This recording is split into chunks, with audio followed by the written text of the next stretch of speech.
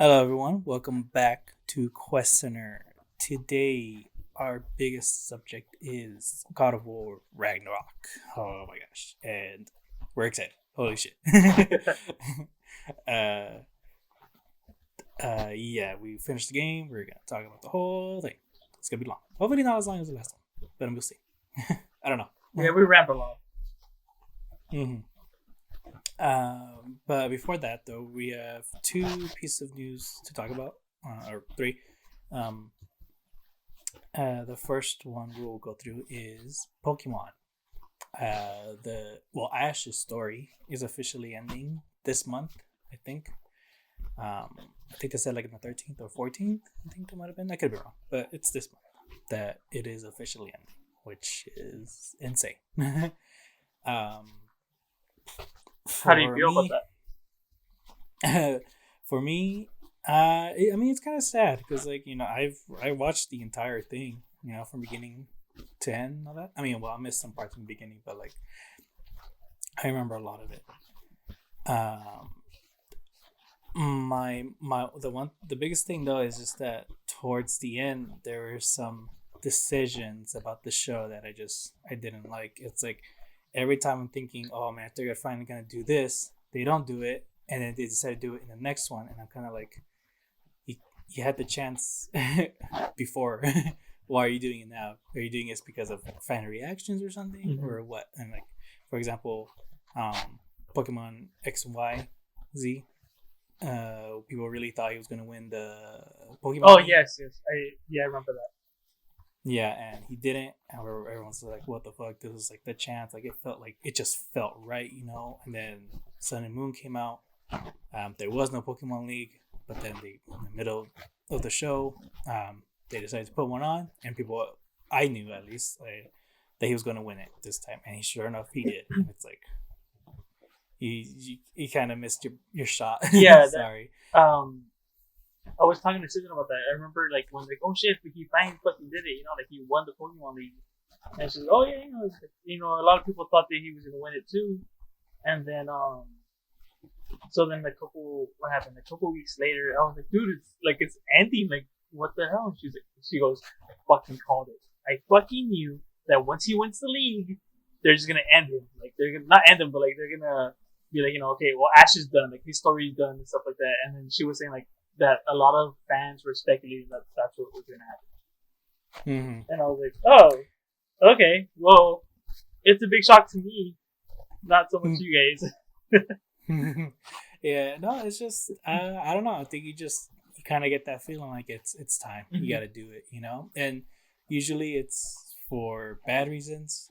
This one's for good reasons. Like it felt right, I've seen shows like The Flash, Supernatural. They just keep going and going and going. Yeah, especially with The Flash, just one season after that, you're kind of like, I mean, you're running out of material for the character, for your main character. Just end it, Yeah. And they finally are with The Flash.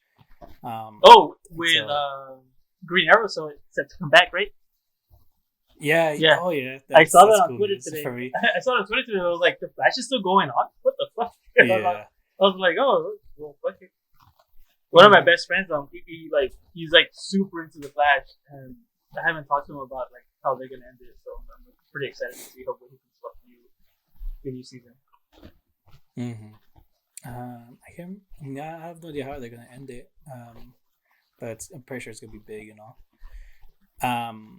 But with Pokemon, and then after he wins the league, it's off to that new adventure. But this time he's going like all around the world, or like all the places that he's been to. Yeah. And as I'm looking at it, I'm kind of like, this was your shot to make him older. Just like 11 or 12. It's perfectly fine. He's still 10, right? Yeah, he's still 10. That's so weird. And that's kind of, that's the problem of this season. It's just, he's still 10 years old, and he went like basically half the world in less than a year somehow. And it just really makes no sense. Before it was fine because it's a new place, so you can it's okay to have that childlike brain to kind of go, whoa, what's this? But it's been what, like 20 years? And so now he's going back to back to other places, and he's still like, "Oh my gosh, what's this Pokemon?" And you're kind of like, "You kind of met it. You don't have to be this excited about it." I don't know. And so it's just kind of awkward that he's still 10 years old now. So yeah, and then the new character that they put in Go, I really liked what his dream is all about, which is collecting every single Pokemon. Nice. Yeah, and I thought we were gonna follow him next, but no, they're putting in 2 new characters, and people are theorizing that this is Ash's kid, but I think they confirmed that it isn't.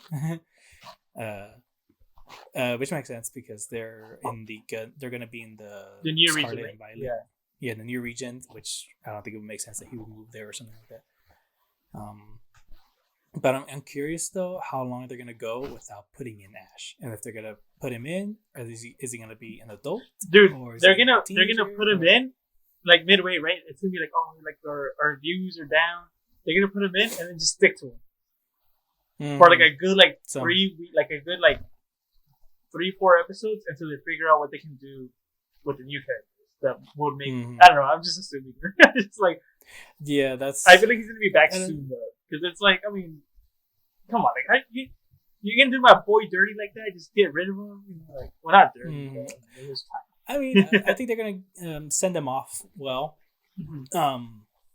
I don't know how you can end it exactly. Like, does he just go back home? Is it just like That's what I was gonna ask you too. Is like, what happens next? Like, does he just like, oh well, I won the league and that's the end of my journey? Like, well, not just the league. He's literally the number 1 trainer.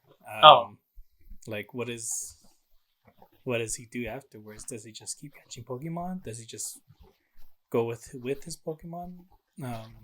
Goes back to his mom's house and just goes back to school. Yeah, but like, how's he the number 1 trainer then? Like, how? Just because he won the league? Or? No, it was because they set up like a new challenge basically that you can battle anyone from all over the world when you sign up, and you get this point system. So like, let's say, so like this, let's say there's like 5,000 people that signed up and all that, and he's on 4,090. If he beats someone, depending on how high that person is, he gets a certain amount. He goes of points. Up. So like, yeah, and so the higher he goes, if he loses, like the lower he'll get and all that. So then, was he like fighting people that he fought before already, or? Yes. Some past companions of his, and then he fight Gary to make it, and then to the top. I don't think he fought. No, Gary's not in this. He's doing some other challenge. I can't remember what they're called, but he's part of a team that's trying to look for Mew. And the way they do that is that they put them on certain missions, and so like one of them is this is what Go is trying to do. He wants to catch Mew. Ultimately, that's his biggest dream, is to catch Mew. And so one of the challenges is like get a feather from Articuno or something, or or something like that, or maybe get the lightning from Zapdos or something like that. Just like these crazy missions. That's and once you're part of the team, and once you're part of the team, you'll be able to explore more areas that could potentially be Mew's location and all that.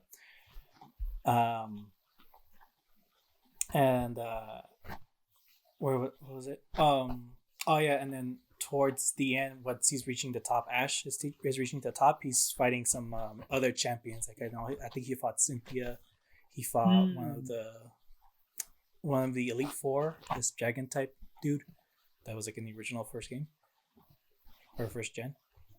And so I haven't seen those yet. I've just been watching the dub versions. But I'm excited for the ending. I know I'm probably gonna get spoiled with the ending, and I'm probably still gonna cry either way. No, I know. But and if anything, I'll probably cry too. Oh, look, there it goes. That's my childhood. Yeah. So that sucks. But I mean, ultimately, like I said, there were some things I was really pretty disappointed about the show that I really wish they missed. I think they missed their chance on to really like get like a really great ending for them. Do you feel like the ending feels like rushed? Not rushed, but it's like, okay, well, he did this. Okay, now we're gonna end it. Where he could have won it like maybe like 2 seasons ago, and they're going what he does next, and then they gave him like a good farewell. Mm, I don't. I don't think it was rushed. Like I said, like it's still this. It does feel like it's time. It doesn't feel Yeah. like wow, you guys are running out of ideas or something like that. It doesn't feel like that or anything. Um, it's just I think now the audience is like really catching up with the show, and they're always wanting more stuff, and Yeah. it's really reactionary. At least from what it for me it reads, it seems like it's reactionary with their decisions next, and so maybe they want to start fresh with a new character, with a new region. Um, I feel like now people are going to be watching more of these next couple episodes just because it's like, oh shit, like Ash is done. Like let's watch like how it ends. So they're yeah, gonna for get like sure. a lot of viewership. Yeah, I wouldn't be surprised if like the next season, because they're putting the episodes dubbed on Netflix. So I wouldn't be surprised if it's gonna be like number one every single season that comes up. So yeah, I wouldn't be surprised. I don't know what they're gonna do. I don't know. I think this is a good shot for Netflix to maybe try to like rush up the dubbed episodes because like it's really far behind those episodes. I mean, like always, yeah. But like by how many episodes? I don't know how many episodes, but like we're not even. I don't think we're close to him becoming number one that trainer. Bad? Yeah.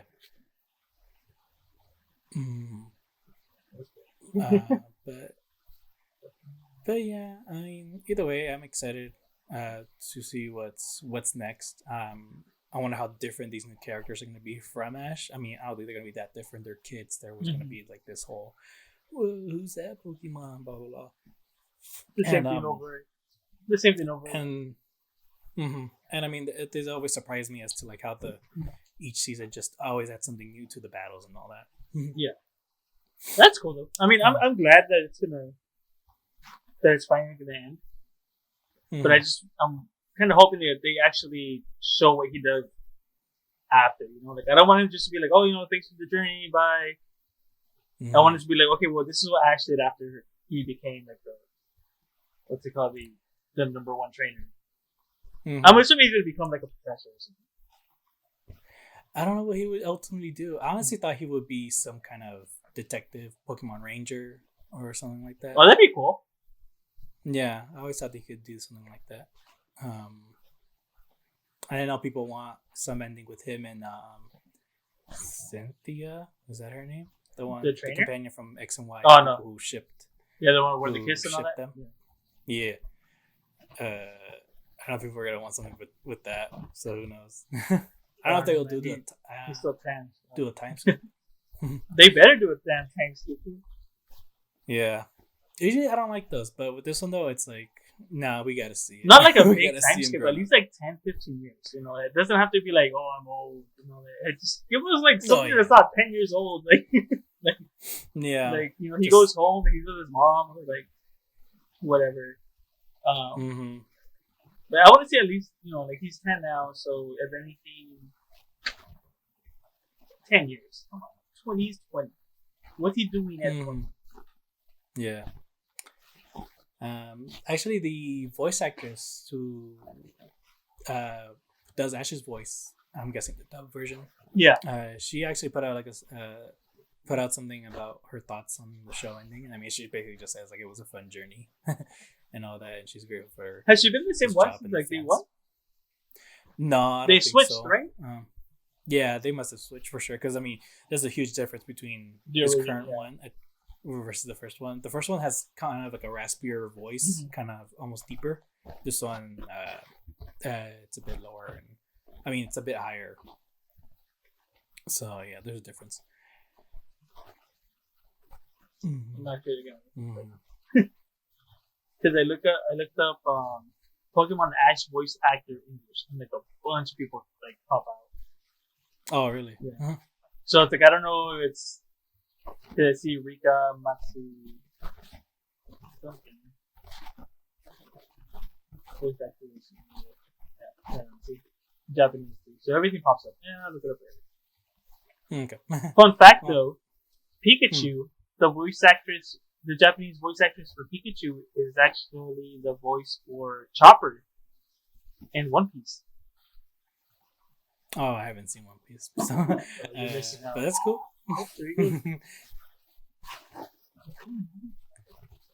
There's like a bunch of like fireworks. Oh. Mhm. Oh yeah, it's New Year's. It's a new year, everyone. Oh yeah, happy Yeah, Merry Christmas, Happy New Year, Happy Hanukkah. Any holidays you guys celebrate, we don't judge. But we yeah, do. No. yeah. We forgot. But I yeah, forgot I didn't that. post I anything for. forgot that. I was like, I was thinking too. I was like, what happened last weekend? I was like, what did I do? Yeah, no, I mean, I worked during New Year's and all that, so it's just kind of like a blur most of it. I didn't really celebrate Christmas this year because for one thing, me and Ali trying to save money. Yeah. Um, Oh yeah. Oh yeah. Heads up, guys. We're going to Japan. Oh, and um, big old shout out to your father. Happy retirement. yeah, that's one thing we Hopefully did he celebrate. enjoys it and doesn't get bored, which I'm pretty sure he already is. I mean, he's got a lot of stuff to do around the house. I was talking. Keep him I was busy. talking to your sister the other day. I think it was like the week after he retired, and I was like, "Hey, so how's it going? Like, he's finally retired." And he would always talk. Like, we would talk about it when I would go over. And she was like, "Well, the first week, I would go to work, and then I would see him like in the morning, and then when I would come back from work, he was always in the same spot." And I was like, "In his recliner," and she's like, "Yeah." Well, it looks like he's having fun. Let's see how long that'll last. Yeah. That's cool.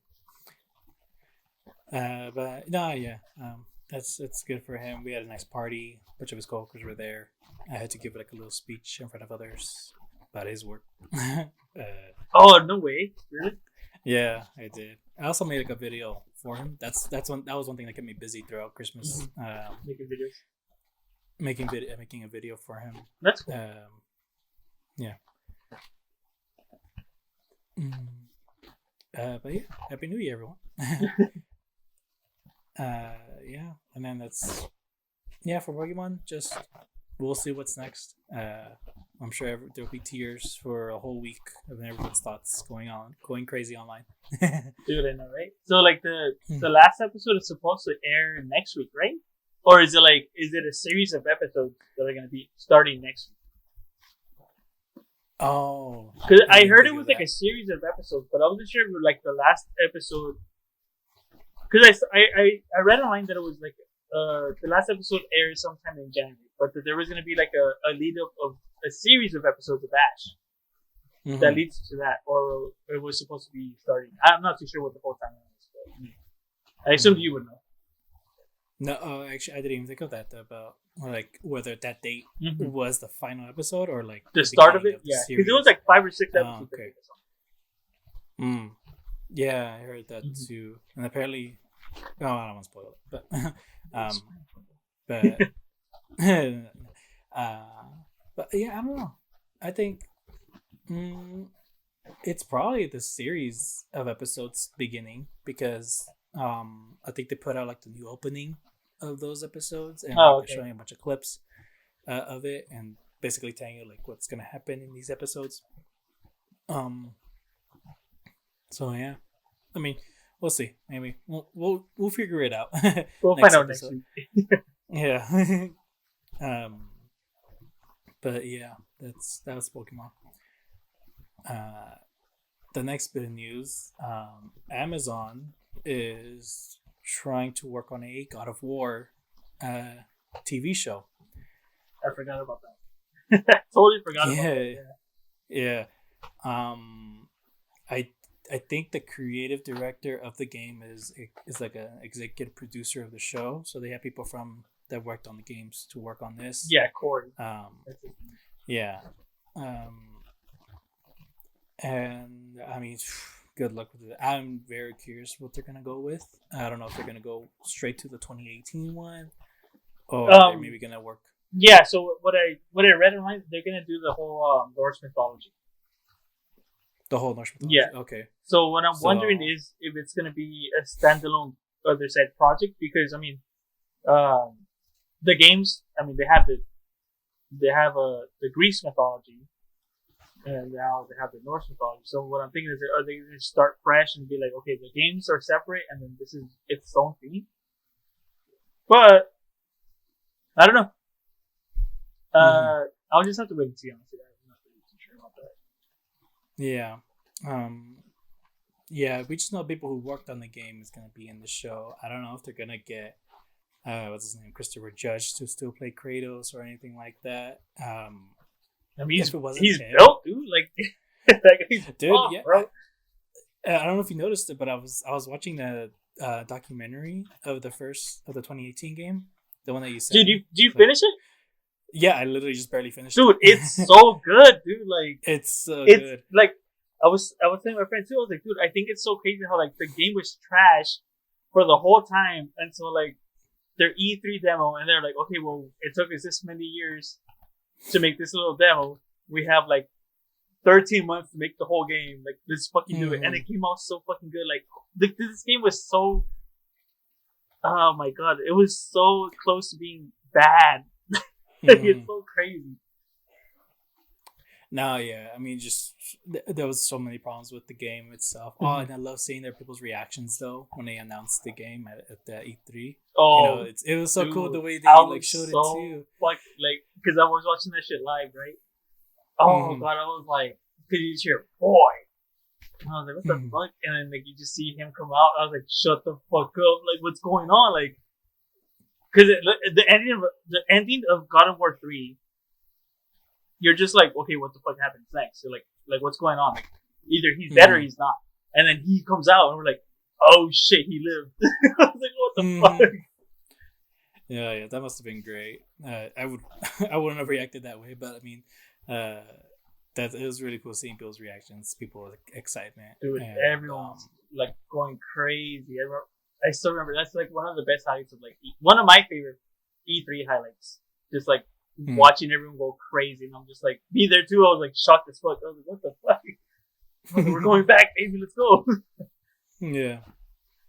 But yeah, and then it was cool seeing the actors' thoughts of the whole story, that they thought it was a movie. Oh yeah, they're gonna be working on, but no, it's for a game. But they really got into it and all that. And I loved Christopher Judge's story about how he really connected with Kratos, because he said that he was pretty absent with his kids for like the first 10 years of their lives and all that. Yeah, dude, when he's talking about that, like you can tell he's like ready to cry. I was like, yeah. And then the ending when the director saw reviews and he just starts instantly crying. I mean, dude, fuck. Like, you spend years and years missing who knows what of your family, just to get, and then you get those perfect scores and shit. That must be the greatest feeling ever. Oh yeah, my god. It's even that too. It's the thing is with that game too.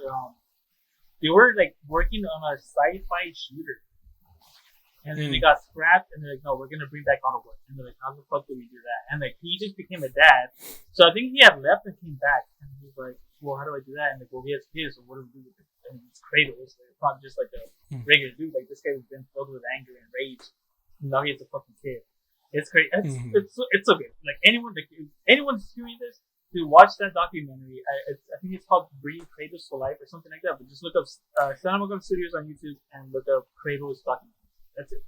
It's so good. Yeah. It's really fucking good. And then like those I'm sorry, go. I just put God of War documentary. Yeah. Find it easily. I think it's called Raising Kratos. Raising. That's what it's. And it's like a picture of the director with like a baby Kratos, right? Yeah.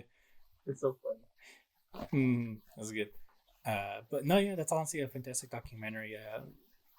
Really cool to see, just kind of like the whole process of it, the big ups and downs and shit. I love the people playtesting the combat of it, and the whole time he's just like, what are they thinking? Oh, like why aren't they reacting? Yeah. It's like, how am I supposed to know what to do? You know, it's so funny. But yeah, that was good. Well, I was gonna ask actually for the show, if they don't put Christopher Judge in for Kratos, who would you think would be good? Honestly, I want an unknown actor to play him. Really? Because I can't picture anyone else. That is true. No, yeah. Honestly, the first time I ever saw like Christopher Judge's like actual face, was for that the Game Awards, the recent one.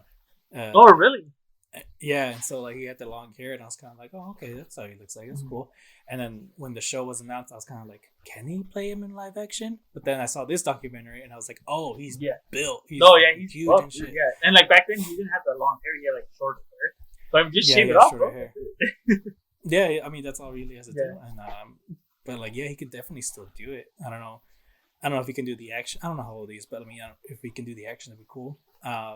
But my thought though, the obvious one is Henry Cavill. But the thing though is that he did like a deep voice in The Witcher, and I feel like it's gonna be way too similar characteristics between No, his Witcher character and it's Kratos. funny though because he's a I don't even know about him, but he's like a big old like nerd. Yeah. Yeah. Okay. So when he was doing the Witcher show, he was imitating the game because he kind of sounds like that, dude. Like when I was watching the show, like I only saw like 2 episodes, but I was like, dude, that sounds exactly like Gerald, like from fucking the game. No, that's okay. But I don't think he can pull it off. I think he's too big. Too big? Oh, okay. I don't know. But I think the perfect one would be oh fuck, what's his name? God damn it, Drax from Guardians of the Galaxy. Oh, Batista. Yeah, Dave Bautista. Yeah. I think he would be good, but I don't know how tall he is in real life. I don't think he's like that big. I feel like he might be like huge. Well, he's buff as fuck. Probably, I mean, he's like super buff. He's already bald, so like he doesn't really need to shave it or anything. He's 6'4". He's 6'4". Oh, he he's doesn't fucking look perfect. 6'1". Yeah, I know. I feel like he might be my height for some reason. I don't know. No, he looks short. He looks short in the Guardians movie. Oh, he's 6'4". Damn. Yeah. Oh, then. Hey, you know what? Like, if you think about it, yeah, because I mean, if they go the way the games are, like like the new ones, he doesn't really talk. So just like those little smart, like little remarks or whatever. Man, that was bad. Yeah, I mean, and he is a really good actor too. Like he can, like I don't know. He came out. He had a pretty short scene in Blade Runner 2049. I don't know if you saw that. No, I never saw it, and I still want to see it. It's a really good movie. Yeah. But that one he had a pretty short scene. Wait, he came out in the one the Johnson movie. Glass Onion. Yes, right. Was he in there for long or no? Oh yeah, he was in there for the whole time, but like he was playing like a pretty funny character and all that. Like a dummy, right? Yeah, he was pretty like a dumb character and all. But it was in 2049 that like it was a pretty serious role and all that. Like he really is giving a lot of emotion to that role. And he's been saying that he wants to play serious roles. Yeah, I mean, I think this is just perfect. I mean, the only thing though is that he doesn't want to be in an MCU movie anymore because for one thing he has to like get buff for those roles and he's kind of tired of that. So if he's gonna play if like they would get him for God of War, he would have to do that again, and I'll feel bad for him. But I mean, if he wants a serious role though, that is a good one. But yeah, it's just kind of fun to think about like what they can do and all that. Yeah. But if they're gonna start with the Norse mythology stuff, I feel like they're gonna go back and forth between his Greek background, the way he was before, because I hope they do, man. I hope they do. I want to see that. Yeah. Oh, one thing though, they gotta get Bear McCreary to compose the show. He's the one that worked on he composed the music. The music, yes. Yeah. Oh, I wouldn't doubt it. I mean, well, that's one thing though that I'm very curious because McCreary, he worked on Rings of Power, which is an Amazon show. So they already like no shit. They've worked. Yeah, he did the music for the Lord of the Rings one. Yeah, the Rings of Power, not like Lord of the Rings movies. Wait, what's Rings of Power? No, but I'm saying like that's a TV show for Lord of the Rings, right? Yeah, okay. Mm-hmm. Same thing. Come on. I just don't want people. I don't. No, I know. Get confused or anything. No, and I mean, I haven't seen the show myself, but I've seen like clips of it, and like the music does sound good. The only thing though is that in terms of like using the music for like or composing the music to tell a story, he doesn't really pull that off in the show. A lot of it does because the show's not that great. No way. So he really? doesn't. he does have a lot to work on. You know, he does, and this one and God of War and God of War Ragnarok, he said that he always goes back to the script to like really look at the story to like help him motivate what he should do with the music and all that. And you can hear it. You can definitely hear it in the games and all that. But yeah, I honestly like out of everyone who's worked on this game, they gotta get Beverly Curry to work on that. I don't care about anyone else. I don't care about anyone. Yeah. But yeah, I mean, we'll see. I know some people, because of what they did with Rings of Power, they're probably like, "Oh, God of War's probably gonna suck." But I mean, there's some really good shows on the Amazon Prime. I just saw, what was it, the Jack Ryan show? That one was pretty good. Paper Girls, that's also good. You can't go wrong with fucking Marvelous Mrs. Maisel. That's a great fucking show. So you're like mentioning a bunch of shows I've never heard of ever in my life. Yeah, no, it's just, I mean, I know people are gonna look at Rings of Power, and you know it's gonna be 50-50 on their reaction of like, oh, it's gonna suck, and it's like, oh no, it could be fun and all that. And you know what's so funny? But, I don't know if I told this already on the podcast, but my wife Susan, like, she's like a big Lord of the Rings fan. I mean, like the movies and all that, she loves them. Like, she's seen like the director's cuts and all that, and I'm just like, dude, how the fuck do you do it? Like, I'm like, whatever. But I told her about like, hey, like, have you been watching the Lord of the Rings show? And she's like, what do you mean? And I was like, yeah, it's like, I think episode 3 just came out like last Sunday. And she's like, I didn't even know that there was a show. And I was like, where the fuck have you been this whole time? Oh, wow. That's crazy. It was everywhere. Yeah, it was everywhere. And it was she everywhere. just didn't know. Wow. And so this day, she has not seen it. She hasn't? No. Yeah. She's like, should I watch a new show or watch Friends? Watch Friends. And then like the next week, should I watch The Office or a new show? The Office. No, yeah. Honestly, lately for me, it's been hard to trying to get into shows. Mm-hmm. So, except for one, I just started watching Abbott Elementary. Fucking hilarious, dude. Oh my god. But whatever. This is a gaming show, a gaming podcast. It is a gaming podcast. So why are you talking about TV shows? Damn it! No. Talking about real fast. I mean, we're already talking about it. Have you seen Chainsaw Man? Chainsaw? No, I haven't. Okay. Me neither. But I heard it's really good. So I recommend. Yeah, no, that one's was very anticipated for some reason. I don't know. Oh, because the manga is really good apparently. Okay. Yeah. I mean, I because it's like a bunch of fight scenes. And dude, all I heard is the fucking animation of that anime. Amazing, and pobrecitos to the animators, because I don't know how the fuck they're doing it. Yeah. Feel bad for them, but good for them. Mm-hmm. I'm proud of them, but bunch of hard work. Yeah. Anyway, but yeah, for this God of War show, it's still in very early stages. I mean, who knows if we're gonna go through.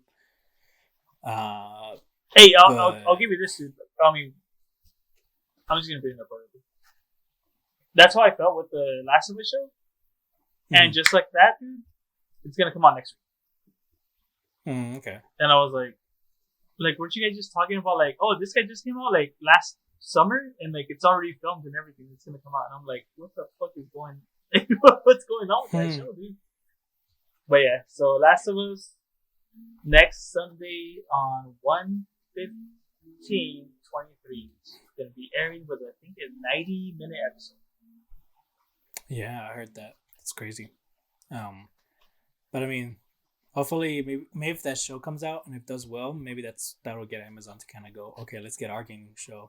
And honestly, if The Last of Us does well, that's gonna be the second TV adaptation of a video game that's done well, because Arcane was the first one to do that, and well, I mean, not the official first, obviously, but the first one that like was super successful. And I don't think there's been another gaming adaptation show that's come out since then. TV show? Oh, there's Halo, but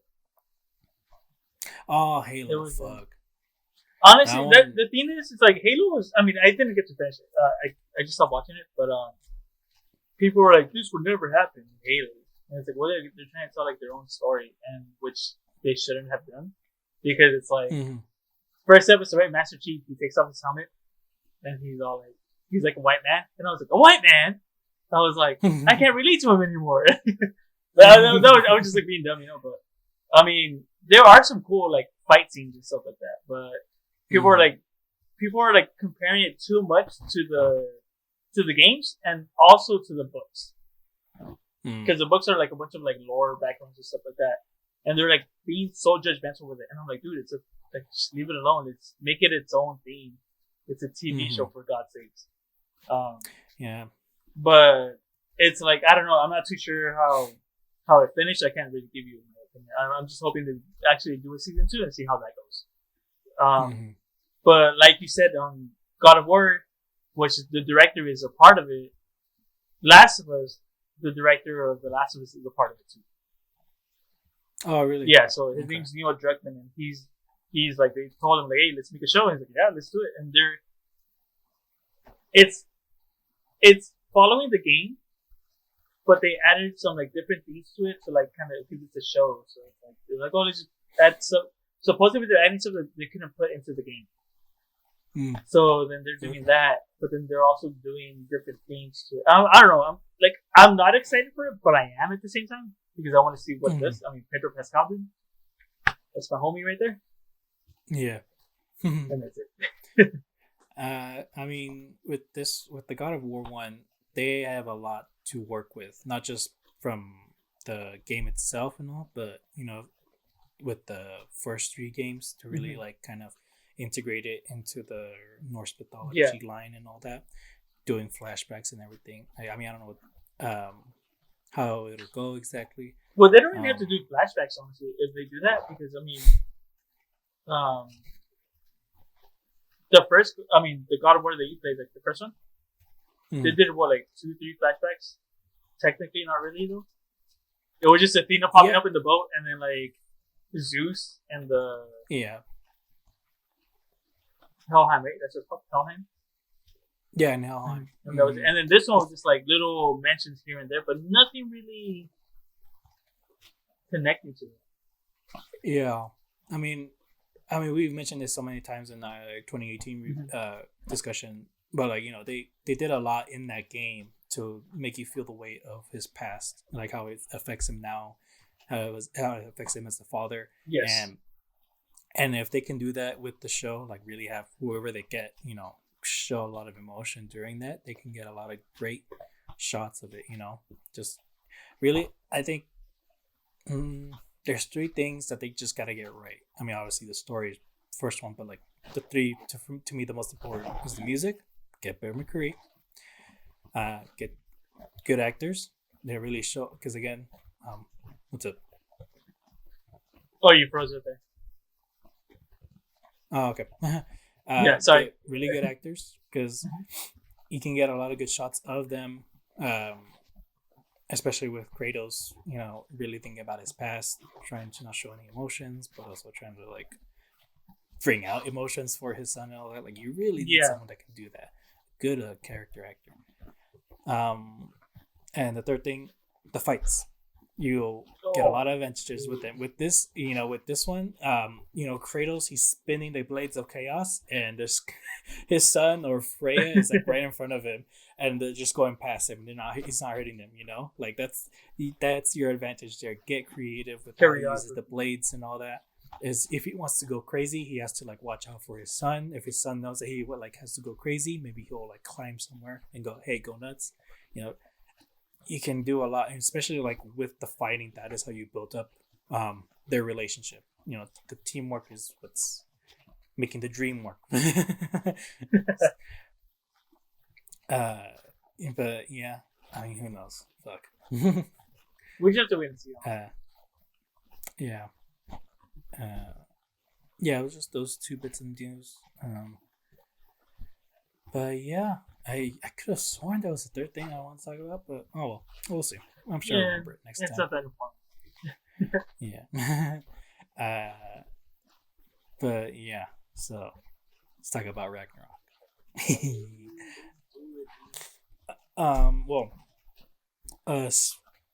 Wait, no spoilers. What are your quick thoughts? of the game.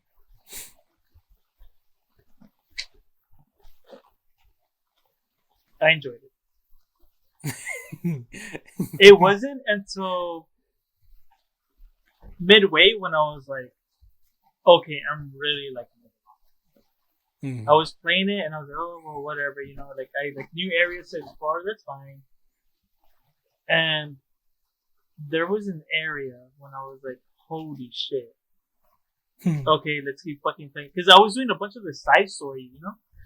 So side stories and like, you know, side missions. And then something happened and I was like, nah, fuck the side missions. I was like, I gotta finish this damn game. And I texted my brother, I was like, hey, this just happened. What happens? And he's like, oh, dude, you're almost done. Like, just go for it. It gets way better after that. I know what you're talking about. Yeah. And I was like, damn, dude, like, it's so crazy. Like, I love the combat. To be honest, honestly, it's a really short game. It really is. If you just do the story, like, boom, easy 4 or 5 hours, I think. Maybe less. Or maybe more, but it was like, because I spent all my time trying to do the side missions and like, you know, looking for the crows. And I was like, when I finished it, I was like, that was a really short, like, story-wise game. But I really fucking loved it. It's not my favorite game of 2022, but it's up there. This is my favorite game of 2022. I loved it from the very beginning because we'll get to it. But they just it really is just like an amazing sequel. They right from the beginning, they established, you know, what's been going on with Kratos and Atreus and all that, what's going on with every character. And I've never loved to hate a villain more than fucking Odin ever. Dude, I love him. I fucking love him, dude. Oh my god. Just everything that they did, not just from those side quests, but like all of the characters that were from the previous game and also the new ones here, like they did such an amazing job, like characterizing them, giving them basically everyone a character arc of some sorts and all that. It's just, I can almost say it's like a perfect sequel. You know, if the game's ended here, like that's a amazing fucking ending to this character and all. But I want to see more. No, you know what? Like, I said the last time too. It's like when they announced the trailer, they like, oh yeah, Ragnarok. I was like, oh yeah, fuck yeah, I was all hyped up. But then I was like, I saw the trailer, and I was like, well, you know, I'll wait and see. And it wasn't until like the day of when it's like, oh, it comes out tonight at 9 p.m. That's when I was like, I need to fucking play this game. For the longest time, like when they were showing like trailers and all that shit, everyone was like so excited, and I was like, like, can it be really that better than the last one?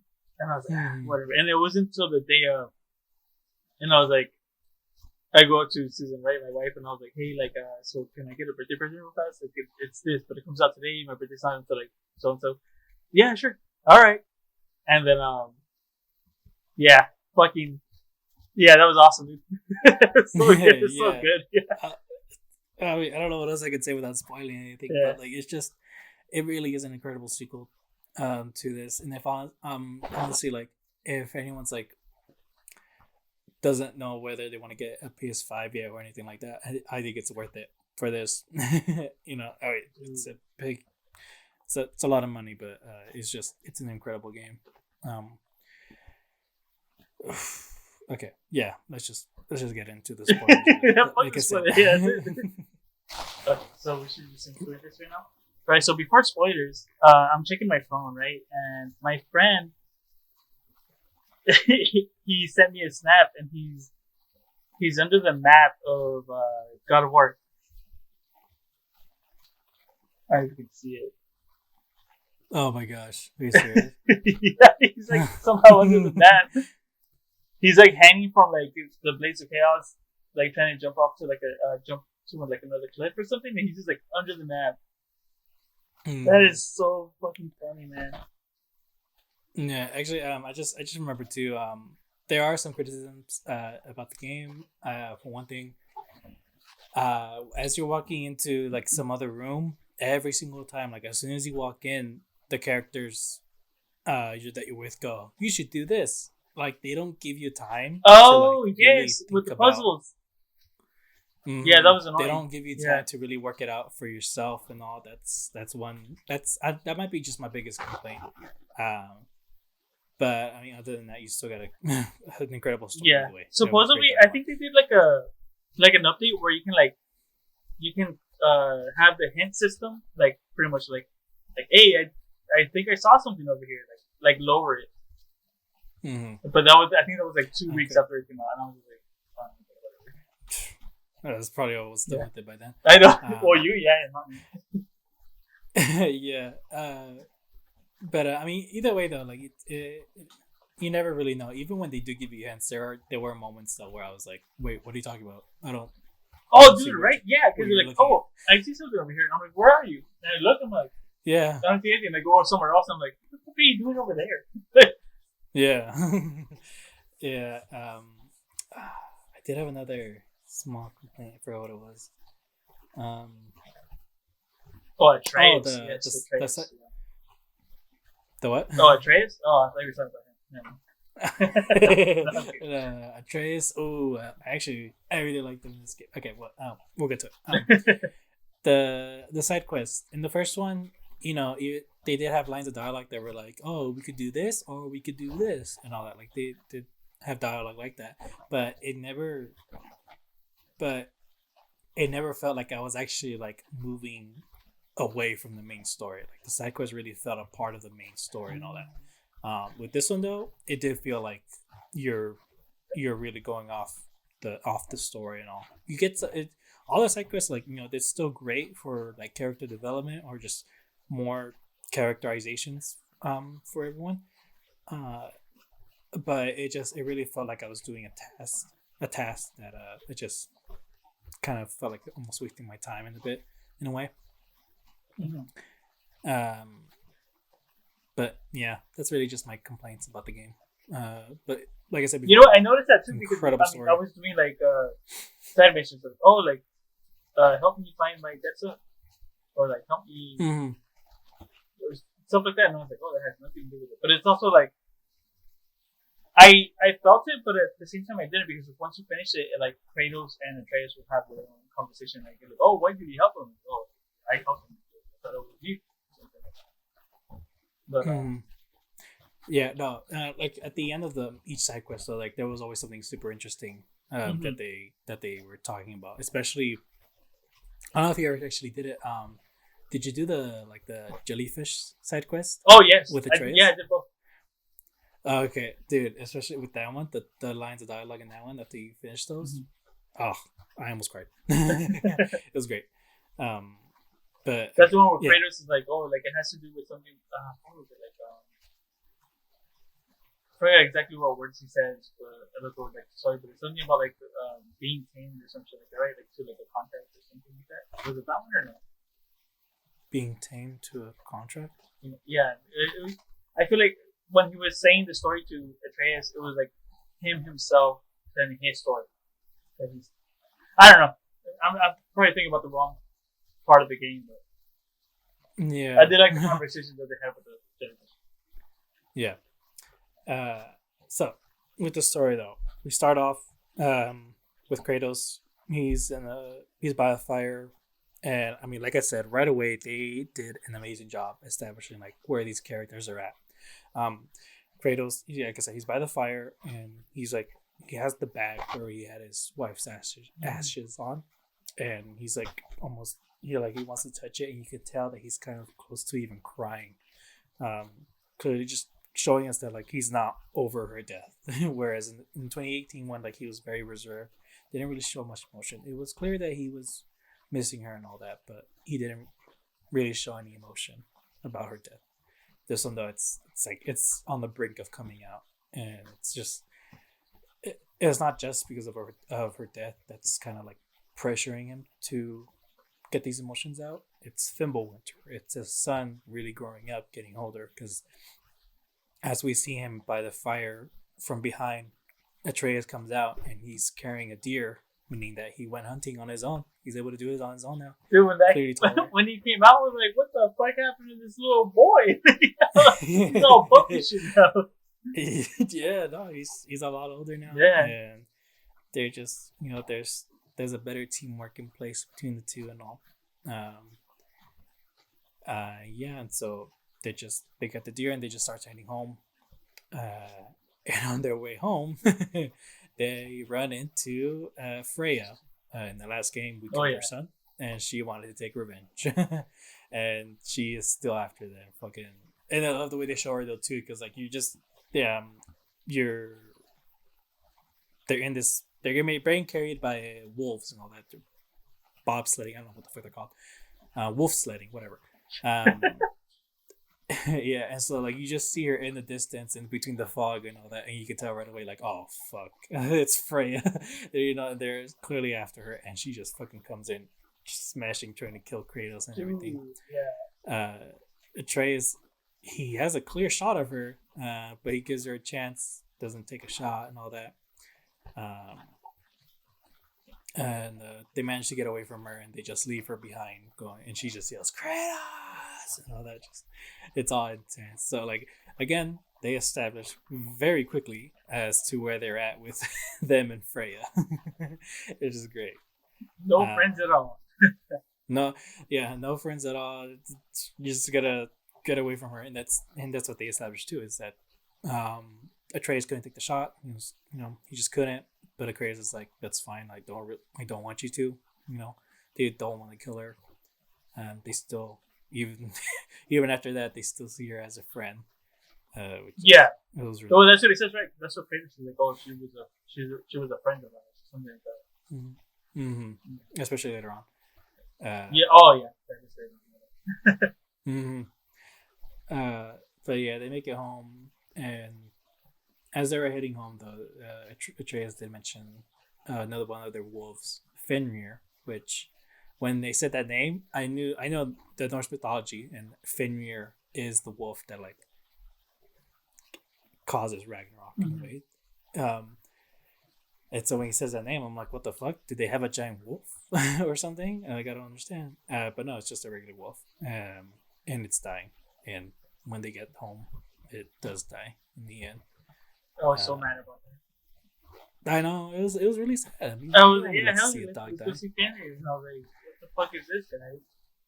I don't want to fucking cry right now. It's the beginning of the damn game. that's everyone's reaction too. It's just like, why are you making me cry? Yeah. Like this early in the game, what the fuck? I don't mind if people die and stuff like that, but don't show me like an animal. I don't want to see that. Yes. And anyway, but as it's dying though, Atreus does this little spell. He doesn't know about it at the moment, but you see the wolf's soul leave. And that's about it. And Kratos suggests, let's go train, just as a way to get his mind off of this. But Atreus is like, can I mourn? He's all mad about it. Huh? Can I? Yeah, it's like, can I bury him? It's a fine reaction. He's not like his dad. That's not how he deals with shit. Yeah. But Kratos just leaves him alone. He goes back inside the house, and we see Mimir. He's just sitting at the table using a spoon to turn the pages of a book. He's just like, hey, how's it go? How's your hunt? And he's like, we're running to Freya. Oh, that sucks. Where's Atreus? His wolf just died. I was like, fuck. Yeah. He's like, okay, well, good night then. just do it at that and nothing else. Kratos goes to sleep and he has a dream, and we meet Faye, his wife, for the first time. Which is played by Deborah Ann Wool from Daredevil. Oh, you don't know her? Okay. Is it the secretary? Yeah, their assistant or whatever. Oh, okay. The redhead? Yeah. It's played by her, which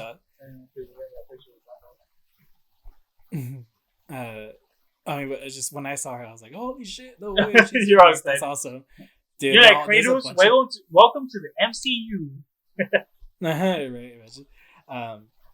No, her and the guy that plays Odin, as soon as I saw them, well, as soon as I heard Odin's voice, I was like, His "Is voice. that who I think it is?" Uh, And yeah, his voice, you definitely won't know him. The guy who plays him, it's what's his name?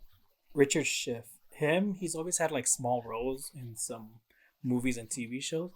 But he always stands out in every no, single dude, one. he looks so familiar. When I was watching the scenes too right now, and I was like, he looks so familiar, but I just don't know where I've seen him. Mhm. That's the thing. Did you see Wakanda Forever? No, Uh, you're like, yo, no, that's it. that's the only big thing that I can Yeah. think of. Everything else, like I said, he's Like small had roles, some and small all that, yeah. roles and But he does look familiar. TV shows. He Yeah, you sounds probably have he sounds seen familiar, and something. I mean that like the Odin looks like him too, right? Because I've seen the Mhm. I looked him up too, but I was like, I never looked into where he played anything, but Mhm. but he does look familiar and he sounds familiar. Yeah, you like I said, you probably have seen him in Mhm. something, but just so it's always small. But do you know who played Thor? Thor, Yeah. R.I.P.O.P. Oh, okay, so you did know who it was. Okay. Yeah, I was trying to remember, like, is he? I was the like, Sons what? I of was like, wait, Anarchy I thought reference? you knew the show. Yeah. You thought it was the Sons of Anarchy Yeah, reference, dude. right? Oh yeah. Okay, yeah. I didn't know. I can remember his name in the show, so I was just like, oh, I know you It's see that. I Opie, know you dude, did like yeah. the show. It's just like, And oh dude, my god. And I didn't know it was him until they like the studio, right, or Sony, they released a video of like the collector's edition, like, oh, it's Mhm. an unboxing, and he was there, and I was Oh. like, and he was unboxing like the whole thing. You should watch it. And he was Oh, unboxing like the yes, collector's yeah. edition and like the other ultimate edition, whatever it was. Mhm. But he was like unboxing it, and I was just like, dude, that guy looks fucking familiar, but he looks way skinnier. So I was like, Oh, what okay. who the fuck is that? And I was like, shut the fuck up, no, it's not. So I looked it up. Shut the fuck up, no, it's not. And then my friend Kiki, like we were watching SOE together, and he was like, dude, fucking Opie's Thor, dude. And I was like, what the fuck? I was like, and every time I hear him talk, I'm not even picturing Thor anymore. I'm just like, oh, let's go OP, like the afterlife. Oh, Yeah, I spoiled dude, for sick. SOA, by the way. Sorry. Oh yeah, no. Fuck. Yeah, I need to know the show. If you haven't seen it, I haven't finished the show, so don't even mention it after that. But like, I think that's one of the last episodes I saw. Mm. I was like, oh, shit, dude, that was so sad. Yeah. But okay, we'll get to that in a bit. But yeah, Kratos has a dream of his wife, and I really like everything that we got from her. Mm-hmm. Is I don't know. I feel like we just would have gotten more. It just felt like, here's this flashback of like when Kratos learned this, and then that's Yeah. and I'm kind of like, I mean, they're important, and you finally got to see as to why he is who he is now and all that. Like, it's really cool. It's just, I just wish there was more to it than just that. You know what I felt? That it was more of it. I think it was like when I was playing, like in my head, I was like, oh, okay, cool, like a flashback. And then I saw her, and then it finished, and I was like, oh, okay, like, do you just want me to know what she looked like? Was that it? Mm-hmm. And that's what I felt. Mm-hmm. No, I mean, like, I remember now in this flashback they established of like, she mentions like we shouldn't wait for a problem to walk in our doorstep, to actually like intervene or something like that. Yeah. Like, if we can stop it earlier, we should do it and all that. And he kind of does that in a way. He doesn't really do that with the villain in the 2018 one, because he's trying to focus on the ashes. But like he says, like, as soon as we're done here, we're gonna go after the guy who attacked me and all that, blah blah blah. Like he always he does take that into heart and all that. But he kind of screws it up in this one though, because Atreus and Kratos do have a conversation about Ragnarok and Fimbulwinter, being like, Atreus wants to like know more about this whole thing, about Loki, Ragnarok, just how this whole thing is gonna go down and everything. And he said he sees that as them hiding or running away from the problem, but Kratos is trying to like prepare him for it in a way. And I mean, it's a tough decision because you don't want to go out into danger, especially like this thing being like the end of the world and all that. So it's a tough decision for the both of them. But um, both have valid reasons for wanting to do what they do. Yes. Uh, but after the dream, he wakes up and turns out Treyas hasn't come back. And this is just where you kind of get the hang of the gameplay stuff. You're just walking around, getting ready to attack stuff, getting the handle of it, which it was only a couple of weeks after that I played the 2018, so for me it was just a breeze. Oh yeah, for you, but for me it was like I'm like over here like the last time I played the game was 2018 when it came out, and I fucking sucked at it, and I got good at it was towards the end, and I was like, oh, fuck, I have to dodge it. I was like, yeah, it was almost boring for me in a way, but I mean it was super fun. You got Mimir, Kratos back, they got their clips and all. I loved it when they were going to like the training area, and Mimir's like, "What would Atreus be here?" And Kratos is like, "I kind of suggested that we train." And Mimir's just like, "God damn it, Kratos! I know you're trying, but that wasn't that wasn't the right thing to do." And so and it's not just those little monsters that you fought before. You're actually fighting humans, like a lot more humans. Oh yeah, just fucking crazy and shit, which is almost sad, but I mean, it is what it is. It is what it is. Basically, that's always how it is. And at one point, when they're out looking for him, Kratos gets attacked by a bear, and this fucking thing came out of nowhere. And I was kind of like, I was kind of having a little bit of trouble with the bear, and I was couldn't. But ultimately, I got it in the end. But I was still kind of like, this is a tough ass bear. Like, what the fuck is going on? Like, what is it with this? And turns out when you beat him, it was Atreus. Yeah. He transformed into a bear, which is and then that scared me for a bit because if Kratos fucking killed him, that would have just devastated him. So I was kind of like scared for a moment, like, oh my god, Atreus, are you okay? Like I was worried. I was just as worried as Kratos was. Dude, honestly, when they fought the bear, when we fight the bear, so all this shit happened, right, and he transformed back into like Atreus. I was like, oh shit, I forgot that Loki was a shapeshifter. Like it just like I totally forgot about it, and I was like, oh yeah, that would have been like bad if like you were just like get the last hit. Oh, there goes my son. Yep. And they did a great job utilizing the bear in the game. I'll just leave it at that. But yeah, I mean, just kind of went to shit. But after that, though, they just head straight home. They get some more sleep, and that's when you get Thor coming in. He wakes them up in the middle of the night or whatever, and he goes, "May I come in? I have mead." And Kratos, "You will not find me good company." Which this is funny. That was a good interaction. But he comes in. They get so this is kind of interesting. But they bring out 2 cups. Thor pours the mead and all that. And he was gonna hand the second cup to Atreus, but Kratos is like, no, he's not drinking. And Thor says the line, "You should have told me before." And do you remember that line? No, he said that. Like, you should. Yeah, he says that. It's like, you should have told me. And when you first see it, you kind of like, okay, told him what exactly? I don't know. I don't understand. But it turns out later on we find out though that Thor has quit drinking altogether. Oh yeah, and that's what the line.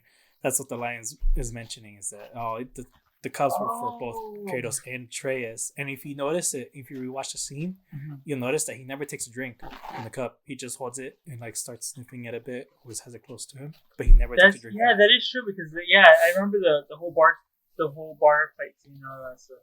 That is fucking shit. I never noticed that. That's crazy. They had some great details in this. But yeah, they had a quick. That was just that, and then Odin comes in, and fuck does he? Oh, I love him. He was awesome. This fucking Odin. Dude, he is amazing. But yeah, so the whole time I'm just like scared shitless. Like, oh my gosh, I mean, clear. Obviously, Kratos and Thor are gonna fight at some point, but it's like, what's gonna happen? Like, Yeah. is he gonna say something and Kratos starts to fight, or is Kratos gonna say something and Thor starts to fight? Like, what the fuck is gonna happen? And then you can't, in the past, in the 2018 one, Mimir and Freya basically say like, you cannot trust Odin. Yeah. like, just he's always out for himself. That's all he ever wants, something for himself. And he gives him the deal. Turns out Atreus has been looking for Tyr. Um, and Odin is like, stop looking for him. I know how to stop Ragnarok. So, I live, you live, we all live. Just do that and we won't bother you. I'll forgive you about Thor's sons, about my son. And oh my god, that was so fucked up though too. He mentions Thor's sons and he was like, hey, you know what? They were useless. It's fine. But yeah, it's like, but my son though, he was useful. Like, Yeah. why? But I'll let it go if you just stop looking for Tyr, and I'll even get my wife off your back, and I won't take Mimir with me. And when he mentions Mimir, he's like, I know you're in here, like, motherfucker. I can't remember what he says, but like, he insults him. Mimir is just like, F you, man. Yeah. Basically, like, starts insulting him back.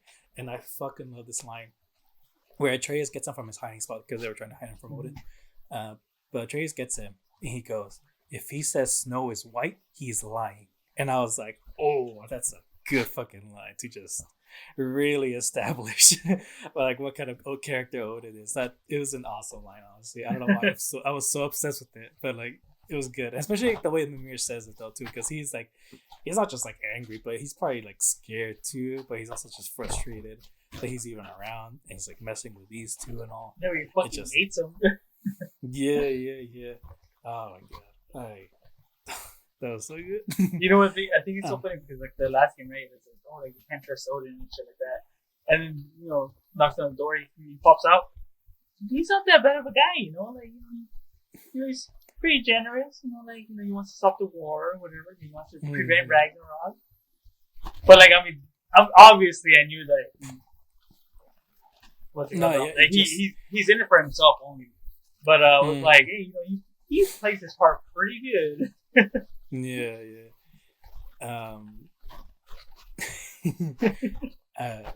Yeah, it's just you don't know what's gonna happen. But Kratos, he's like, no deal. He's just like doesn't care what kind of what he brings to the table. Just like, I don't want to make any deals with you, basically. And he just goes, all right, fine then. I think he says something to Thor, like, just make it quick or something like that. And he goes, finally. And that's when the fight starts with Kratos and Thor. Holy shit. Oh my gosh. I mean, what was your reaction to that whole fight scene? I thought it was a little bit too similar to the 2018 one. Where, like, Baldur shows up and there's, like, a big fight scene. But, fuck, this one was awesome, dude. I mean, either way, like, if it was the same shit, I don't know, I'm gonna give a fuck. Like, put me up against the god, dude. Awesome fight, dude. Was it like first you get fucking he throws fucking I can never say the name. Mjolnir, right? Mjolnir? Something like that. Mjolnir. Yeah, that. He throws it at and Kratos is like trying to grab it, but like he gets fucking launched up into the fucking sky.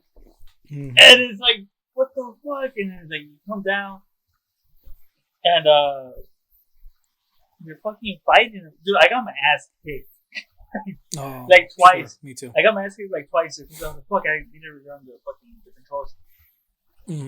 Oh, fuck, dude. That was fucking amazing. It was so fucking epic, dude. I was like, when like I got hooked with it too. I was like, okay, well, this is not the bad. Like, yeah, I guess I'll stick to this, and I guess I'll have fucking 12 hours later on. It was awesome. What'd you think? Yeah.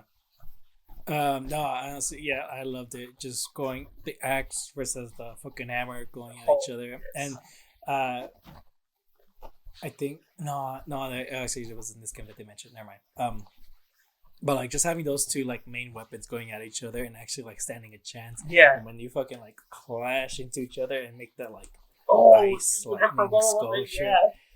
sculpture thing, like that was so fucking cool. But like the best part though in the fight is when fucking I think Oh yeah, Thor like might have headbutts you or something like that. where you And die. he actually kills you. Yeah, Like you literally the bar goes down, goes dark and shit. My favorite And part, you just hear.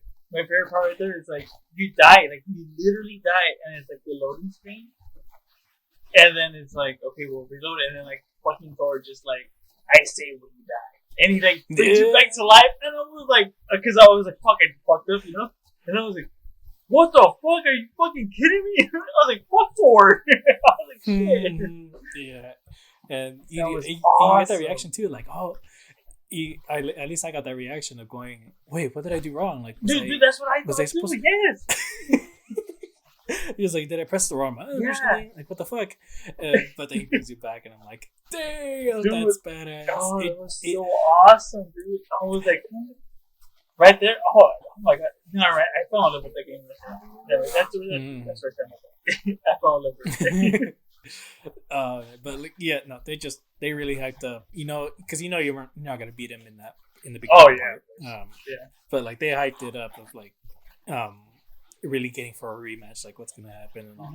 Mm-hmm. It's so good. And I did love the dialogue. It was mostly, Thor being like, "You killed my sons, like you're about to die, bitch," and all that. Kratos. He's like, I'm just trying to defend myself. You're the one that like led them toward me, and at the end, you're the one that killed your youngest son. Because Thor beat the shit out of him. Oh, that's true. Yeah, and so it's just a little back and forth. I saw a clip of that fight scene, but it was a Japanese dubbed version. It's so badass too. So that was like the caption is like, "Yo, why did the Japanese dub go so fucking hard and all?" Oh my god, it was funny. It was good though. But yeah, I mean, they just had that fight, and after that, though, we meet Sindri and Brock and Sindri. They were like, "Yeah, we saw that fight. that was insane." But they take you back home and all, and. They're like, okay, obviously you need a place to hide, because if Odin finds you, it's not gonna be safe anywhere. So we'll find this place for you. But he makes it back home. Atreus is still there. He was like, I was about to go look for you, but immediately Kratos brings up the fact like, you were looking for Tyr. He's just like, yeah. Oh, that's true. He mentions that he was. Yeah, he mentions that he was looking for him with Sindri, trying to find any clues. And he's like, Sindri? Like, what the fuck? It's like, yeah, just I couldn't go alone. He was trying to protect him and all. Like,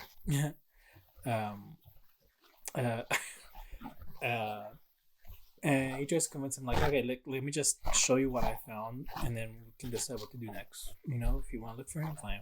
Don't, okay, fine. So he gets the Blades of Chaos. He had him hanging there. He just gets him off. Like, fuck, let's go. And right before they leave, though, I love this part. Kratos asks like, what did Odin want from you? And he says, he invited me to Asgard, so he wanted me to go, and he wanted to fix the roof, and he like hands him money that Odin gave him. And it's funny because of that, people were calling him what's it called, Mobster Odin. That's what people like nickname him, because what? That's basically what he really. Yeah, that's basically because that's basically what he was doing. Basically like, I'm here to make a deal. Like, I don't know if you ever seen The Godfather or like clips of it. No, I've seen Godfather. Yeah. Yeah. So, like, and so yeah, but Atreus hands him the money, and as soon as they walk out the door, Kratos just like throws the money like, fuck you and all that. I think even Amir was like, yeah, fuck you, Odin. It was funny. But yeah, that was the whole introduction of the game. Like, now we're getting into the like main story, and holy shit, like this is what an incredible beginning to a game. Seriously, like I said, right? Everything they established, everything right from the beginning, where they're at, who's the villain, and just it gets you excited, like you want to move along. But yeah. So what Atreus found was those murals that you look for in the 2018 game, the one that tells like certain. Oh yeah, what was it called? Not murals. Oh yeah, murals, but like they predict the future or something like that. It's hard to tell. It's either prophecy or it's prophecy from the past. Yeah. The prophecy. But whenever he touches it, it opens like a little portal, and you see more of what's there. Basically, telling them that someone is to lead an army towards Ragnarok and all that, blah blah blah. And it even shows them where Tyr might be, and they said that it was some place like bleeding Earth or something like that. I can't remember what their clue was exactly, but they mentioned that it could be Nidavellir, which is where Brock and Sindri are from. That's their realm. And so they head back towards them, and our little base of operations is their home in the realm between realms, apparently. Which is a treehouse. Actually, I really like. Yeah, and the treehouse. Yeah. But I actually really did like this place. I thought it was really cool that we have a place where we got to be with these two characters, because I love these two characters from 2019. Dude, they're so amazing. I love them both. They're so much fun and all. Especially Brock. Oh my god, he's hilarious. It's like, man, you get your like, I don't know. He's just so funny. He just talks so much shit. He talks so much shit. Yeah. And then after that, what was it? Oh yeah. Was it in this moment? Okay, yeah. He gets settled in, and that's when Atreus sneaks out, and he's trying to get more clues, hopefully to like really convince his dad. And this is when we start playing as Atreus. We actually got to play him, and he has his own skill tree, like a whole bunch of them. Oh, right now it's just bows and arrows, but later on. What was your reaction when you got to play as Atreus? Like right when the camera zoomed out, right? Because first of all, I'm sorry, to correct you a little bit, Kratos didn't know that Sigrid was helping Atreus until at this moment, or like a little bit after this moment. Oh, okay. Yeah, because he just told them, he's like, "Oh yeah, I've been searching for Tyr," but he never told them that Sigrid was helping him. Oh, okay. Yeah, so what's it called? So when this happened, he's sneaking out of the house, and then the camera zooms out, and you're like, "Oh shit, I'm thinking of the chest." What was your first reaction? I got really excited because I don't know if you remember, but I mentioned before that I really like using bows and arrows as like main weapons. Yeah. And so when I saw him, so when I saw that I could play as him and actually got to shoot bows and arrows and all that, I was really excited. And what kind of combat he will be on? Obviously, he won't be as strong as his dad. Like, how is he gonna hold his own? But I mean, we see it though. Like, he does hold his own. He's more, he's more athletic, I guess, than his dad. Agile. While his dad is more brute force. Agile, yeah. While his dad is more brute force. I love that joke where he finds a treasure chest. Yes, like, dude, that right, was hilarious. Punches it. Yeah. She's like, oh, fuck. It's just like not as easy as it looks, huh? It's just like, shut up. So he uses a bow to break it. Yeah, I was telling my brother too. I was like, "Oh, I'm using Atreus," and he said, "Oh, okay, cool. Let me know how it goes." And I was like, "What do you mean?" Because when the camera zooms out and I'm actually controlling Atreus, I was fucking mad. I was like, I don't want to fucking play as a warrior. Give me fucking Kratos. But once I started using like kicking ass with him, I was, dude, this is my fuck Kratos. Dude, like, he's all slow and shit. Yeah, he really is slower. Yeah, for sure. Oh, yeah. I was like, God damn, he's actually pretty fun to use. Yeah, I just honestly, I love the whole thing that the Sigrid was helping them. I loved it. Like the little story, the little story that they got together. I thought it was fucking funny and fun. Yeah. Actually, I remember now why he left. And it was because he was hearing his dad and Mimir talking about like allies that they need, and they were like, it was Mimir that says like, we could really use Freya in this. That's right. Yeah, because he wanted to go look for Freya. Yeah, that was the reason why. I thought. I mean, I know he did want some. I forgot about that whole scene too. Yeah. So, but as he was sneaking out, Sindri gets right behind him. He's just like, "Where are you going?" Like, he whispers it, and Jackson scares the shit out of him. He's like, "Hello." Yeah. That's when he's like, But that's when he tells. That's when Secret tells him like, oh, like we've been doing all these like with the adventures together. Like, you're gonna go by yourself? No, I have to. Like, I'll go with you. Sindri, but as they're leaving, though, Sindri suggests like, "Hey, how about let's look for Jormungandr, the world serpent, first. Hopefully he can give you something, and we can just go back." So they do that. Atreus thought that Jormungandr was gone. Like they just haven't seen him since the entire Fimbulwinter started. But they managed to find him. He was still in the same spot. Basically, they just never called to him. Yeah. He's gotten better at I guess his language learning. That's just something that he has. He's able to pick up other languages quickly.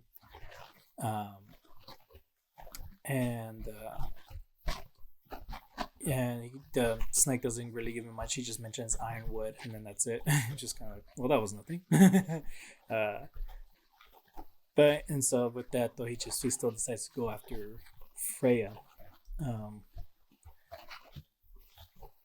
and so he tries looking for her. He's on his own and all that, and it doesn't go as well as he thought. He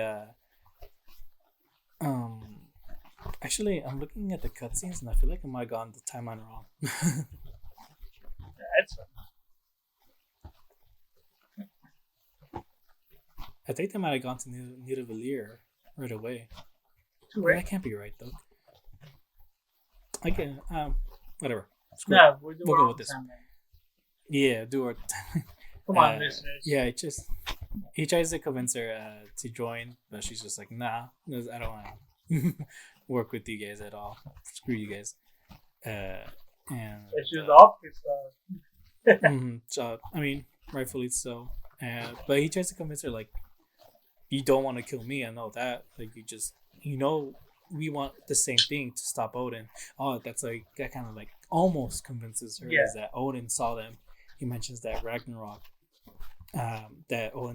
He mentions that Odin said that he found a way to stop Ragnarok. Mm-hmm. And even she was like, he's lying.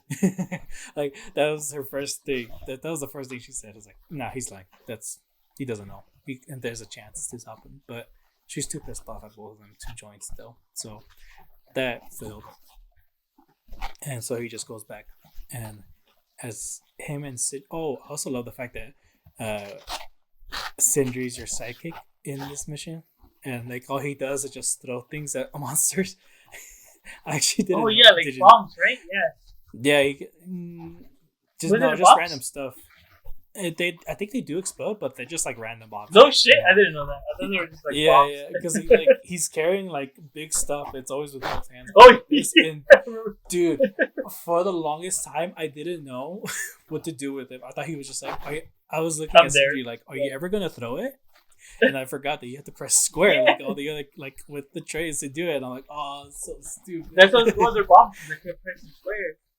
And so now that you're telling me that they're fucking random ass objects, I didn't fucking know that.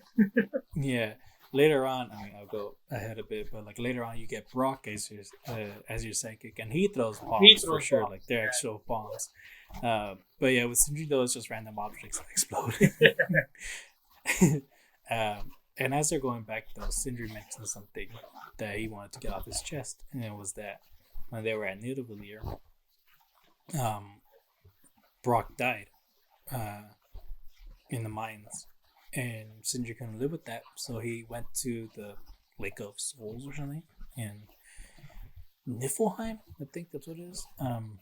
And tried getting his soul back, but he didn't get all of them. It was 4 pieces of souls that he had to get, and he was missing one. And Atreus is kind of do you just want him back? There's nothing wrong with that. He was like, yes, but it wasn't my decision to make, and I never told him about it and all that, blah, blah, blah. And that's kind of where they left it. I knew, obviously, it was going to come back somehow, but I had no idea how, and they did a great job of bringing it back. But, yeah. But, he goes back. I know they head off to Nidavellir, And I love this part because they're kind of like, how the heck are we gonna get there? You know, the bridge isn't working. I think the portals to the other realms were closed off and all that. But Brock and Sindri were on it, and they managed to open it back up. The portals. They did that by putting Mimir on a machine, Dude, that and was using his so eyes. fucking hilarious. Oh my god, it was so funny though too because they were like, well, because the brothers and Mimir, like, they don't really get along well, Yeah. and all that. And so when they mentioned that they needed Mimir's help, Mimir's like, oh, so now you need help with the smartest man alive, huh? So like he was being all smug about it. Yeah. But then once they like put him on the machine, he's just like, oh god, like Jesus Christ, like what the hell is this? And like, And Brock's opened laughing the whole time, dude. Brock's laughter is hilarious. Hey, something else, what do you do? Ah! Mm. You're screaming, dude. Oh, the screams were like making me laugh the whole time. I was like, dude, that fucking sucks, but it is hilarious. Mm-hmm. And afterwards, though, after they got the portals working, fucking Mimir, it's like, screw you guys, like you should have warned me about this. He's just like, we didn't want to tell you. He's like, God damn you. He's like, Kratos, throw me at them. Horns first. It was good. I forgot about that shit, dude. Oh my god, that was so fucking funny. Mm-hmm. No, it was great. But yeah, they head off to Nidavellir, and it's a really cool world. It was a really cool world, honestly. We didn't go there in the 2018 one, but I really liked the lakes that you were going on. It was just kind of like really. Honestly, it was legit nice to see a warm place that they got to go to, because even there they were like, oh my gosh, there's no snow. there's color. Yeah, they were like, in this humid. it's like it's humid, and like I'm over here like, oh gross. Like I live there. Yeah. But yeah, I was glad though that they mentioned like, no, Fimbulwinter affects every realm Everywhere, differently, and with Nidavellir is their, I guess, hot springs or whatever the fuck, the water is like becoming more, the air is becoming more humid, warmer, basically, which is affecting the water. But yeah, they go there to try to look for someone that like Brock and Sindri know, that used to work in the mines, that knows the mines pretty well and all that, because that's where they're gonna find Tyr. And I really like this guy when they met him, because he, like, right away, he was just kind of like, what do you want? Fuck off. I don't care. He just doesn't give a shit about them. And then, but at one point he sees the axe on Kratos' back. Was it the who was it? The one with the office, right? Yeah, the one with the octopus. I forgot it. But yeah, he sees the axe, and he right away thinks that he might have like used it to kill Faye and all that, because he really liked her too. And he's just like, that's my wife, bitch. And he's just like, oh, okay. He starts writing up this note, and you don't know what it is at first, but then he tells them like it's a fine. It's like for having some headless person with like not like properly wrapping it or something like that, like leaving a mess and all, destruction of some property or something, I don't know, and for just annoying me in general. It just like some fine. But later on they find out that it was just a map to the mines where Tyr could possibly be.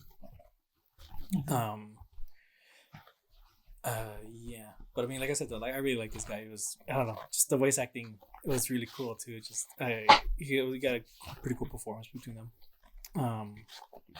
As you're going through Nidavellir though, you keep meeting up with Sindri, and he upgrades the bow using like some kind of sonic magic. Yes. Yeah, he upgrades that, but he also gives you some lights, because the only light source he had in the 2018 game was the marble thing to open the portals. But it broke. They yeah, but they broke it. Was it for the portal? Yeah. No, it was for the bridge, I think. The bridge. That's what they.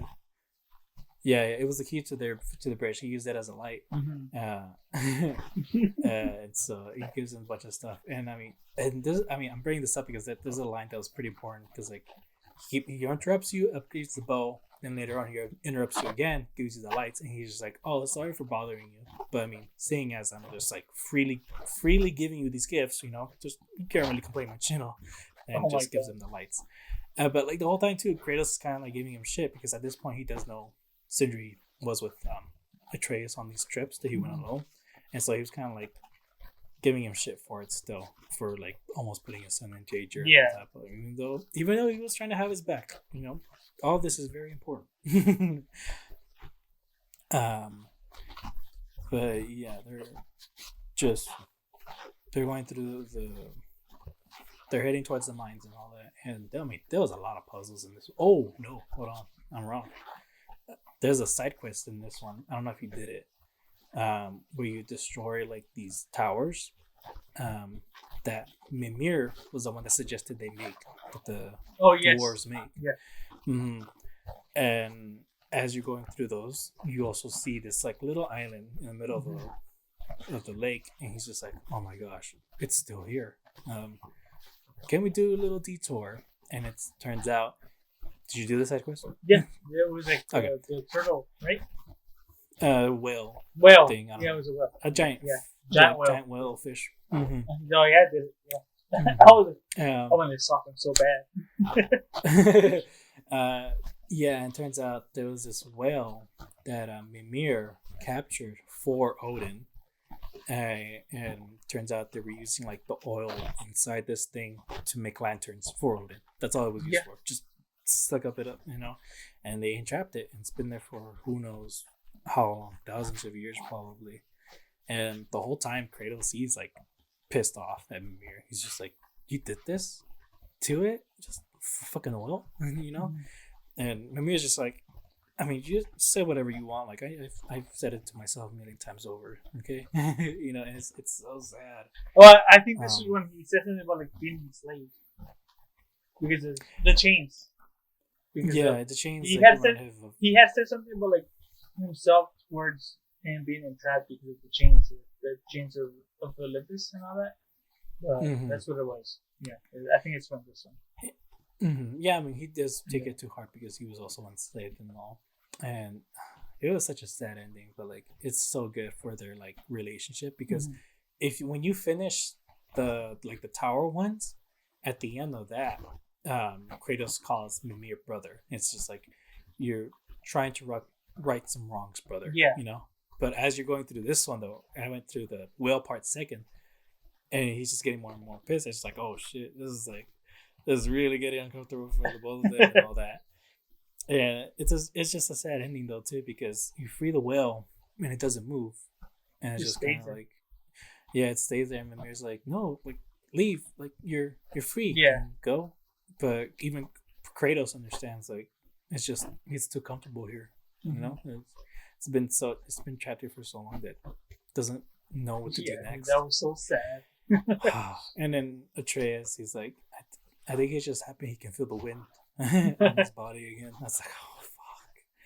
And the whale thinks it's enough that the chains are gone, but Mimir's like, that's not enough. It's so sad. Oh man. But the codex. Did you ever read any of those? You know how the last one, you see certain signs and it tells you like a story. You can read them. Did you read any of these? Because I think I kind of like skimmed them. Okay, because in the first one you get Atreus's like thoughts on those codex, but in this one though you get Kratos' thoughts, and in like friends on the friends list, and you put Mimir, he says like, I've come to rely on Mimir as he is a really smart man. I've come to him for advice multiple times. Like he's the closest person that I've come to acknowledge as a friend. It's a really nice thing. And then I can't remember the rest of the other characters. It was just Mimir that really stood out for me. I was like, oh, that's so nice. They're really good friends. Yeah. But when you finish the side quests for the whale, he gives his thoughts on it. He's just like, Mimir fucked up. There's some things about his past that he's not very proud of, but I'm glad that we could right this wrong for him. And it said that something about the whale reminded him of some general or captain that he wronged a long time ago. in the original games, but this is actually someone that he mentions that was in the original games. Do you know who I'm talking about?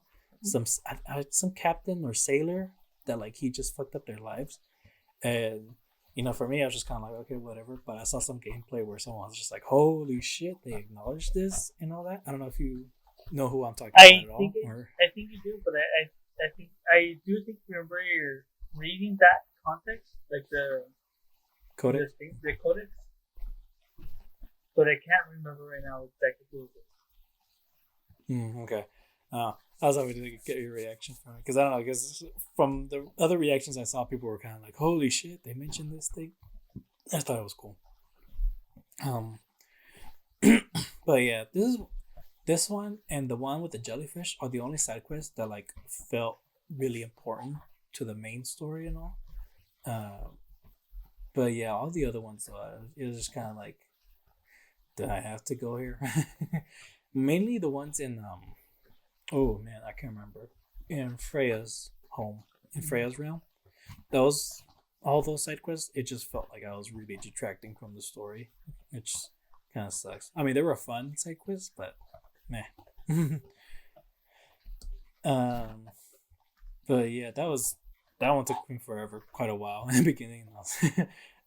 But yeah, you finally make it to the mines and all that, and I can't remember much of their dialogue there. The only like really standout moment it was when they were on these train tracks, and they get attacked by some troll, I think, and they start falling from the train tracks, and Atreus is like shit, like he's just like cussing everything, like super super scared and all. But after you beat the troll, actually you don't even fight the troll. I think Kratos just like kills it automatically, like right away. It was funny.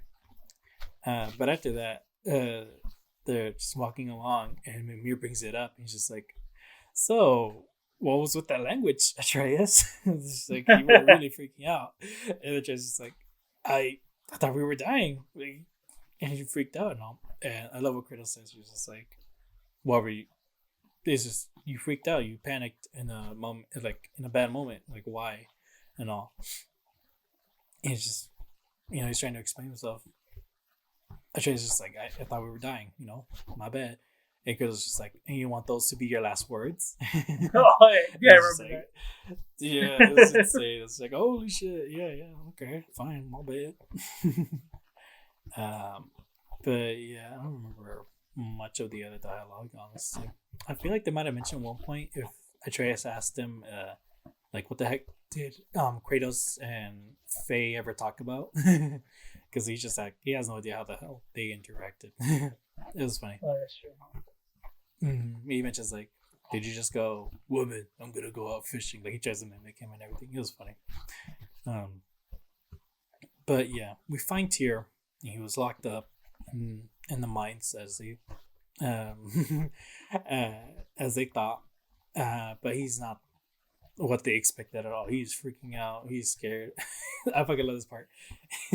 Fucking Mimir, he's like, let me try to talk to him, brother. And like Kratos gets him, pulls ahead, and when they first see Tyr, he goes, "Are you guys real? Like, are you guys actually in front of me?" Like he thinks he's hallucinating, like it's some other torture method from Odin. So when he shows him Mimir's head, he's like, "Hey, bud, like how you doing?" And Tyr's just like, "You cut off Mimir's head." Oh yeah, he got scared. Yeah, it's just he runs away, and I'm like, "Oh, that's fucking hilarious." Because he's the only person like in the entire game though that has like a realistic reaction to that. But that's why he freaks out though, because he thinks it's just an illusion. So he thinks like they're just showing him a head, like, "Hey, look what we did." It's like, no, we're trying to communicate here with you, my guy. Like, what the heck? I know. Okay, so we had to cut away real quick, and while you were gone, I figured out we did get our timeline wrong. Did we? We don't play it. Yeah, we don't play as Atreus until after Nidavellir. Oh my gosh. Yeah, so my bad. But I mean, honestly, yeah, fuck it. I mean, spoilers anyways, right? Like, we gave you the warning. Yeah, spoilers anyway. But yeah, they find Tyr. Yes. They finally comes into like calm down.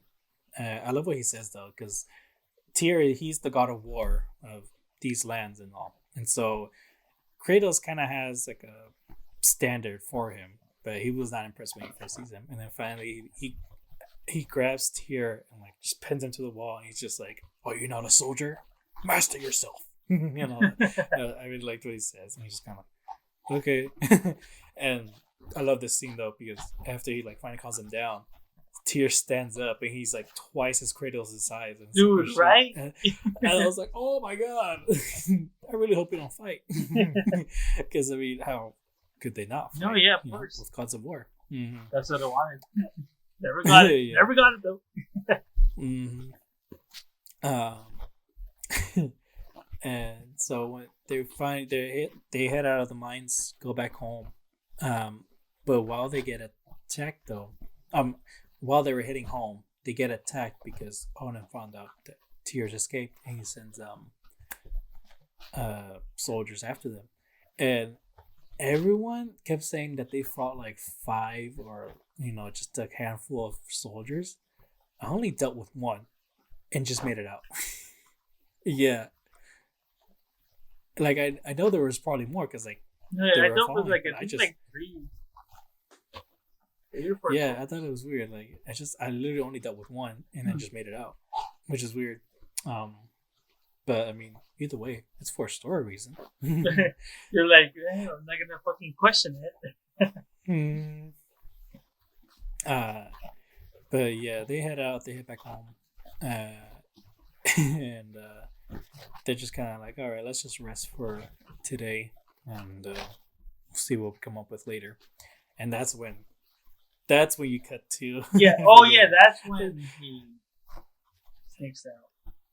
Hey, fucking Tyr, fucking Harry Potter status and shit there. Yeah, just give me a broom closet. Yeah, so they survive because he's not used to open spaces yet and all. But yeah, and we already talked about this. Yeah, beats Freya, blah blah blah. When he gets back though, he sees Kratos and Tyr having dinner. We actually have like a little dinner scene. Yeah. With everyone, with the brothers and it was so cool. It was really nice. Honestly, just little family dinner and all that, and I love it. Tyr's the one that makes the food, right? Like no, it was Brock that makes the food. Brock? He's just kind of, yeah, he's just like so disappointed though too. He's just like, I remember food being better, and he's just like, well, you make it then. And Tyr's like, you know what? I'll take you up on that. And Atreus thought that their next plan was just to find another place, and stay there. But it was Kratos that goes like, we're going to Niflheim and we're going to find the mural that we found there so we can see what else is hidden. Because Tyr suggests that mural, I can't remember what it was exactly about that mural. I think it had something to do with the person who prophesied Ragnarok. And when Kratos mentions Niflheim, Atreus is like, Niflheim? But you hate Niflheim. Well, we move there. And he's like, move? Like, we're going there for the mural. It was actually like kind of a nice reaction because it shows that he still wants to follow Atreus' lead to this whole thing, even though this whole time never mentioned it. But like throughout this entire trip, part of their dialogue though is Kratos trying to convince Atreus not to go to war, not to like cause Ragnarok, because Atreus, he thinks Odin's bad, he needs to be stopped, and if war is the only way to do that, then I think we should do it. But Kratos is kind of like, if we can avoid war, that's probably better, my guy. Yeah. And so yeah, we go back to Niflheim and pick this long ass journey, but it's fun though because with Atreus, whenever you like go off into different sections of rooms trying to look for treasure or loot, it's just he doesn't say anything. But because we have Tyr there in Niflheim following us, he's just like, "What's your dad doing?" Just like it almost feels like it's funny, but I also hated it because it feels like he's judging me for just going off and doing my own thing. Oh, I'm like, let let me find some treasure, my guy. I think it's so funny too. Like it's when you find a treasure, like like was that worth your time? What's everything? Shut up. Yeah, and then you go off though. And he's just like, Kratos, where are you going? And it's just like, Kratos like, no, he's just looking for some stuff. Yeah. And I was like, yes, curious mind, and all that blah blah blah. It's also the same with when you play as Atreus, like later on in the game, it's like the people you're with, like, where are you going? Like, just just used to exploring. Yeah. It's just something, and he always says like, it's something I picked up with my dad. Yeah. I'm just exploring. It's so funny. It's cool. It's great. But yeah, and as you're going through Niflheim, though, you're now facing the light elves or the white elves or whatever. Either elf, bro. Fuck them. Yeah, you're not dealing with the other elves. Opposite of the 2018, and these people were scary. Honestly, fucking. There were times that the elves would come out of the sky, just float down, and it freaks me out too. They were scarier than the dark elves. But yeah, they were cooler opponents though, especially the one with 2 swords. I can't remember what they were called, but you fight a mid boss at one point. No, I think that was the main boss. She had 2 swords and everything. Just the interactions, and this is when you had to really use your shield. To block their defenses and all that. We haven't talked a lot about the gameplay, but they just. I mean, it's the same thing. As gameplay is a hit, block, dodge. Yeah, but yeah, you have a lot more to do in this one, and you really have to strategize more with the blocking. Oh yeah, definitely. Try to time their movements. Yeah, there was still a lot more to do, especially later on. But yeah, you find Miro, and turns out Odin was wrong about the prophecy that he got. Apparently, Tyr is supposed to lead an army and all. I honestly can't remember much of the prophecy. I just know they were I just remember Mimir being so happy that Odin was wrong. He got tricked. That's right. Screw you. Can I ask you this question real fast? So the whole time that you receive the prophecies, right? The God of War, which is Tyr, leading an army to Ragnarok. Would you picture Tyr or would you picture Kratos? Because I would always be nah, that's Kratos for sure. Because it's obvious that and honestly, I thought Tyr was dead the whole time. So it's amazing. I mean, this is a different God of War coming in here, but he's still the God of War, so it's portrayed as Tyr into Ragnarok. Mm-hmm. So what did you think about that? I always thought it was Tyr. Oh, okay. Yeah, I just I don't know, just everyone seemed Atreus thought it might have been himself. They said it was the champion of Asgard or something like that. And Atreus thought for a second that might have been him, but Kratos is shutting that down immediately. No, don't put yourself in this. Get in line. And you never know what's gonna be in these prophecies. Yeah.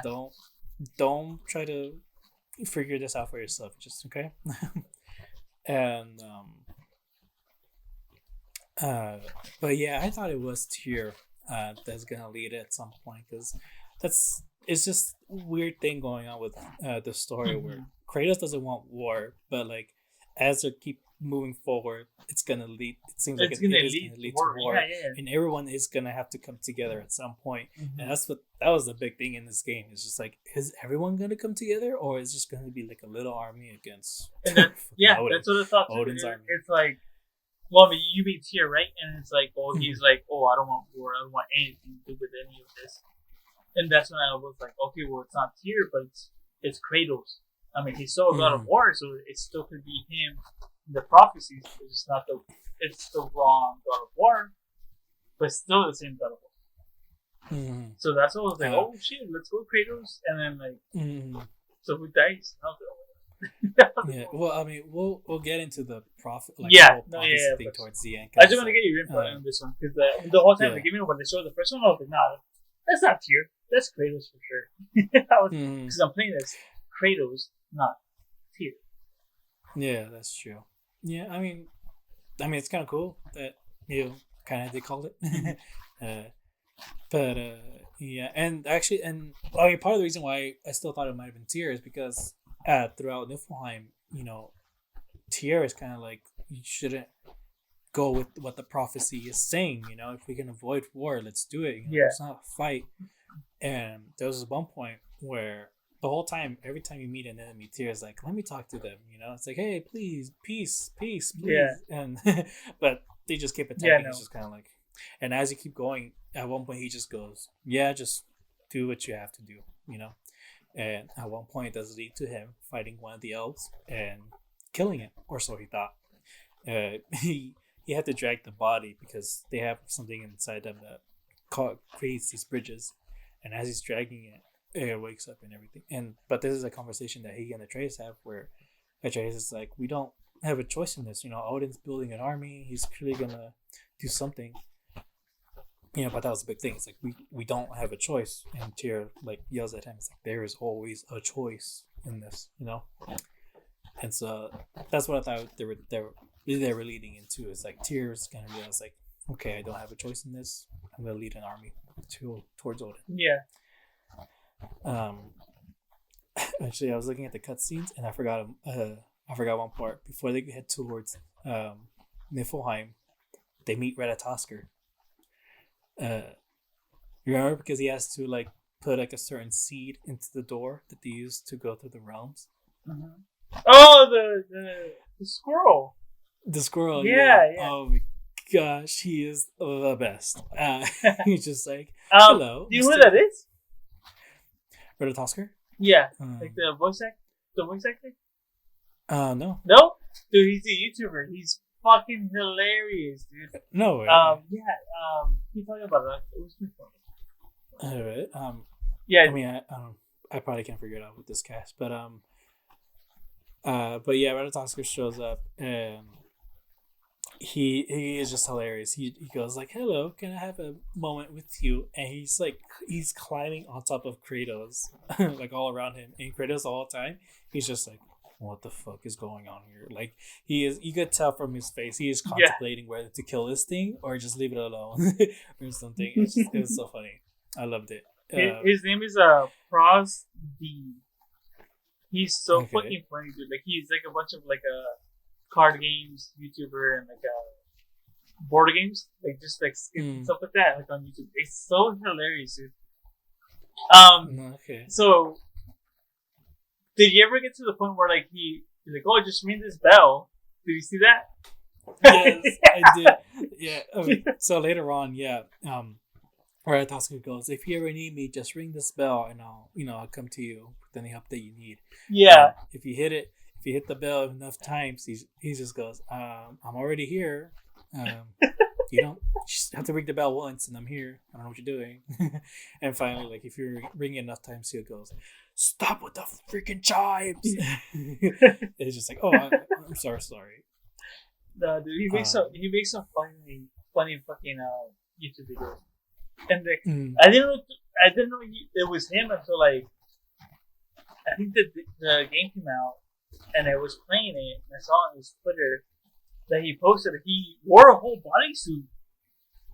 Oh wow! And I was like, "What the fuck are you wearing a bodysuit?" And he's like, "God of War." And I was like, "What the fuck are you playing?" And then until he came out and I was like, "Oh shit, that's him." I said, "What the fuck did he make you wear a bodysuit for?" I was like, "You're a squirrel." It was so funny, dude.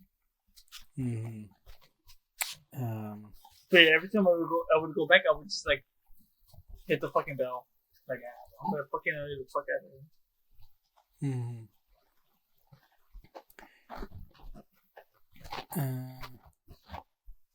I also love the dialogue with the other squirrels. He has like those other parts of his, I guess, personalities. There was one conversation with the squirrels. I think I can't remember the names, but it's basically that part of his consciousness that's like always nervous. Yeah, like nervous, angry, or like something else, right? Yeah, something like that. Maybe like anxious, I guess you could say. And at one point, they talk about anxious, and he's like, "What are you guys talking about me? What are you guys saying about me?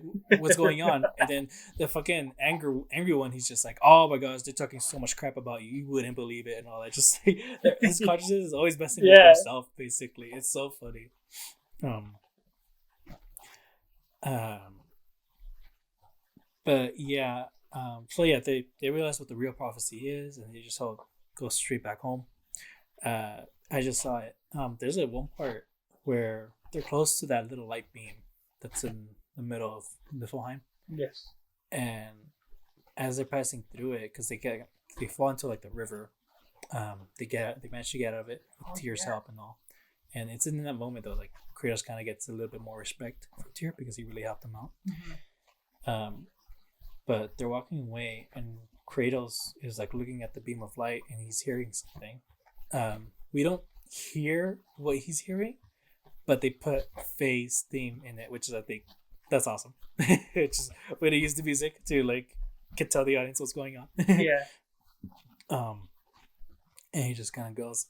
He's almost like walking towards it and everything, and then that's when Trey stops him. Though he's just like, "What are you doing?" He goes, "I heard something. She's gone." It's like, let's go. It's Well, like, that's a reference to like the first game. Remember, like when he pulls him out of the fucking night, like where you been? Like he's like, oh, like I just you've been gone for a long time. Mm-hmm. Yeah. No, I mean, this game has so many callbacks to the first one. Like even something like you probably wouldn't have noticed if you didn't do a certain side quest or something. It's so good. But I loved it. But yeah, they head back home. I don't know how to cut to this, but basically they have another dinner scene, and now they're trying to come up with more plans and all. And this was interesting, but Tyr did make the food this time. And you know, it's like dirt. Yeah, Broggy's the one that's like, it's probably gonna taste like shit. But you see him, he takes a bite, and he's just kind of like, "Fuck, this is good." You can tell. But when Tyr serves the food towards Atreus, he's like, he says something like, "A food fit for a champion" or something like that. I don't know, but like basically getting it into his head that like he's the champion of what's that realm? Odin's realm. We literally just said it. God, I hate when I forget words. Asgard, or like champion of Asgard. And again, Kratos shuts that down. Like, hey, don't get into his head. He's like, Tyr's like, oh, okay, my bad. Sorry, I overstepped. But it's interesting because he was all about don't follow prophecy, but now he does this thing. Oh God, I can't wait. But yeah, they're just having a little dinner conversation. They're trying again because fucking Tyr brought that up. You know, they're trying. Kratos is trying to calm him down. It's like, let's try to avoid war. Let's just not do this. You know, it gets kind of more and more intense. But Atreus brings up like, I need to figure out like Loki, like what I'm supposed to do. Who is Loki? What's Loki supposed to do? And Kratos mentions, it's like, you're Atreus, okay? It's like, let's figure this out now. Are you Atreus or are you Loki? You know? But that causes Atreus to storm out and go to his room and just go to... Oh, no. He goes to his room and Sindri pops up. He teleports like in, I guess. And tells him like, you should really eat. You know, it's pretty good. Blah, blah. But Sindri just tells him like, just calm down for the night. Go to sleep. And, you know, go to sleep. You know, I'm sure you'll have a clear mind in the morning. And he's just like, yeah, you're probably right. So he goes to sleep. But he's thinking of Ironwood the whole time. She's like, what's Ironwood? Is that a place? What am I supposed to do? Blah, blah. And he somehow manages to teleport to Ironwood, which is in Jotunheim. And that's when we meet a new character, Angrboda. Now, this part, it is way too damn long. I don't know about you. It wasn't that it was long. It was just more like, yeah, it was long. Honestly. It was just like, well, here, All right. Now go here. All right. Mm-hmm. But it was like And, long. yeah, and every single time though too, and every single time you think, okay, we're done, we're just gonna go back home, but then something happens, and now you gotta like do this other Yeah. thing, and you are forced to do it. I don't like that they added. Do you really want to go? It's like if you want to go, we can go, and all that blah blah blah. It's like okay, don't say that if we don't really get a choice, you Yeah. know. It was like this was a filler episode.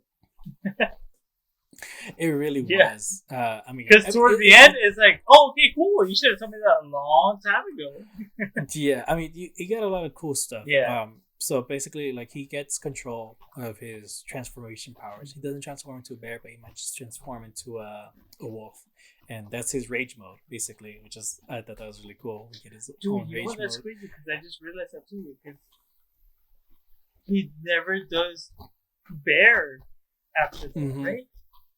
Yeah, not yeah. After that first time, he doesn't do it. He just transforms into a wolf. And Which he I tries guess to makes control it. more sense. Yeah, because I mean he has wolf as pets. He just Yeah. lost a wolf recently, so it's kind of in his mind, and he has to avoid. He doesn't want the bear in his mind because when he transformed, he killed another bear, and that bear had babies. You know, and he's just That's kind of true, like, yeah. and it was, yeah, I forgot about that. Holy shit. Yeah, he killed, he fucking killed a bear, and that bear had babies, and now he was kind of like, what do we do? Because it's just we can't do anything. It's just we gotta let nature take its course. If they survive, they survive. If they don't, that's just nature. Um, and but Atreus, like he felt bad about that. He goes, I didn't mean to, and Kratos goes, intentions don't matter. Only consequences. It's a good line. It was just like doesn't matter what you had in mind. All we can do now is just again let nature take its course. It was a good scene. Um, but yeah, I mean, yeah, like I said, the Ironwood scene, it's super fucking long, but you get a lot of cool moments. He really Angerboda. I actually really like Angerboda. She was really funny. She had some cool lines. There's one part where they're fighting a lot of monsters, and Angerboda's like, and I don't really deal with this many monsters all the time. And Atreus goes, well, I guess I'm just lucky. No, you're Loki. Loki, yeah. It's those jokes, but like I really liked them. I also like the way she fought too. She throws like these powder Oh, yeah. bombs. Yeah, that shit was awesome, too. Yeah, I really liked it. It was like colorful. orange It was and nice. purple, too, right? Purple, I think some red too. Yeah, Even orange. yellow. She Was had it a yellow? lot of Oh, yellows. okay. I thought it was orange. Mm-hmm. Yeah, it was awesome. Mm-hmm. And well, basically, she knew that, and this is another like super interesting part. But when she knew that he was gonna show up there at some point, and when he did, she had to tell him a couple things. One, teach him the magic stuff. Two, talk about him with the prophecy, and that's when he gets the other part of the prophecy, which is that his dad dies at the end of Ragnarok, and he's just kind of like, holy shit, I can't let this happen. What the heck? And she also gives them these marbles, and those marbles are the giants. They put their souls in it and to hide from Odin.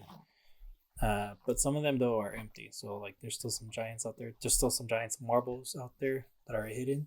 And so he doesn't know what to do with them at that moment. But it's a big responsibility for him in a way. But throughout their interaction,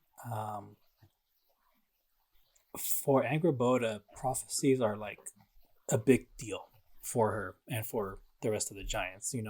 Basically, for her, if she doesn't have a prophecy, that's about her, her life is meaningless. It's like I need something to go to like reach a goal and all that. And I thought that was really really cool because at least for me, was that something Faye was doing, or was she going against prophecy? Because I don't know. You know what I mean? Because when the ending of 2018, we find out that all of Atreus and Kratos' journey has been prophesized, basically leading up to them going up to Jotunheim. And so, was Faye always leading them towards this prophecy that she saw, or was she always trying to give them that choice of like giving them a journey? You know what I mean? But the whole thing with Faye was like the only thing she ever cared about was her kid, right? Mm-hmm. That's it. That's all she ever cared about. And then Kratos told him, and she was like, "Well, fuck everything else." I don't think she ever cared about Ragnarok. I mean, that's how pretty much Ragnarok starts. What's his name again? Okay, her kid, like he dies. Atreus? No, Faye's son, Balder. Faye's. Oh, Freya's son, Balder. Oh, Faye. Who's Faye? Faye is the wife. Oh shit. Oh, I'm thinking about the wrong thing. Anyway, no, yeah, Freya saw the whole thing. She saw the whole thing. Okay. Well, she was. I don't know. It's just. Well, it's interesting too because I think it was. No, it's after the Ironwood scene, where Kratos and Atreus, they have like another little argument about this whole prophecy thing and all that. Mm-hmm. And I can't remember how he brings it up. But like Atreus brings up the mom, basically. No. Oh, man, I can't remember how it went. Fuck. I don't know. One of them brings up the mom, and I think Atreus is kind of like trying to convince him not to bring her into the conversation. But Kratos has a line that goes, her secrets have haunted us throughout this entire journey. Oh yes. And so for him, like he thinks so highly of his wife and all that, but like the fact that these secrets are just it's really leading everything to war. It's just he absolutely hates it. It's like, did you like? And it's kind of an interesting thing of like, did she force them in a way to like always go towards war, or did she ever try to give me an option of trying to avoid all this? I feel like I remember what we're talking about right now. I think she knew exactly what was going to happen. Mm-hmm. But it's like, I feel like she knew that every step, like, it's like, okay, like, take me to the highest peak and spread my ashes. But I feel like she's, like, thought out the whole plan where, like, they're gonna, like, be fighting the whole time. And it's, I mean, like, who else would have done that? Like, like I feel she should know. She should have known like the whole future for like her kid and her husband.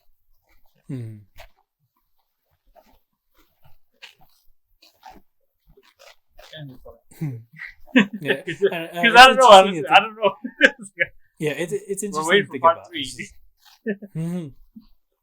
I mean, it's just interesting to think about, like, yeah, how she probably would have liked to avoid all this whole prophecy thing, but this is her people. Yeah, this is her people. This is what they do. It's just like either you can avoid it, you can change it, or whatever. No, I mean, I could have sworn like in their first game, like they, when you like climb rocks and you have like the layout where to go. Mm-hmm. I could have sworn in the first game they explained that like she had put those. Probably not all of them. Who knows? I think that I did hear about that theory that like she's the one that put up all those things to kind of but lead that's them. What I'm saying. Like maybe she actually did lay out the whole every one of them. Yeah. And that's why when we dodge, you see like the yellow and the red. Not just because it's you, but maybe because of her. Oh. Yeah.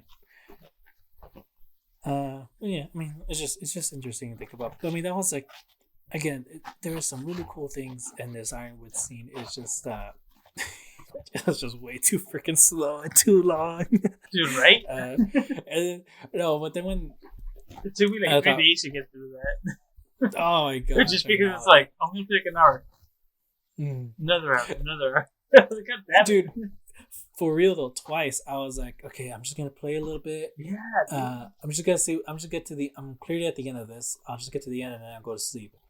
And then something happens. And I'm like another hour of gameplay happens, and I'm like, are you fucking kidding me? All right, I gotta go to sleep. But like, and it's like, it's not that. Look, I like it a lot too because it's like they're like learning too, and but it's like, oh, jump back. What's his face? Like the big old thing, right? Like the little ox. The ox. Feature. And just walk. All right, cool. And you're just there for like half an hour. I know. Dude. Yeah, and then but then finally, when I finally thought I was done, something happens, and it turns out it's Angry Buddha's grandma, fucking getting. Dude, that was cool. It's getting animals and like stealing their souls. That was so sad. Can, prolong her life or something. And you see these animals around her that they don't. Their eyes are blank and they're just not moving, basically. And she's the one taking care of them. And so she's kind of like, well, let's just save this wolf that she just took and all. And you get this pretty cool boss battle. I really liked it. It felt... Dude, it was awesome, like right? Yeah, it felt like a fairy tale. Yes, that's what I thought too. I was like, because you're like all little. And like the cups are all big. And, everything's all huge. Yeah. It was super fun. I loved it. And so when you're going around the grandma's house and all, you meet this snake that its soul gets taken. Yeah. And Atreus, for some reason, thought it was a good idea. He grabs one of the marbles and puts the soul from it into the snake. And it just slithers away, and then that's it. And Atreus is just like, oh, that's it. I don't know if he thinks that was just a bad idea after that or whatever, but he kind of decides, I shouldn't take responsibility of these marbles. Here, and Gabota, you can have them back and all. But yeah, but I mean, I just say it now. But that snake is Jormungandr. Yeah. It starts growing, and you see him later on. But yeah, I don't know. I thought that was kind of weird, just to kind of like add that in. I don't know. But yeah, at the end of the fight, though, I love this line where Angry Buddha's just kind of like, you need to stop. I think she kind of like forgives the grandma for what she did and all that, but the grandma's pissed off, and she goes like, it's like, oh, you think. I can't remember her name. I should remember. I'm just gonna like look for it. I'm like close to. What was it? Everyone thinks that she's like a bad person and all that, but like she always leaves me breakfast or something like that. Something like that, right? No. Well, before I thought that was cute. It was. Yeah, that part was cute. That like she always took care of them. That was by everything that she did. It was cute and all. But I'll tell you about the scene like right before that, where as she's walking away, I think I just found it.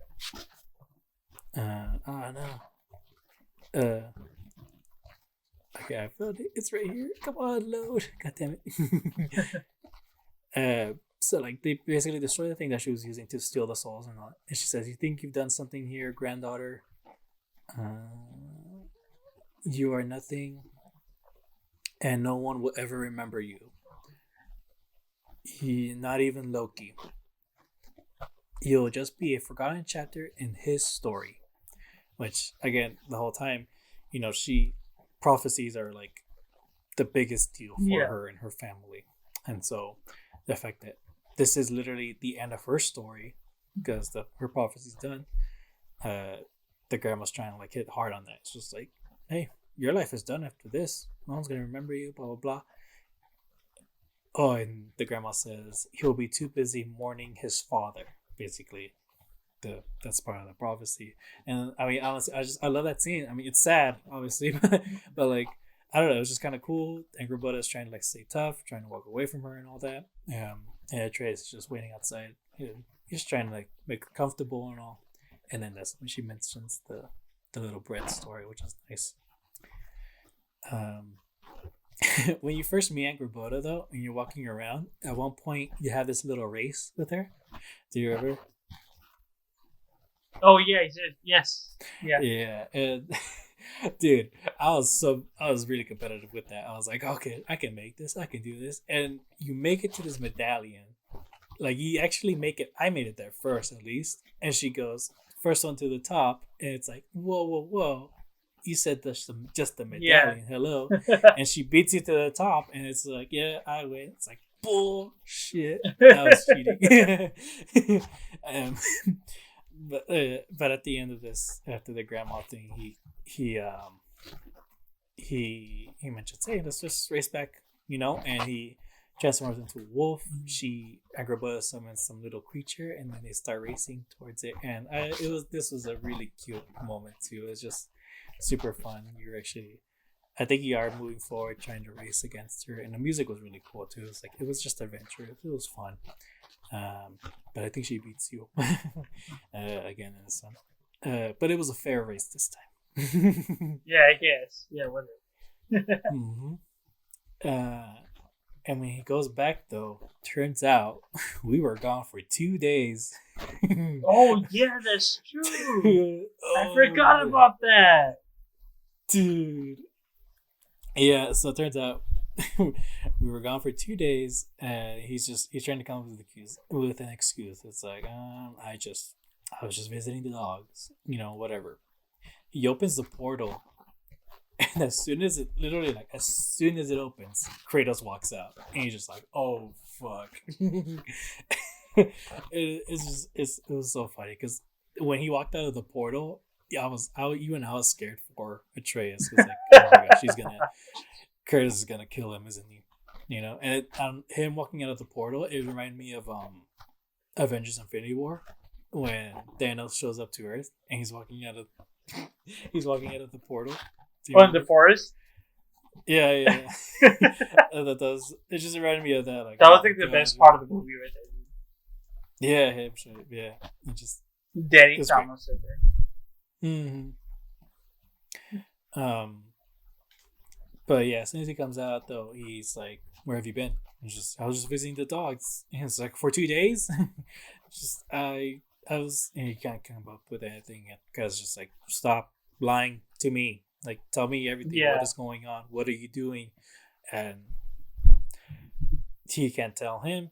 And it's so annoying though too, because they're both hiding the same secret, and that Kratos is gonna die, but they don't want to tell each other that this is what's gonna happen. This is what they're trying to do to save one another and all that. One's trying to save one, the other one's just trying to protect them and hopefully get them safe somehow. But he mentions that it's just please believe me that like I'm trying to do something right here, and it's just like, by lying to me, by sneaking away, it's like, how do you expect me to trust you? It's just like, but he basically says like, I'm still following you even after all that though. Like, yeah. I'm still trying to follow you here. Come on. And that's when you finally go back to playing as Kratos, which is finally. I know, dude. I was for real. This one though, I was for sure like, oh god, finally, I'm kidding. Let's go crazy. You're fighting all these monsters using the blades of chaos and shit. It was so fun. And then Valkyrie shows up. There's actually another complaint I had about the game. This game does it in a way that you did complete all the side quests, because they mentioned like, oh, we fought Valkyries. Oh, in the last game, yeah. Yeah, and I was kind of like, I don't know how I feel about that, because I didn't fight the Valkyries, and for one thing, it makes me feel unaccomplished. Like, I definitely failed. Yeah, for like 4 or 5 of them, and I was like, yeah, I did do that. Yeah. It made me feel accomplished. Yeah. You're just gonna have to go with it. Yeah. But they get attacked by a Valkyrie, and you're kind of like, oh my gosh, what's going on? Dude, I got fucking mad, dude. Mm-hmm. When we got attacked, I was like, no, not right now. Come on, dude. Mm-hmm. And then it happened, and I was like, oh, okay. Not that bad. But yeah, it's just, things are going insane. And at one point, Kratos figures out that it's not Mhm. just a Valkyrie, it's Freya. And that's when he stops fighting. He doesn't like, nope, Yeah. I ain't gonna do this. And she's just like, God damn it. And like, she is like almost ready to kill him. And that's when Atreus freaks out and turns into the bear again and starts attacking. And I love this moment. Oh my gosh. Kratos holds him back. He like literally just fucking throws him to the ground. And he's just like, control yourself.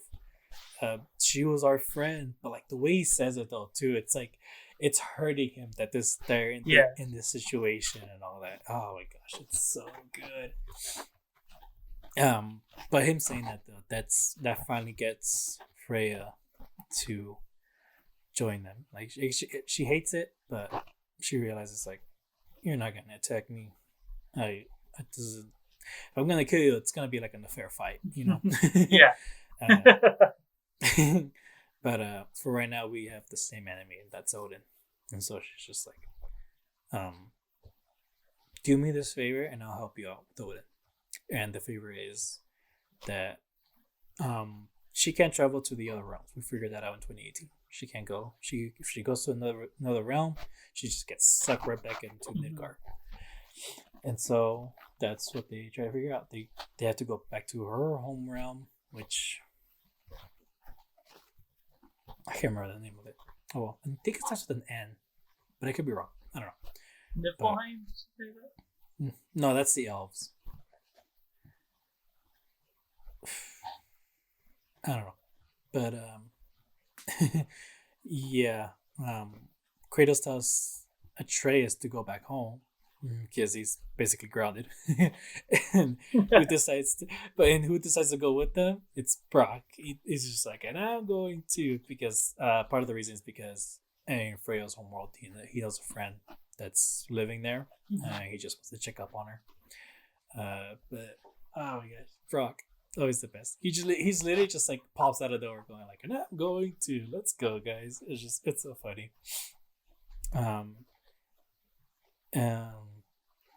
This is what makes Brock one of the best characters, because as they're going through Freya's homeworld, I think he's the one that mentions Freya's brother, Freyr. Freyr, yeah. I'm just gonna say brother because that I'm not gonna. We're gonna get confused at some point. Freya, Freyr. No, just brother. And he knows that they had a bit of a falling out, and he's actually trying to convince her, like, hey, you should give your brother a second chance, you should talk to him, blah blah blah. But he's always just, I love it though, like he's just straight up with them, like he doesn't care if this is any of his business, like, I just, let me help you out here. It was a good talk. But yeah, we actually do manage to get to his camp, the brothers' camp, and we meet him. They almost get in a fight, but they realize like, hey, Freya pops up. She's like, hey, they're with me. Be cool. And it's just, I gotta do something here real quick, and we'll meet up with you later. Blah blah. And so the rest of the journey, it is just Kratos and Freya, throughout this whole thing. And damn, their conversation throughout this whole journey is fucking intense. I loved it. I don't know about you, but like, no, yeah, it was always like both of them back and forth. Like, I mean, Kratos would be like, well, I mean, not really Kratos, but like Freya would be like, oh, like so and so, so and so. I don't remember anything, but yeah. I mean, you remember part of that conversation, but like basically, like Freya, the entire time she's trying to, she wants to stay hating him. Like she just wants to stay hating him so that she can like kill him afterwards and all that blah blah blah. But Kratos is like the more reasoning person, right? Like he's like, I've been in that path. Don't do that path. They'll do that path, and like every time she brings something up of like, oh, how could you understand losing a child, blah blah blah, and he's like, I did lose a child. I'm the one that killed him because I got tricked, and she's just like, oh shit, yeah. Like, just every single time she brings something up, and Kratos is just like, I did go through this. I went through this, like something similar to you. Like, you and I are literally the same person. you know? Yeah. Yeah, and so as she can't find a reason to hate him, and she can't help herself. And at one point, she even says like, "It's like, oh, you doing this to like help me out, and because you think you owe me for saving your son." He's just like, "I would have done this no matter like." In a sense, yes, I'm doing this because you saved my son, but also like, you are a friend. Like, Yeah. I'm just not doing this for. I'm not doing this anymore for favors to like you scratch my back, I scratch yours. Like no, whatever you need, like I'm there, basically. And it's such a great conversation, especially because of this other part of the conversation. What was it?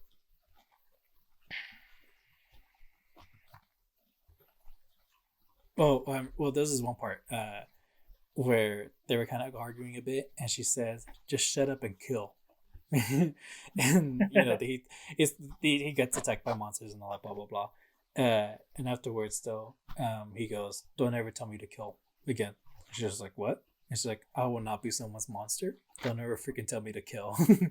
I am only Atreus' champion, and that is that. It was just that was intense too. Like I love it though. He's straight up with her. Like I am not the bad guy here. You need to like. Oh, I remember now. Part of the reason why she really wants to hate him is because she literally has nothing else.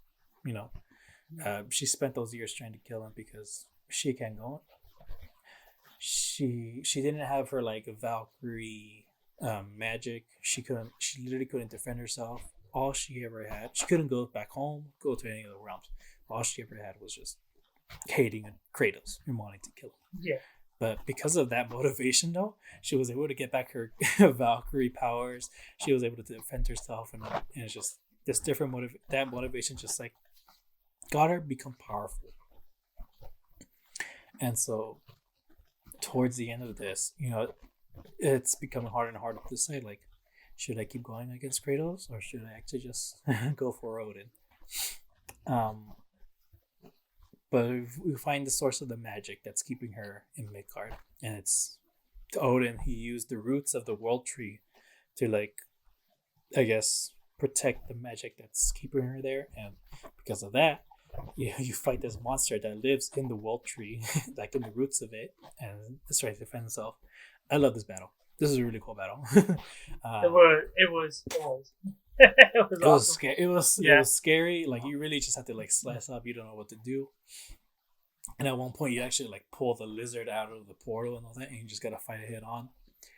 And this was a great fucking moment where Kratos grabs the lizard and like he's trying to like hold it down, and that's when he tells Freya, like go get to the root of the magic, and like she only manages to like take off the root that's like that will make her stay in her realm. Yeah. And when she did that, the whole time she was a Falcon, by the way. I forgot to mention that. That's the only way she can stay in this realm. But when she pulls that root out, she finally transforms into her normal self, and she goes finally like pulls out her swords and like just starts smacking the lizard and everything. That was a badass moment. I love that. And so now you start working together and you manage to stop the lizard. And this moment, pretty emotional. I love it. She goes to where the roots are at, and she's trying to like break it. Like it's just super tough and all. And she goes and she says, "Get out of me," or like get off of me. And that is such a great line because it's not just the magic that Odin put in. It was everything basically. Like, get out of me. Like, Odin, get out of my life. Get this magic out of me. Just like leave me alone. Like, yeah. And she just wants her life back. Oh my god. Fuck you, Odin. Just oh my gosh. It's such a great scene. Don't talk about my daddy Odin like that, dude. Like, come on.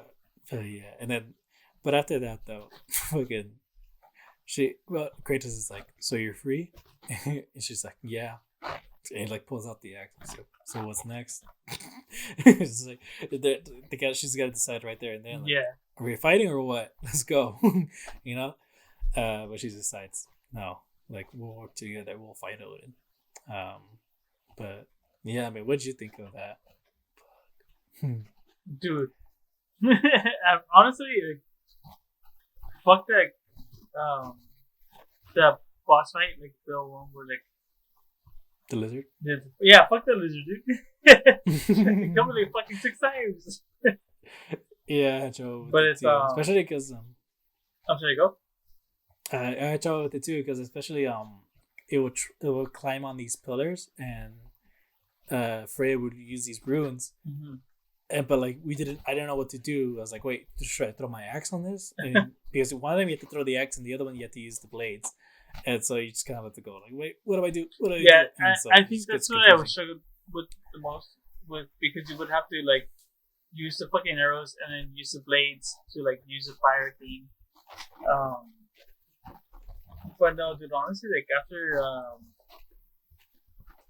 when she broke free and all that shit, and I was like, awesome. I was like, this shit's awesome, and then you get like another like main boss fight after that, right? Another main boss fight. I'm sure you got like a mini boss fight after that. If not, then I was like, let's go, Freya. You good to go. I don't know about a boss. I think like a little mini boss fight, unless the boss fight became like a mini boss fight, like in between. I mean, yeah. Are you thinking maybe something later on? Oh wait, no, it has to be in this part. Yeah. I don't know. I'm looking through the cutscenes. Start deciding what to do next. Wait, what the fuck?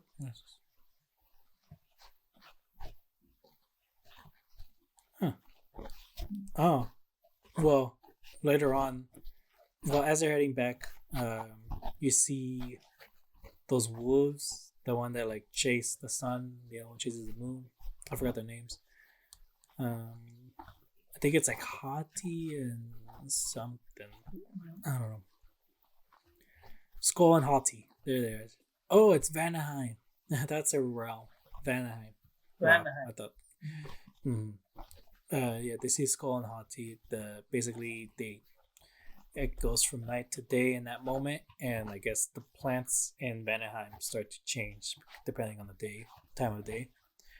Yeah, that's important just because of a game mechanic later on. Yeah. I mean, I just say it now. Later on, you're able to like control day and night in Vanaheim, making it switching the days. And when you first do that, you're supposed to purposely do it, like change it. You change it to night. But if you stay there and change it to day again, Freya will go, "What are you doing? We need it to be nighttime." And he goes, I wanted to see the wolves. Like that's his excuse to choose a day. Yeah, I thought that was so funny. That was good. Yeah, it was great.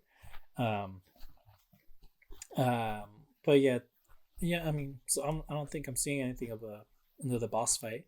But they make it back to the camp, and that's when Freya is talking to her brother, and there was, I guess, a little bit of a misunderstanding. Oh, well, yeah. I mean, they mentioned in 2018, everyone in her realm thought that she left them. You know, that she didn't care about them anymore. Yeah. But that was not true at all. We know what happened, and so her and her brother just kind of have that out real quick, because it's just like, I didn't mean to come home. I know you're trying to be responsible here, but you're really not doing that well. Blah blah blah. But I mean, it was just it was a nice moment between the two, rekindling and all that, because that's you can tell throughout that entire journey though, like she was very nervous to talk to her brother. But yeah, we also meet Brock's friend. I can't remember her name, but she's great. Oh, dude, she was so fucking awesome, dude. She was so cool. Dude, I didn't in my gameplay I didn't like see like most of her lines. Really, like not a lot of her lines. It was mostly just like in those cutscenes. But basically the entire time she's hitting on everyone. She's always calling like Kratos like sweetheart and everything. But at one point she actually hits on Freya, and it's so fucking funny because like She goes like, "Oh, do you need anything, sweetheart?" She's like, "I'm fine." And she goes, "I know you are." And Oh my Freya's god. like, "Oh, I never caught that. yeah." She says that, and so she's always like that with like everyone. And at one point, Kratos mentions it to Atreus, and he's just like, "She's very nice." That's how he explains it. Trying to warn him about her. um, but at one point though, later on when you talk to her, she goes like, "Hey, I'm sorry. I know you feel awkward whenever like the way I talk to you. And I'll stop if you want." And Kratos goes, "No, it's fine." And she goes, "I know you like the way I talk to you. You like it." It just it's so good. Oh Oh yeah, my she's the best. goodness. Um, it's great. Um, but yeah, but after that, you either go back home or you can go to the side quests, which is basically helping out spirits who believed in Freya that she will come back one day. But you also honestly this is the one side quest that like felt like I was really deterring from the main story. But I mean, it was still good. She wanted to destroy these things that basically symbolize her marriage with Odin. Um, and basically the whole thing is just kind of like a lesson for her that this thing's no matter what even if she destroys them, it's still like a part of her that's just never gonna go away. And that's something that she just has to accept. Yeah. She may not be a part of Vanaheim anymore, but like she sure as hell deserves Asgard because she's married to him. That's something that she wants to gain back, both Vanaheim and Asgard. But yeah, that was nice. That was a nice one. Um, I actually never mentioned the the jellyfish side quest because you get to do one after your quest with Tyr, finding that Yeah, in meal. the beginning, right? Mm-hmm. And I asked you to like make sure you do both quests with Atreus because I fucking love the endings. Because when you go about it the first time, Kratos is the one that goes, "I want to like switch that thing that you were hearing to Atreus." No, like let's just go. And the whole time Atreus is like, "Where do you want to go?" Like it makes no sense for him. It's just there's literally no reason for you to go. And he keeps telling him that throughout the whole time. He's just like, "Why did you want to do this? Why did you want to do this?" And he doesn't really give him an answer. But it wasn't until the end though. You free the jellyfish and it flies around. And it's a really beautiful image Do it to see. right. And honestly, it's so fucking beautiful. I love it. But I tried to ask him one more time, like, "Well, why?" I was like, "Why'd you want to do this?" It was Mimir that goes, "Kid, did you ever think that your dad just wants to spend time with you?" And he's like, "Oh." I was like, "Thanks." And so yeah, just let's just enjoy these moments that we have. But then the second time, you you find another jellyfish later on, but I think it's after. Actually, it is after you. You do it with no, with the Atreus. You do it with what's her name? Freya. Freya. Well, I mean, that is an option because it's closed off at first, but it wasn't until you free Freya from her magical wands that she is able to give you the magic that you need to go to the next part. But I didn't do that. I thought, I did the first one with Atreus with the jellyfish. I want to do the other one with Atreus. That's at least how I did it. Mm-hmm. And when you free that one though, you find out like, oh, it's like what's gonna happen with these like with both jellyfish being in the air. Then Mimir says, they die, right? Yeah, basically they're gonna combine their bodies die to create more babies and all that. And he's kind of like, oh, that sucks. But Kratos is like, that's just what we do as parents. We'll risk our lives for our children all the time. And oh my gosh, I love it though because when you do free it though, you see both of them flying. They're like twirling around each other, and as you're seeing them fly, Kratos he says, "I don't know how much we have time left, But I'm glad I get to spend these moments with you. And I'm like, oh god, I literally cried, dude. Oh my gosh. Because if you do it after the Freya's thing, this is after I think they might have like had like a big moment with each other. You know, I'll get to it, but it's just a really beautiful moment, especially when you do that like right before the ending. Oh, it hits hard. I loved it. Were you confused at all when I mentioned to you like you got to do it with the trays, or I was, but then I was like, I don't know what the fuck he's talking about. But then I was like, oh, you know what? I did do it. But then, yeah. Yeah, it was a good. But anyway, they go back home. Freya's joined their group.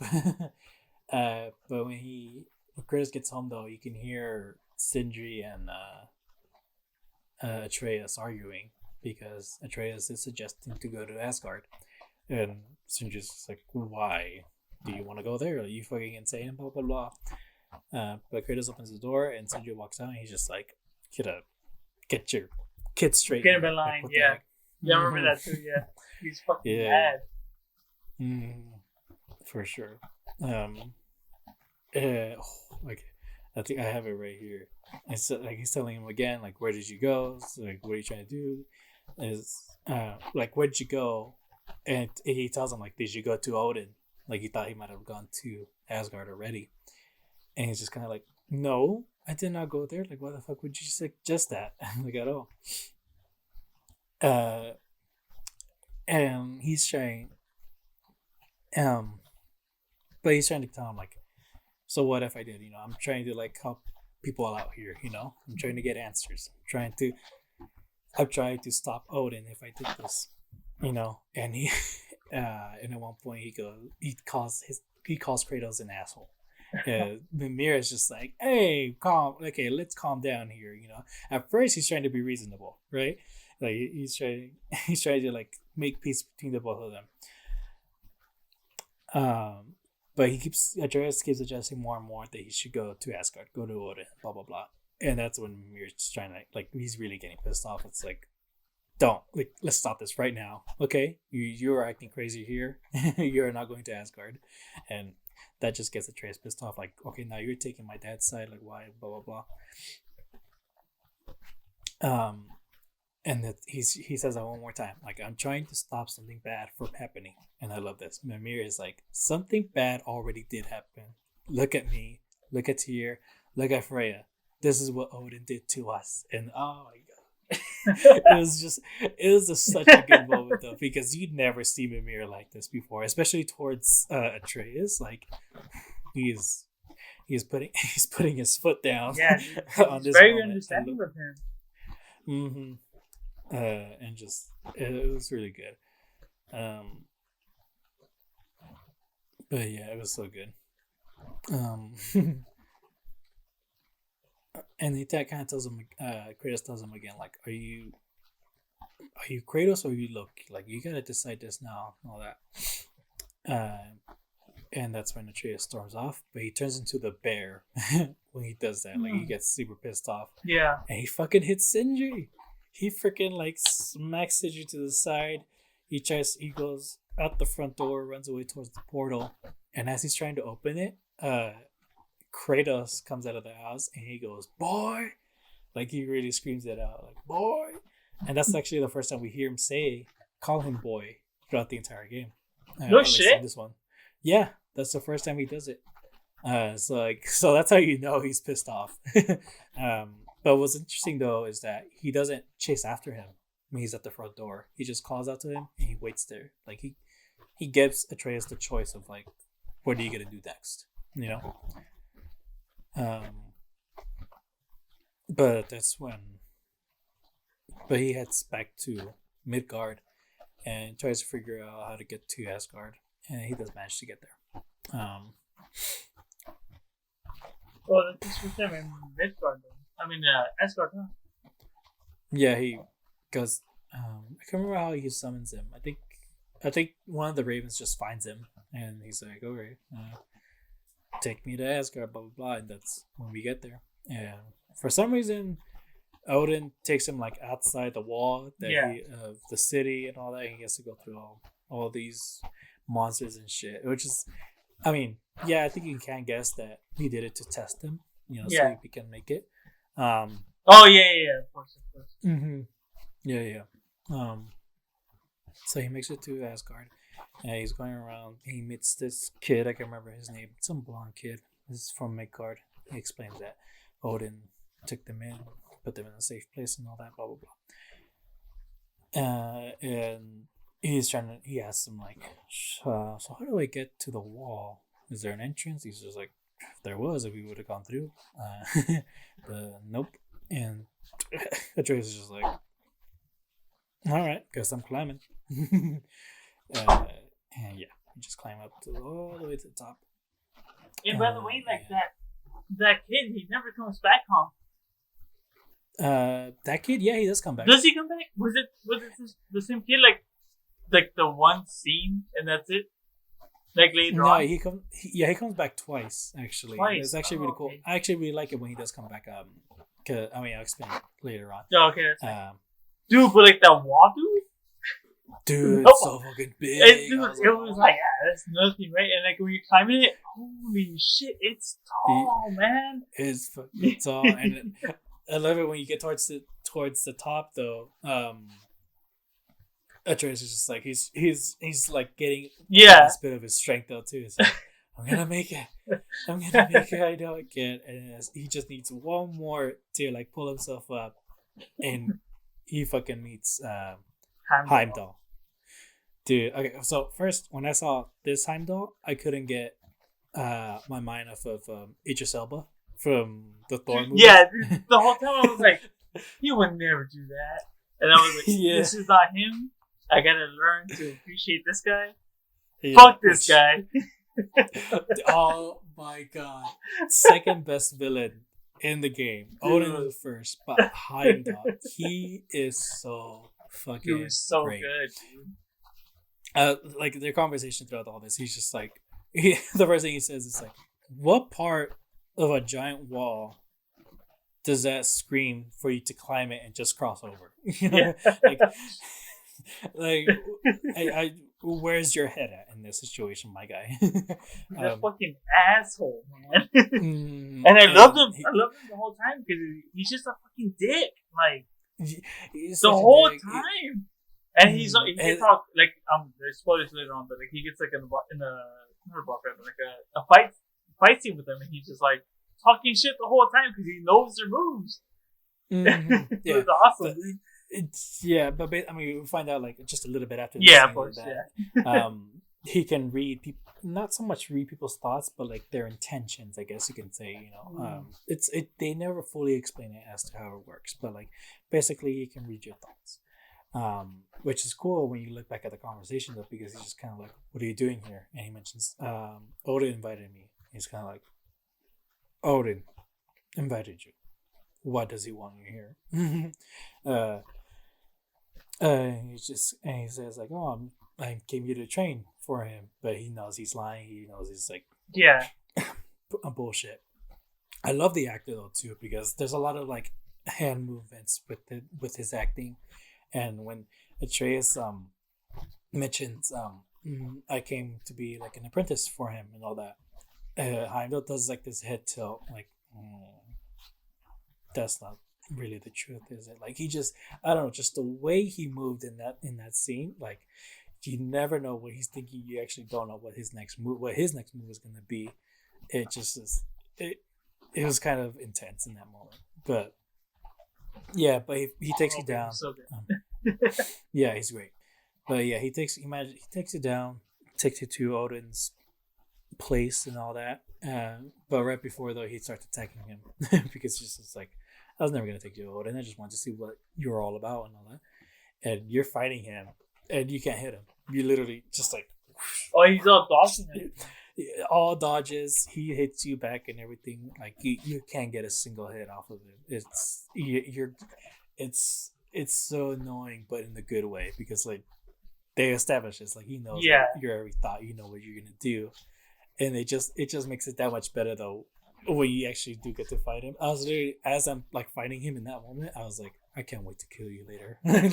You know it's gonna happen. And like whether it's with Atreus or Kratos, like you know it's gonna happen. Holy shit. But like Thor comes in and he stops him from killing Atreus. But to that moment though, like he, it was one of the best scenes in the game. Just you loved it. You love to hate him. That's what I was trying to say. But yeah, Thor shows up and he stops Heimdall and he's just like, "Hey, that's Odin's guest. Don't hurt him." And he goes like, "Or else what?" And he looks him straight in, and Thor looks him straight in the eyes, like, "I'll make you." And Heimdall's just like, "Ew!" Like he just like gets grossed out, like, "Oh, okay, I know what you're gonna do. Fine, whatever. I'll walk away." And Odin shows up, and oh god, the entire time we are led to believe that you can't trust a single thing about him. But in this moment, though, he is so freaking hilarious that I just can't help but like him. Dude, right? You love him from the start. Yes. Oh no, I love that line though. He shows up and he's just like, "Hey, look, you're here. I'm glad you're here. Like, let's talk and all that." And first of all, he turns around, looks at Thor, and he's just like, "What are you still doing here? He can go, leave." And like he treats him like shit, and he's just kind of like, just walk away. He looks at Heimdall, and he goes, "It's like, oh, yeah, you can go too." And I was like, "But he's here to hurt you, sir." And he's just like, it goes like, "He's here to hurt you, sir." I was like, he's not here with good intentions. And he goes, "Loki, is that true? You little trickster." Just, I know, dude.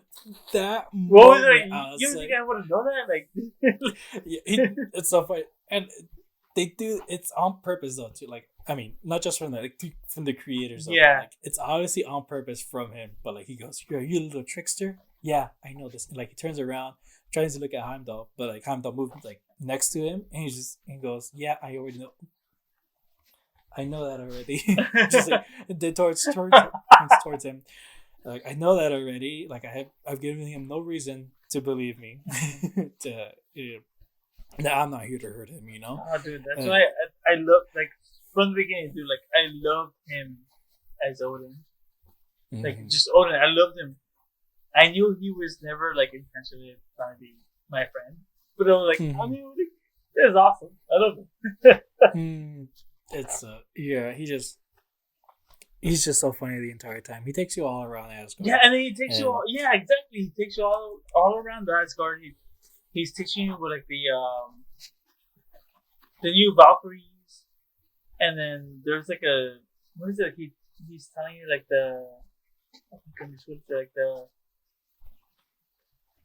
the people that are dead but they're not dead.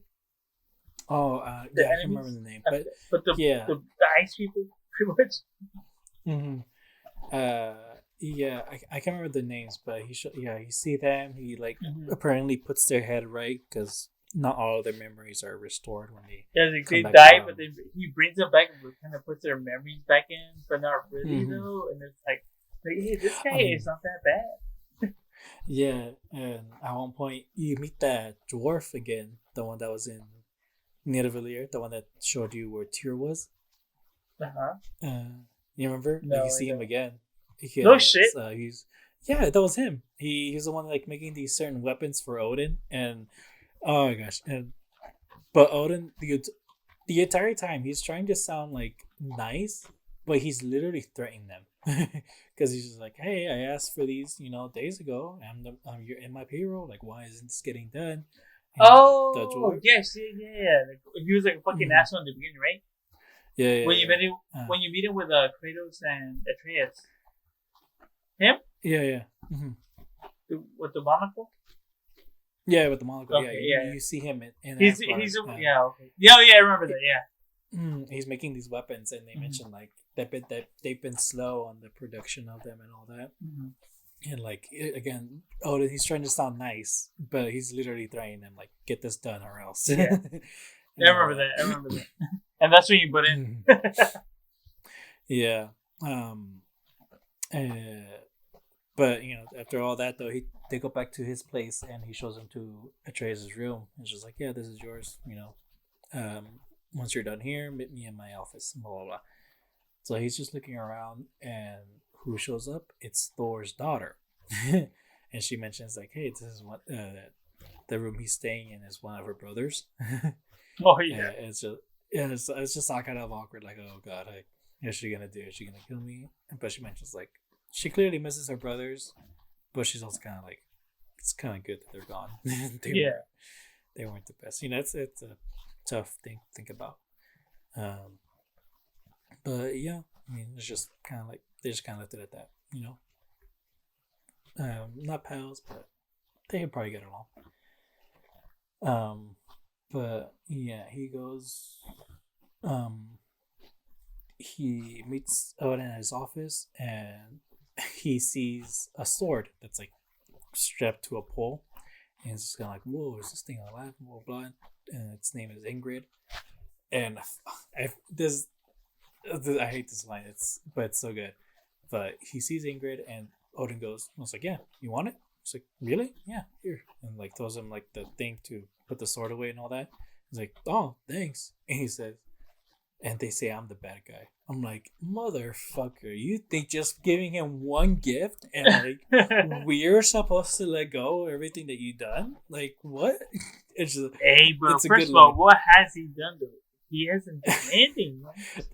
That's one thing though too. Not just with Odin, but with Heimdall. They mentioned like, oh, like Atreus says like, "Oh, is everyone here a god?" I was like, "What makes you think everyone in Asgard is a god?" I was like, "Oh, I thought Mimir said it." It's like, "Oh, Mimir, the guy who betrayed Odin and all that," and that happens all the time when you're in Asgard. It's just like everyone's. Atreus says one thing, and they're like, "Oh, you heard this from the person that betrayed him. Oh, you heard this, the one that tried to kill him." Blah blah blah. It's just like, okay, so do we believe them?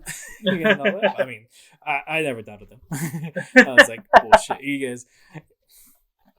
Um, but yeah, but now and then we finally figure out Odin's plan, and that is that he just wants to figure out what the fuck happens when he dies.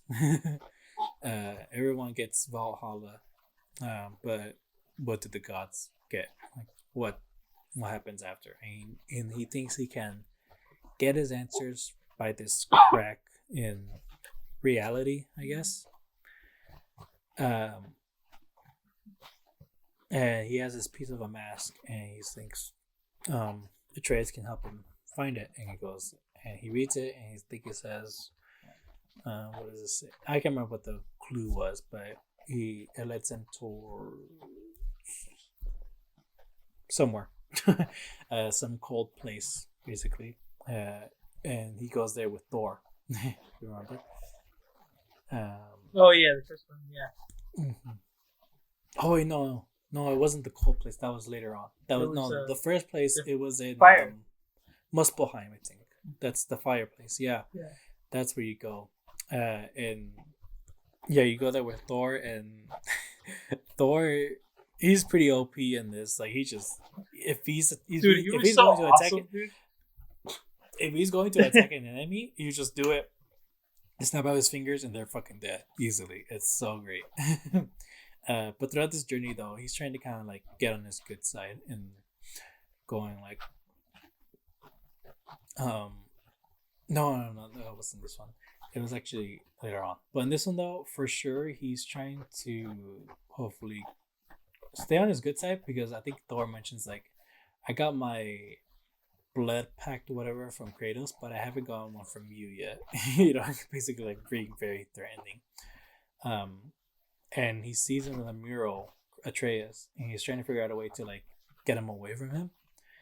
And he mentions those little sword trials that were in the 2018 game. But he says that he and his dad like did all the trials and passed them all. And I was like, oh, again? Dude, I know, right? I was like, dude, shut the fuck up because I didn't. Yeah, that was kind of like, I didn't do that, though. What the fuck? But he's trying to convince him, like, oh, you should do the trials. They're really fun. Like, and that's when he leaves for a while. Yeah, Mm-hmm. he manages to kind of go, all right, fine, I'll try it. And he like manages to leave him alone. He ends up going to the mural, Mm-hmm. and Angry Boda shows up there too. Yeah. she shows Yeah. she shows up, but she's scaring the shit out of him too. It's just like Loki, and she's like, oh god, and yeah. Um, but this mural shows them how Ragnarok can form. It's Mm-hmm. basically these two giants, one fire, one ice. They come together, form one person, and that's how we get Ragnarok. That's basically it. And I think, yeah, they find another marble. Oh, well, Angrboda is there because she's trying to look for the marbles. Yeah, she said. Yeah. Loki mentioned to her that the awesome marbles are still out there. Uh, and he goes, but that's not part of your prophecy. Like, that's not, that's not what's next in your life. And she goes, well, I'm trying to write my own, like, life, basically. She's trying to go away from believing in prophecies and living her own life, basically, which is cool. Character development. uh, so he goes back to Thor, and I love this. Thor comes back, and he's like, that was fun, but don't try to trick me again. Like, he knows, like, he was Atreus was trying to trick him, but he still went with it because he has no idea. So Mm-hmm. they just kind of went along with it. Um, but they managed to find a second piece of the mask and basically just head home after that. Um, after that, fuck, dude, this is great. They're back in Asgard. They formed two pieces together, and Odin's like, "That's a great job, Loki." He's like, "See, don't we make a good team?" But he's saying this to Thor. He's like, "Hey, don't he and I make a good team, huh?" And Thor goes, "Like you and Balder." And fucking Odin, Odin looks straight at him like, "Why the fuck would you bring that up?" Just like it is like he has like this intense eyes, like, "How dare you? Don't fuck this up for me." uh, but yeah, like I mean, all is good for them, I guess, in a sense. And just kind of goes, you can stay here as long as you like. We'll figure this out together. We'll see what happens, blah, blah. And they did like a really cool transition where Atreus goes back to his bedroom, puts his knife down on the table, and then the camera stays there, but like it kind of makes a turn, and it's Kratos' hand grabbing the knife and Oh yeah. looking at it. That was a cool transition. That was really good. I gotta give props to them on that. Um, um, that's when Kratos comes up with an idea, and he wants to meet the fates of this land and see if they can tell him where Atreus or how to get to Atreus. Um, and so they go out looking for them. They have to go around Midgard and all, blah blah blah, and they manage to find them. And this part, it was really cool. I really like meeting the fates. I thought they were really cool.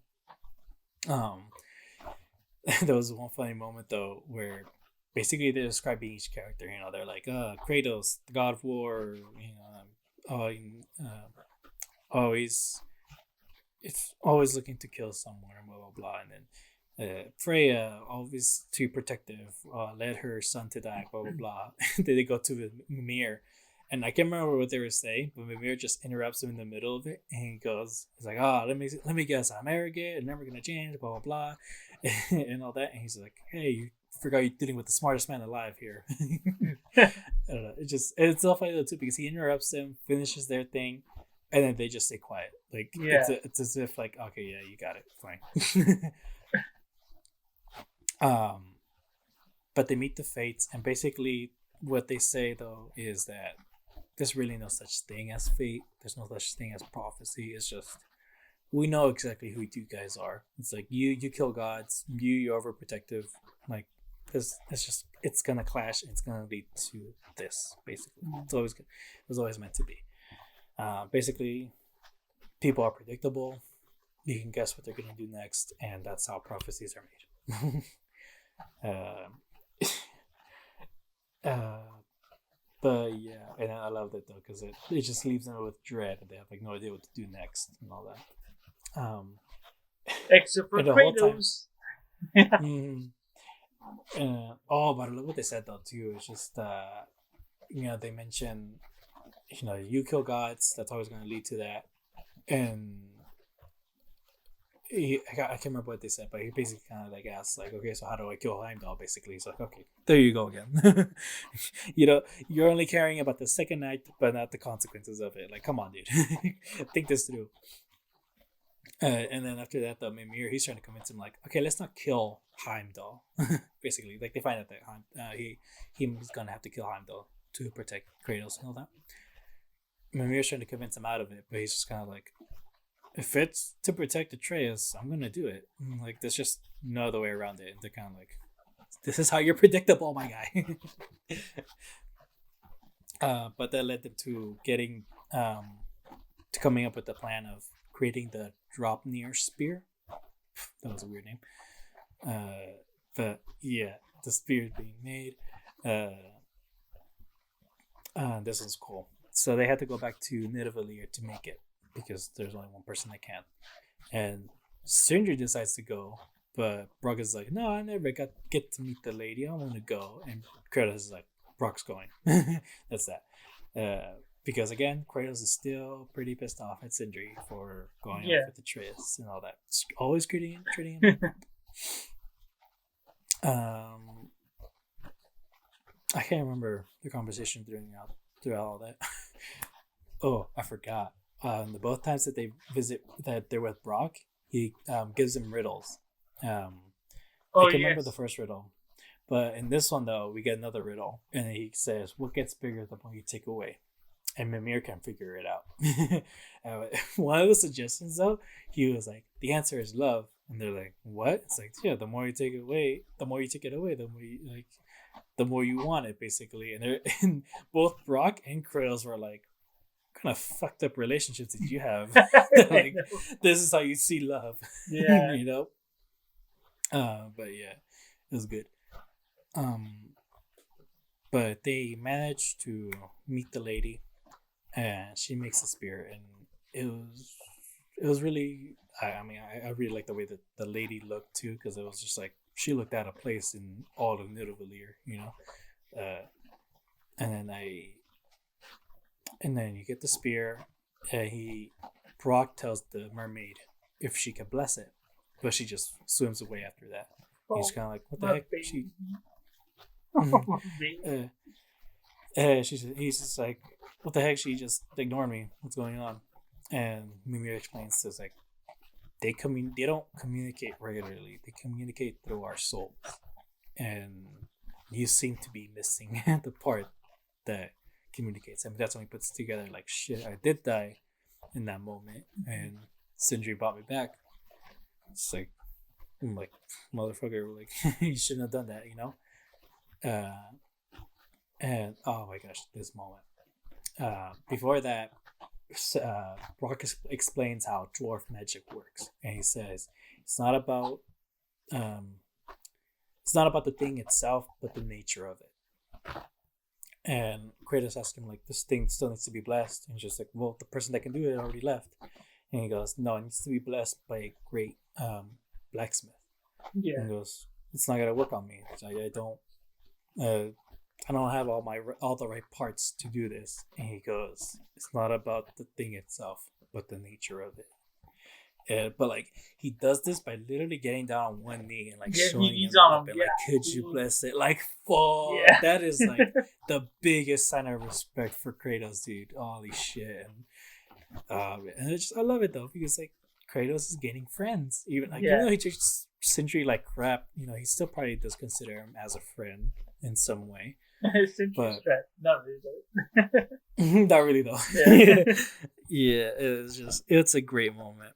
No, it was even a great moment for that scene, but like it's even a great moment for Brock. Like, he just found out that he actually did die, and it's like, no, he says it.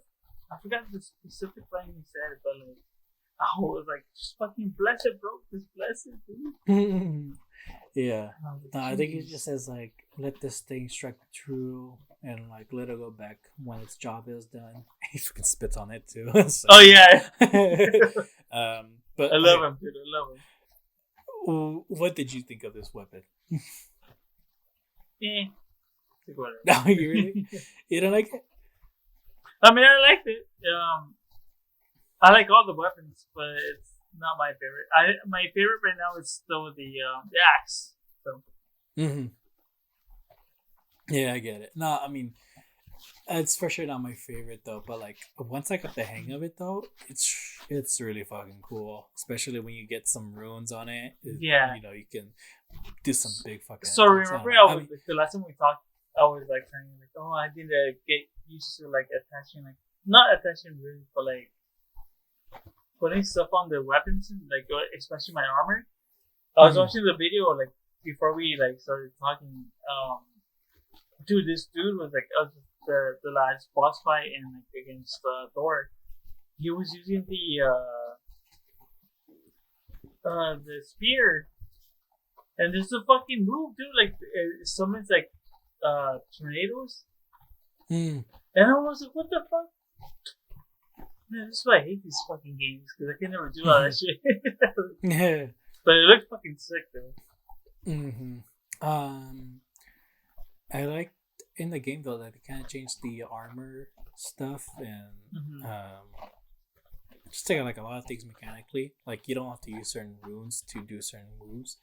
Like you just have to use the skill tree to fill that up. Oh, and you can do certain moves. I got the armor that I got though. It does the time shift because I don't know if you remember in the 2018 one, I got a rune that like if I dodge perfectly, slow down time. This time it wasn't a rune; it was on the armor, and I had one that's like kind of like a light blue color. Yeah, and I upgraded it all the way to the top. And it looked fucking badass towards the end. It went from a light blue to like a dark blue with like golden. No shit. Outline and all that. It was like badass. I loved it. But yeah, I mean, I really did like the weapon. It looked really cool, especially when you upgraded it to the top. Like the spear just kind of like got wider and everything. It was cool. But yeah, I loved it. What happened after that?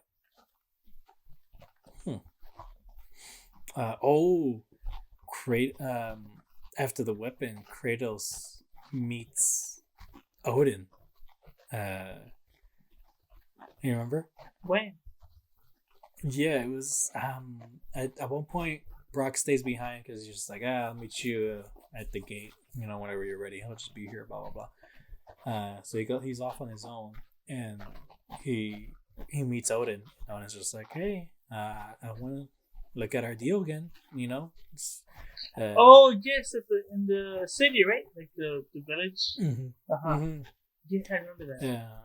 Yeah, and he goes, "Our boy here is doing a great job working with me and all that." But like, fucking says, "Our boy," like, no, no, not your boy. Yeah, so about it. Yeah, and but yeah, basically trying to like rework the deal and all that. But and Odin, I mean, not Odin, Kratos is just not having it. Like, fuck off. Don't. If you hurt my son, I hurt you. That's that, you know.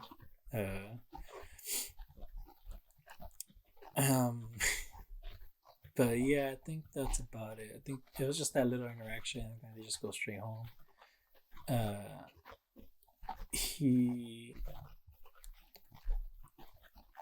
Brock doesn't mention that he knows that he died in that moment, blah blah blah.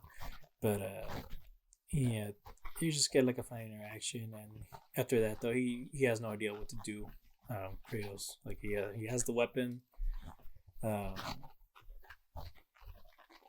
he's just kind of worried what's next for his son, and he goes to sleep. But it was interesting the way they did it because he goes in and he drops all of his weapons. He drops the Blades of Chaos, but like actually grabs the axe and like sets it down gently and like takes off all his armor. Like it's the most vulnerable we see him throughout the entire games and all. And so it's just kind of like a sad moment. And I think, yeah, this is another dream sequence where he goes to sleep and we see Faye, his wife, again. And this one is just about not letting his past define him.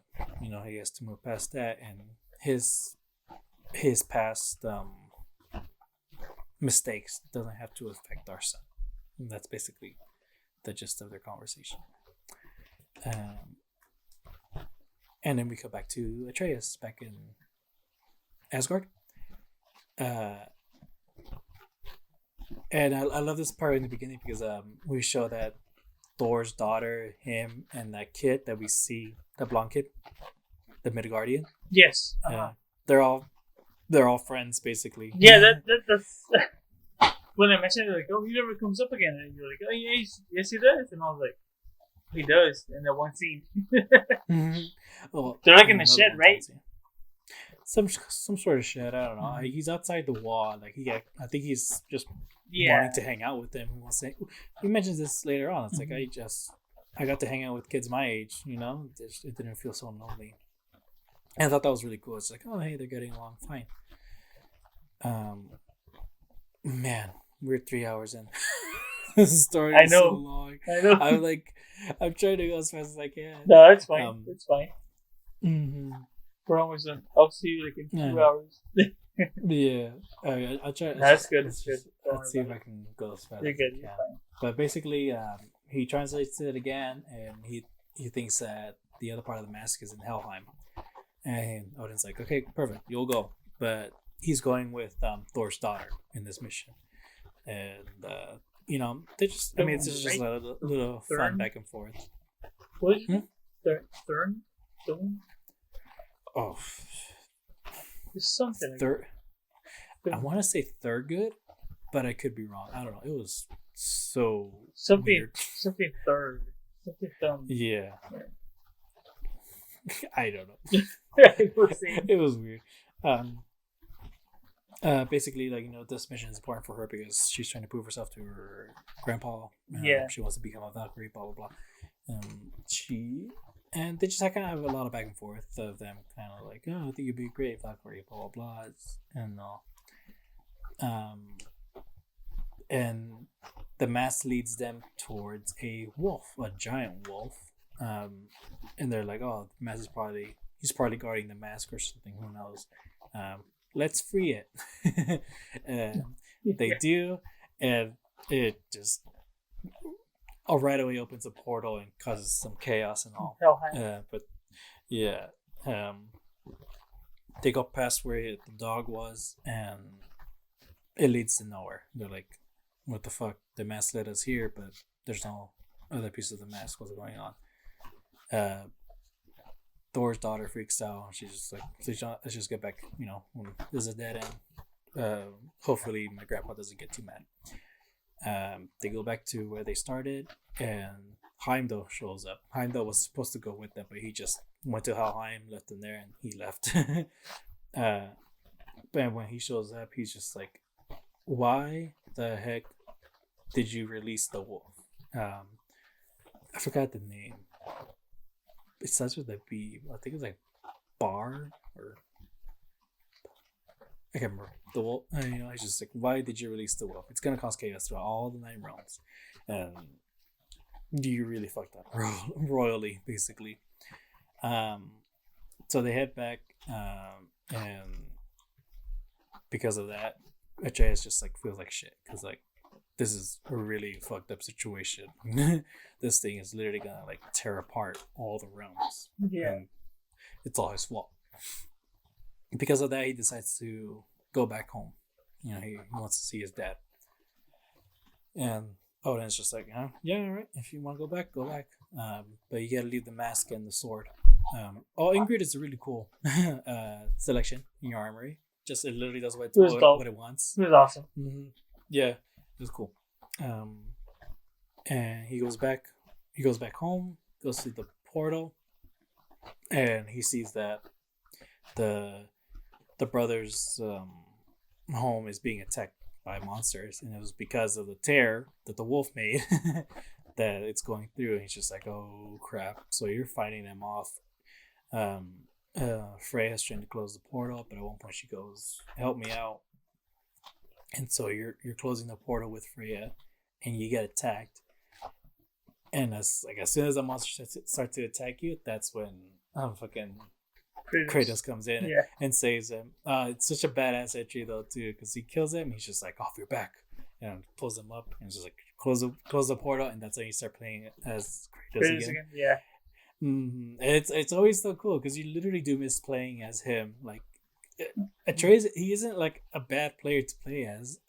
It's just he ain't Kratos. Exactly right. You want to get those heavy hits in. Yeah, for sure. And then so you're just going crazy with it, using all the weapons you can, blah blah blah, and you manage to close the portal. And I love this part. They go up to each other, and Kratos asks him, "Are you Kratos or Loki? Like, who are you?" And Kratos, are you Atreus? Who are you? And Atreus hugs him, and he's just kind of like, and then that's for him. That's confirmation. Like, okay, he's Atreus in the situation. He hugs him back, and he pulls away from the hug, and he's kind of like, oh, because Atreus he's not letting go, and he realizes like, oh, this isn't a I miss you hug. This is like, I really need you. Yeah. He doesn't like, what happened? Like, what's wrong? He tells him like he released some wolf in Helheim, and Mimir's just like, you released the wolf? And it's just like, why would you do that? And it's just like, I don't know. I was trying to find something. And he's like, yeah, this is a fuck up. This is a fuck up of epic proportions. Just the way he says it. It's so funny.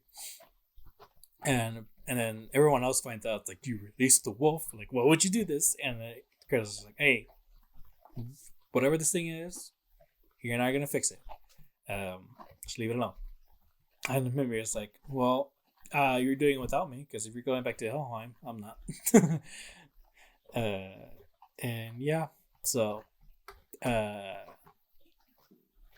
Atreus and Kratos go to Helheim, try to fix this whole thing. And dude, their conversation, it's just this constant, I'm trying to do the right thing. It's like, well, I'm trying to do the right thing. It's just, but they're not telling each other anything at all. It's so annoying. Just say the truth. Come on.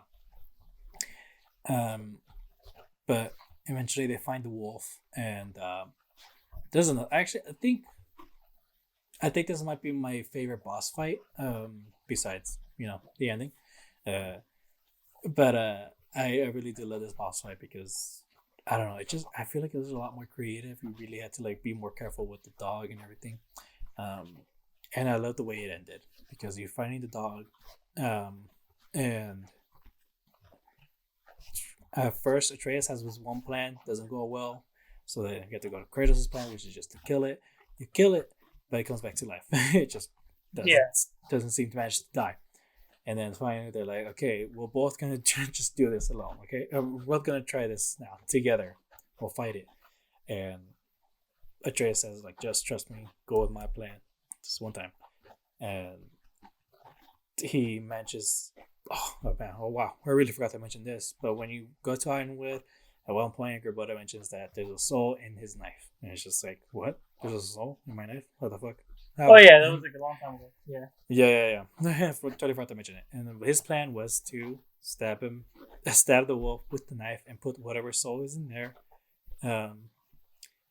into the wolf. Yes. And it turns out the soul in there was Fenrir, the one that died in the beginning. And I love this moment because oh my god. So he puts the soul in the wolf, and later on they find it, and it's super scared, it has no idea what's going on, and they're like, hey, it's me, boy. It's just like, you're okay, you're safe. And once it realizes it's Atreus, it's just like being happy and walking around like, hey, what's up? And as Atreus is explaining what his plan was and like what happened, Fenrir fucking like goes down and starts crawling towards him, but like he's getting bigger towards the camera. It's such fucking adorable. I loved it. But yeah, and so Kratos is just like, sit home, and then it leaves. So they go back home, and they had this another fantastic moment, where before they open the portal to go back home, Kratos is like, I really fucked up. Like I was going back to my old ways to try and protect you, and I just basically he doesn't know what to do without him in a sense. And I try to say the same thing. It's just like, I already had no idea what to do without you, and look what I did. You know, um, we both fucked up in this situation, but let's um no, he says it. Let's still both try to do better. And Kratos goes, "Yeah, you're right. I'm sorry for like being what I did." And Atreus goes, "Don't be sorry, just do better." Yeah. Which is What that's he in the told him, right? 2018. That's so good. I loved it. They make a promise to each other. Like if they don't know what to do, they just gotta think, what would the other person do, and Yeah. they try to go for that. Beautiful, beautiful moment, honestly, and really like pivotal moment in the story. I loved it. What's next? I can't remember. I know they go back home. I think.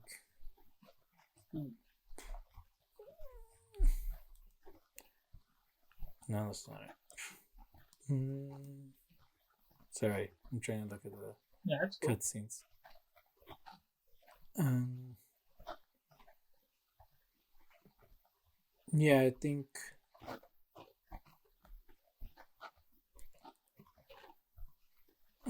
I think they're just trying to gain an army together. Because I mean, it's basically getting ready now. They're getting ready for war. And Freya is the one that decides, let's get my brother's army. So they go back to her realm and they find out that her brother got kidnapped, and so that someone else, I forgot who it was, and so now they got to come up with a plan to free him. Um, I'm just gonna cut to it, but this is the boss fight. I get timed though, dude. Oh my awesome, god! dude. Holy shit! I mean, you're traveling with Freya, and as soon as you meet Heimdall, fucking, she's like, let's fight him together. And he goes like, no, you gotta save your brother, and she goes, fine, like I'll see you later, and it's such a cool line though, because she's like, we know how this is gonna end. You're gonna kick his ass, Yeah. not because of prophecy, not, it's just because You you're can gonna do get it. this Yeah. done. Yeah. And so, I mean, what did you think of this fight? Dude, What I was your fucking process? hated the fight. I fucking hated it, but it's like once you get to like the R3 and L3 when you click on the buttons and you just fucking stab him in the fucking shoulder with a knife. I was like, let's go, baby. Fucking awesome. You fucking rip his arm off. That shit was awesome, dude. God. It was so sick, dude. I love the progression of the fight, because you throw the spears and he catches it, and when you have Yeah, it explode, and he's just like, oh, yeah. fuck, what the hell? And then when you do that, that stuns him enough for you to go for a hit, and it's like 1, 2, 3 punch, but he dodges them all. It's like, fuck. Yeah. So then you do it again though. You try to replicate it, but he's still kind of staying in the same spot. And what that does is that he deflects it, the spear goes to the ground, and you explode it again. That's another stun. And again, 1, 2, 3 punch, no hits. This time you gotta throw the spears close to him. You can't throw it at him. He'll just block it somewhere far, and you can't get to him. You gotta like really plan it out. And then once you stun him, again, it's another 1, 2, 3 punch. But in the second punch, you grab one of his arms, and that's when Kratos goes in for a punch in the face. Yeah. But he goes fast with this one, like boom, and he manages to scratch him. And that scratch, it was the best feeling ever. You're like, fuck yeah, dude! Like, screw you. Oh my god, it's so good. And after that, though, he just starts going crazy. Like, no, you can't do this to me. Like, I don't get hit. Blah blah blah. He just starts going insane. And when you finally like beat him in that moment, that's when he he just manages to throw the spear at his arm, and you think he's gonna go for the kill, but he's like, no, like I'm gonna stop it here. Oh my gosh. Heimdall reads his mind in that moment, and he's just like, "What was that? Like, what are you? You're gonna give me pity? Oh, Like, you you think you can like just decide how what my fate is? Like, no. It's just, and I love this too because he's always had the upper hand. Heimdall always has the upper hand. But this one time, Kratos has it, and he goes, "Nah, fuck you. Like, I know I'm the best." Basically. Oh my god. And he fucking threatens Atreus, and that's when Kratos explodes his arm off. She was awesome. It's so good. Um, but then once you finally beat him permanently, holy shit, this one's brutal. Fucking, you punch him, and then he starts choking him out, and fucking, and like in his Heimdall's last words is he's looking at Kratos and goes monster, which is like he knows that's what Kratos is thinking. He knows that's gonna hurt him. And it's a pretty brutal death, but I love it. Oh my god! When I was playing that and I saw that shit, I was like, "That's not that bad. He's done worse." I'm sure he's done worse. Yeah. I don't know. I mean, for me at least, it was like holy shit. Yeah. No, this one was pretty fucking crazy though. Mm-hmm.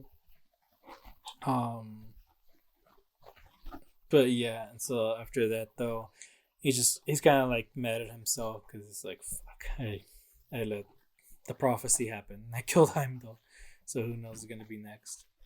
I didn't mention this, but like in this part of the quest, fucking Odin takes the moon, and so Skull and Hati can chase it, and so we have to get the moon and put it back into the sky. Oh, and all yeah. that. Mm-hmm. And what that does though is that Atreus has to like shoot an arrow to the sky so that one of the wolves, whatever, follows. Yeah. And changes chases the day. the moon or chases the sun, right? Mm-hmm. Yeah. But Atreus goes, if I do this though, like this is literally the beginning of Ragnarok. You know, this is how everything starts. And Kratos goes, we're doing this because it's just the right thing, not because the prophecy says. But yeah, they managed to rescue Freya's brother, and then I think they just go back home after that, don't they? Yeah, it was something like that. They go back to. I forgot to mention this. This time when they go back to the camp, fucking, they meet this guy who was like a pig. Do you remember? Yeah, they mentioned that he was the pig that got shot by Atreus in the 2018 one. I remember something mentioning about like the pig. Yeah, I was genuinely confused by this. Apparently, the guy that we meet, you know, he's the pig that we shot in the beginning of the 2018 one. Apparently, was human. He was just stuck in that form for some reason. I don't know if this was like a side quest or something, but apparently he's human again. And I don't know. I was so confused. Okay, I do remember that thing. Something about like it was so. being a human and that's it. Mm-hmm. And it was so weird though too, because like in every video that I've seen, whenever like, people were like, "Oh, it's the pig," like they somehow knew this. I'm like, where was this information at at all in the game? I don't understand. Before I ran out of battery. But okay, yeah. Anyway, they go back home and they say you know, they're getting the army ready. They're gonna try to get the armies ready.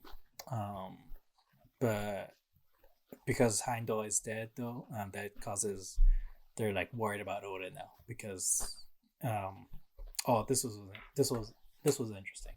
They mentioned Heimdall is dead.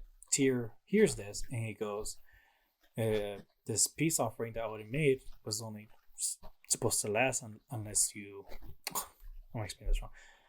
that peace was supposed to be between the two of you as long as you don't kill any Asgardians cause. And now that the truce is broken, Kratos goes, I never agreed to the truce. And Tyr goes, but he still honored it though. Like, why is Tyr defending Odin in this situation? Weird. Whatever. So to kind of give themselves time to prepare, Atreus decides, I'll go back to Asgard. I'll try to look for the piece again of the mask, just to distract him long enough, and hopefully I can get the mask away from him. Kratos doesn't like it, but he's like, "Fuck it, fine, go." Before he leaves, Sindri goes up to him and gives him this thing that's like, if you need a quick getaway, use this. Which is useful. I forgot to mention this, but when Atreus goes back to the house after the first time after releasing the wolf, remember? He goes back to the house and Sindri goes, "It's you." Wait, it's you. It's just, like his reaction, it was funny. So he goes there and he tells Odin, there was a mistranslation. It's not this place, it's this other place. Blah blah blah. So they go there, and you're with Thor again. But you're supposed to go with Thor, but you can't find him anywhere. And turns out he's at the tavern, basically getting super fucking drunk. And it sucks because, again, we find out that he's been trying to quit drinking. So that means he went back on drinking into the situation, got super drunk, and his daughter was very, very disappointed with him. And you'd think she would walk out, but no, she just kind of goes, I know this has been hard for you, but like, I'm here for you, blah, blah, blah. And he just feels bad because he knows he's fucked up. But they go, but she leaves and they just go try to look for the other mask.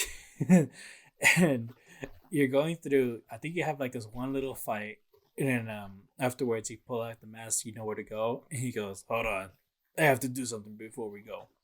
He just straight up he's all throwing up. Yeah, he just throws up. What's he doing? Yeah. Like, I'm literally looking one way. He says, I have to do something. I'm like, what the fuck do you have to do? I literally like, turn around the camera. Same. What the fuck do you have to do? And you can tell, like, oh no, he just does it. That's great. Now this part though, this is where Atreus is trying to like connect with them, and he goes, really, I don't understand what you're going through. A half giant trying to express his dad, but the kid doesn't really, no matter what he does, he just can't somehow get his approval. You're like, you really don't think I connect with that?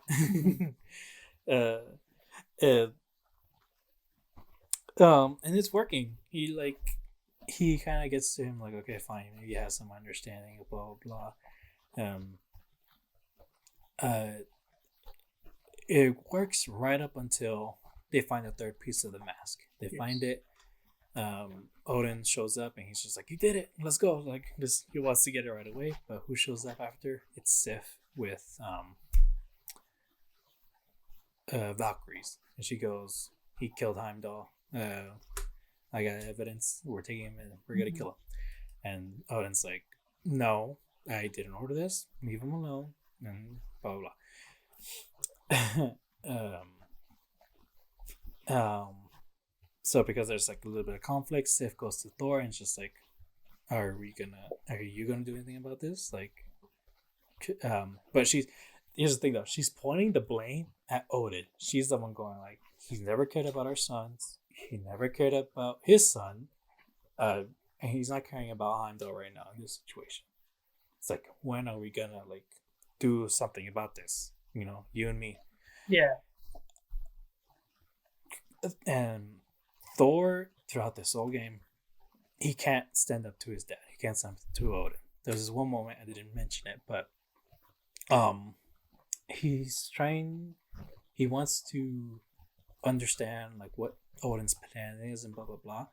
And he says something like, I could explain it to you, but I can't help you understand it for you. Basically, just calling him stupid. Basically, throughout this entire time. Um, but yeah, he can't send up to Odin, and so if he can't do that, he takes it out on Atreus. So he's like straight up about to kill him in that moment. So he's like, "Oh, gotta go," and opens the portal. He has the mask on hand, and just leaves. um, Now, in this moment, he's back home, and things take a turn. Yes, he did. Ooh, God. So he shows them the mask, and he's just like, "Hey, this is the thing that Onan wants. Like, we have it. Let's just go." you know. Um. When Kratos killed Heimdall, he also took the horn. Basically, what that horn does is opens all the realms. So they're like, let's gather everyone from all the realms. Let's do it. He has the mask. This is what he's gonna be looking for. Blah blah blah. Tyr shows up and he goes, "Oh my gosh, you have the mask. Like, this is the thing he's been looking for." And he goes, and well, okay, I was wrong about their plan. Sorry. They came up with the plan to sneak into Asgard and use the mask and kill Odin to hopefully figure out a way to kill Odin. That was the plan. Not sneak in, but like, go in there with everyone. No, it was to sneak in. Oh, was it sneak in? Them, Okay. yeah, that together. It was just to sneak in, and they're like, "But how are we going to do that? There's no way to get into Asgard." And he goes, "I know a way into Asgard." Here. Yeah, Tyr knows a way to get into Asgard.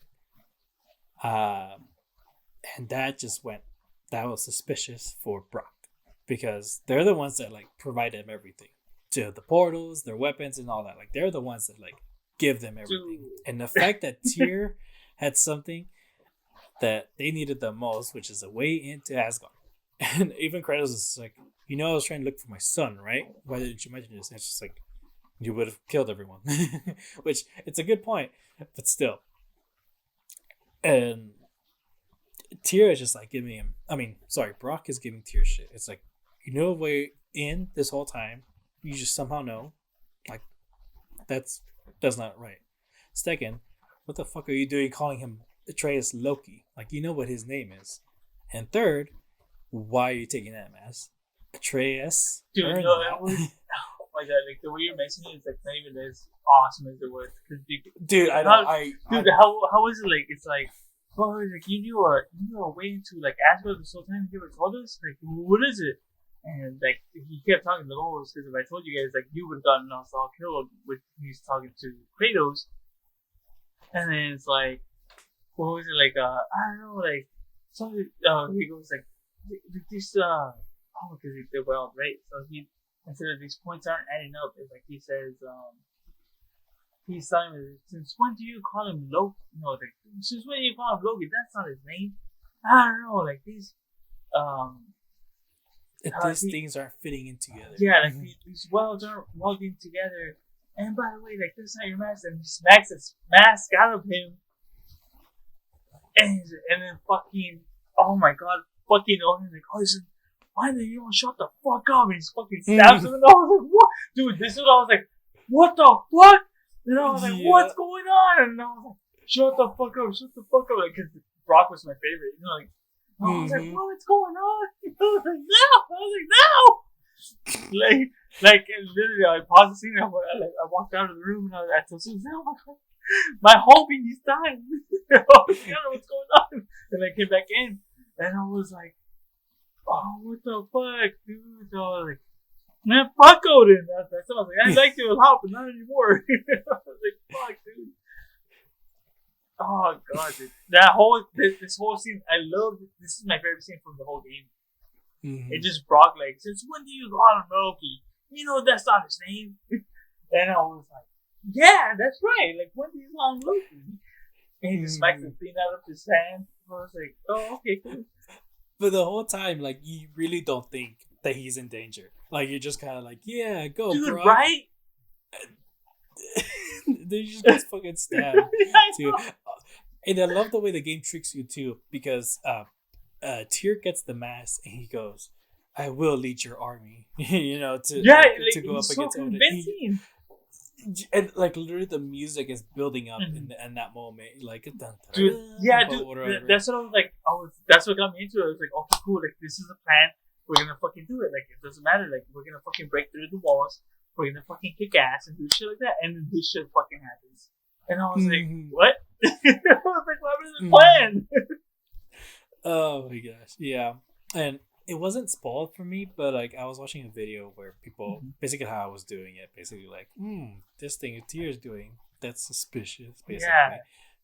But like even in that moment, I was kind of like, what's gonna happen? Like, it's obvious when you look at it now, but like even I'm like, what's happening? But yeah, and then in every video I saw people's reactions to this, they're all like, basically, we find out Odin was disguising himself as Tyr this entire time. And when that review happens, and all the videos I've seen, people are like, you motherfucker. How dare you? It's funny because I texted him, because my brother, he finished the game a long time ago, right? And then he's like, let me know where you're, like, let me know where you're at, like, specific points. I said, I just did this. All right, for sure. And then I just texted him, man, fuck Odin. Fuck that bitch. So like, oh, you're there? Yeah. And then the scene got super intense though too, because you find out it's Odin. He grabs Atreus and he's just dragging him back. You know, dude, it's just like, right? Hey. Yes. And Freyr, and Kratos are there, like they're ready to attack, but he's just like, it's like, hey, Freya, the guy's in danger. You better go heal him. Oh yeah, like he's saying Freya, he's like, you can't be in two places at one time. And then he doesn't have the mask. My bad. It's Freyr that has the mask, and so he gives like, it to I got him, the boy. Yeah, give me the mask, and let the boy go. Come on, and you know they don't have a choice. They do the trade. Freyr tosses the mask up, you know, super high, and that causes Odin to get distracted by it a little bit, and then Atreus bites him as his wolf form, which is great. Yes. That's how he manages to get away, and then he's at the door where like his other raven. Yeah, I didn't mention this, but like the entire time, Odin has two ravens, but the entire time you only see one. Yeah, and that's because his other raven has been in the closet this whole time. So telling him like, "Hey, get here now." They're all getting together. Blah blah blah. And so he has the mask, and he's just like, "Well, I guess this means war." and right when he's about to get away, fucking Kratos pulls out a spear, throws it at him. But he throws it at the mask, so now Odin gets away without it. And they're just kind of like, holy shit. And Brock, he goes, I know what you did. You gotta let go, and I forgive you. And then he does. And there was this really interesting moment. Whenever, in both the 2018 and this one, whenever you see Brock and Sindri teleport, it's always like off camera in a way. You know, something is in front of you, like someone's gotta walk past or something, or they walk past something and they disappear. It's almost like, to me, it always made me think that they were somehow going through like some very thin portal. That's how they disappear or something. But in that moment when Brock dies, Sindri's holding him, disappears. And he just like, it's like, I don't know, it gets sucked in or something. You see the waves, right? But they just disappear. You see the way they teleport. You finally see it, and it's just kind of like, it just gives you that little extra shock of like, oh, what the fuck? And yeah, it's rough. Dude, it's so rough. And it's not just that. It's just like what happens afterwards when you encounter Sentry again. That's the one that hit me the most. I was like, because I'm not like the one to cry like in games or like movies and TV shows and stuff, but like we'll get to it, I guess. But I mean, basically, the creators, they keep hitting you over and over after this with just feelings. It's crazy.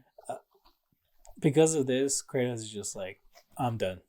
We're going home. Let's go. That's true. Yeah, he was like, yeah, we did what we did, and yeah, it's just basically like, this is one death too many already, and I don't want to deal with this. So they go home, and as they're heading home, Atreus goes, Father, I want to hunt. And Mimir is like, we'll follow you, whatever you want. They get there. And, oh, dude, I'm literally getting emotional just talking about this. Holy shit. He goes, they ask him, what do you want to hunt? Deer. Okay. Where do you want to go? In the direction of deer. And he says that. And that's in the 2018 game, if you remember. And so they just go and they want to talk to him. It's like, do you want to say anything? He ignores us at first, but then later on he goes, I just keep replaying it in my head. How did you not see this coming? Basically, and they're kind of like, we all didn't see it coming, dude. Yeah, no one did. You can't blame yourself. They find a deer, and he aims, and he says, "What is it? Accuracy over speed." Basically, what his dad taught him. Mm-hmm. And right when you're about to shoot, you literally like press the shooting button, you know. And right when you do that, Kratos puts it down. He's just kind of like, "What are you doing?" You know, I think he was about to say like his guard's gonna be up now or something, but no, he didn't say that. But I think he could have. But Kratos goes, when an animal is wounded, it hides and licks its wounds, and that's what we're doing. We're hiding, and this is just coping, and this is just a distraction. But basically, they just gotta make things right now, you know. And so they decide to go back to Rock and Sindri's place. And as they're walking back, though, they see the bear that fucking Atreus killed in the beginning. Just to kind of show again, like, doesn't matter what the intentions were. Doesn't matter. We should have seen this coming. We got to make this right somehow. You know.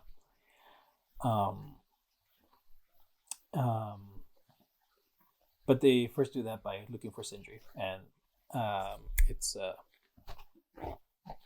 Atreus that figures out that Sindri's going to be at the bridge. The bridge, yeah. Mm-hmm. They ask him why. It's like, how do you know that? He says, that's where Rock and Sindri made up. That's when they became brothers again, basically.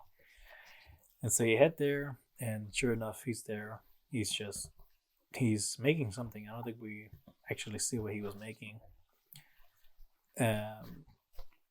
Atreus is trying to apologize, but Sindri just isn't having it. He's like, I gave you. He's mourning hard. Mm-hmm. He's mourning hard. It's like, I gave you everything. Showed you my secrets. My secrets, what is it? I gave my secrets. I gave you my craftsmanship. I gave you my friendship or some shit like that. And he's like, what do I get in return? Nothing. Fucking family. And I was like, oh my god, no, I'm sorry. Sindri, I'm sorry. Like, it's not my fault. He goes, if you want to help, it's like, if you want to help, get the fuck out of my face. I was like, what? I was like, there's Sindri. I'll be back next game. Oh man, I don't know what they're gonna do. Oh my god, I don't know, man. Like that one hit me hard though. When he was like saying like, what do I have left? Fucking nothing. I was like, oh fuck. Like, I'm sorry, dude. And in that scene, you don't see him with gloves. In that moment, he like has them off, and they're just filled with blood, basically. So he doesn't care about being clean anymore, and honestly, it's a horrible look. I don't like it. Oh shit! You know what? I totally forgot that he was like a clean freak. I forgot about that. Oh, it makes me sad.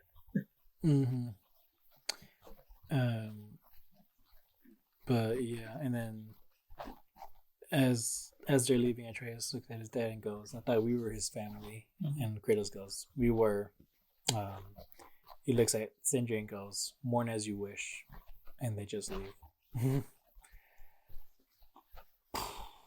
But yeah, that was a rough scene. Great scene. But yeah, dude, great. My favorite of the whole game, actually. And I don't know if it's in this moment or after, but at some point, uh, if they give you the option, like, do you want to go? Basically, do you want to go to the main story, or do you want to explore some more before we really get to this? Get to war and all that. In every video that I've seen, everyone goes, "No, we're going to war." Just like everyone is pumped up, like revenge. But that's something Kratos brings up. It's just like Atreus says we gotta get justice for Brock, but Kratos is just like, this isn't justice, it's vengeance. Everything. Oh, I love that. I love that when he said that. Like was it Atreus that said that?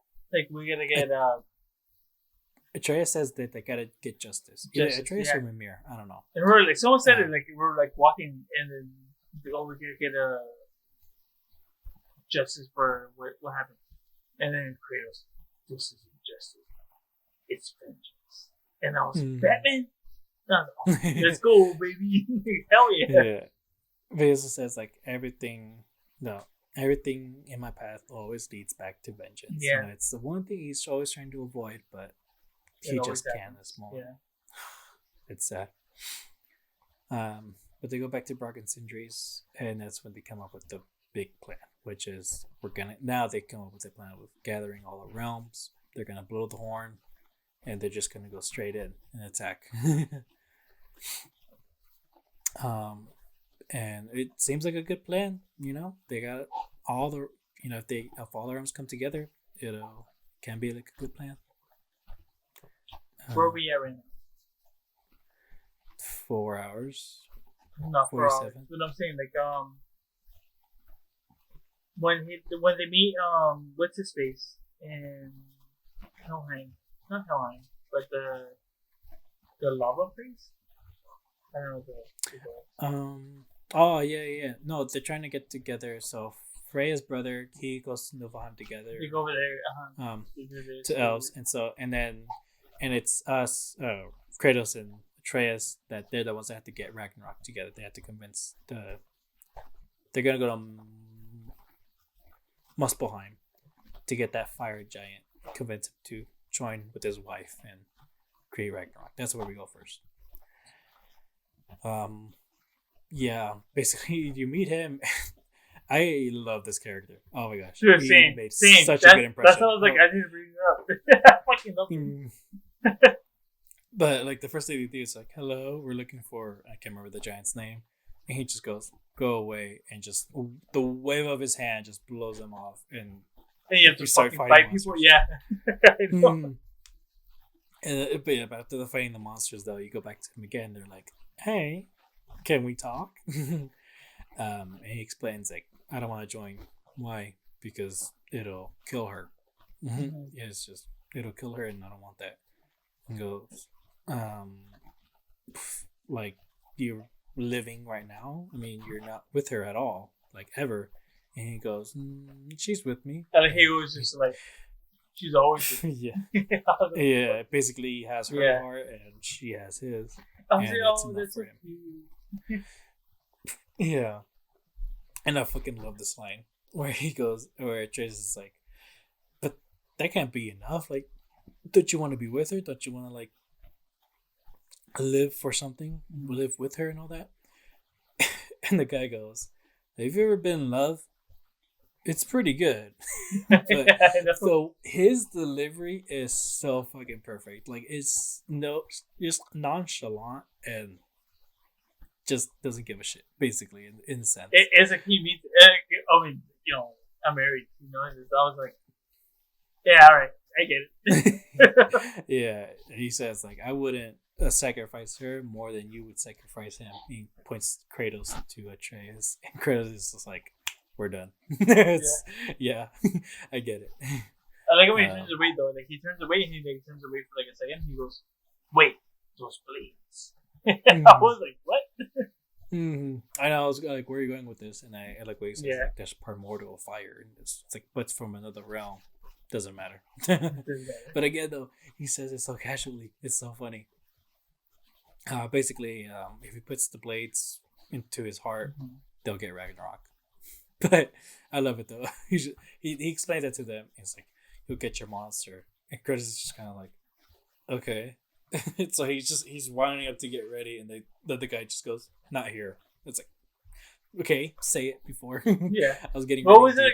Come on. What did he say? Like, okay, so then he like when he does it, he stabs him right, and he goes, ah, he's all screaming, and he like takes him off.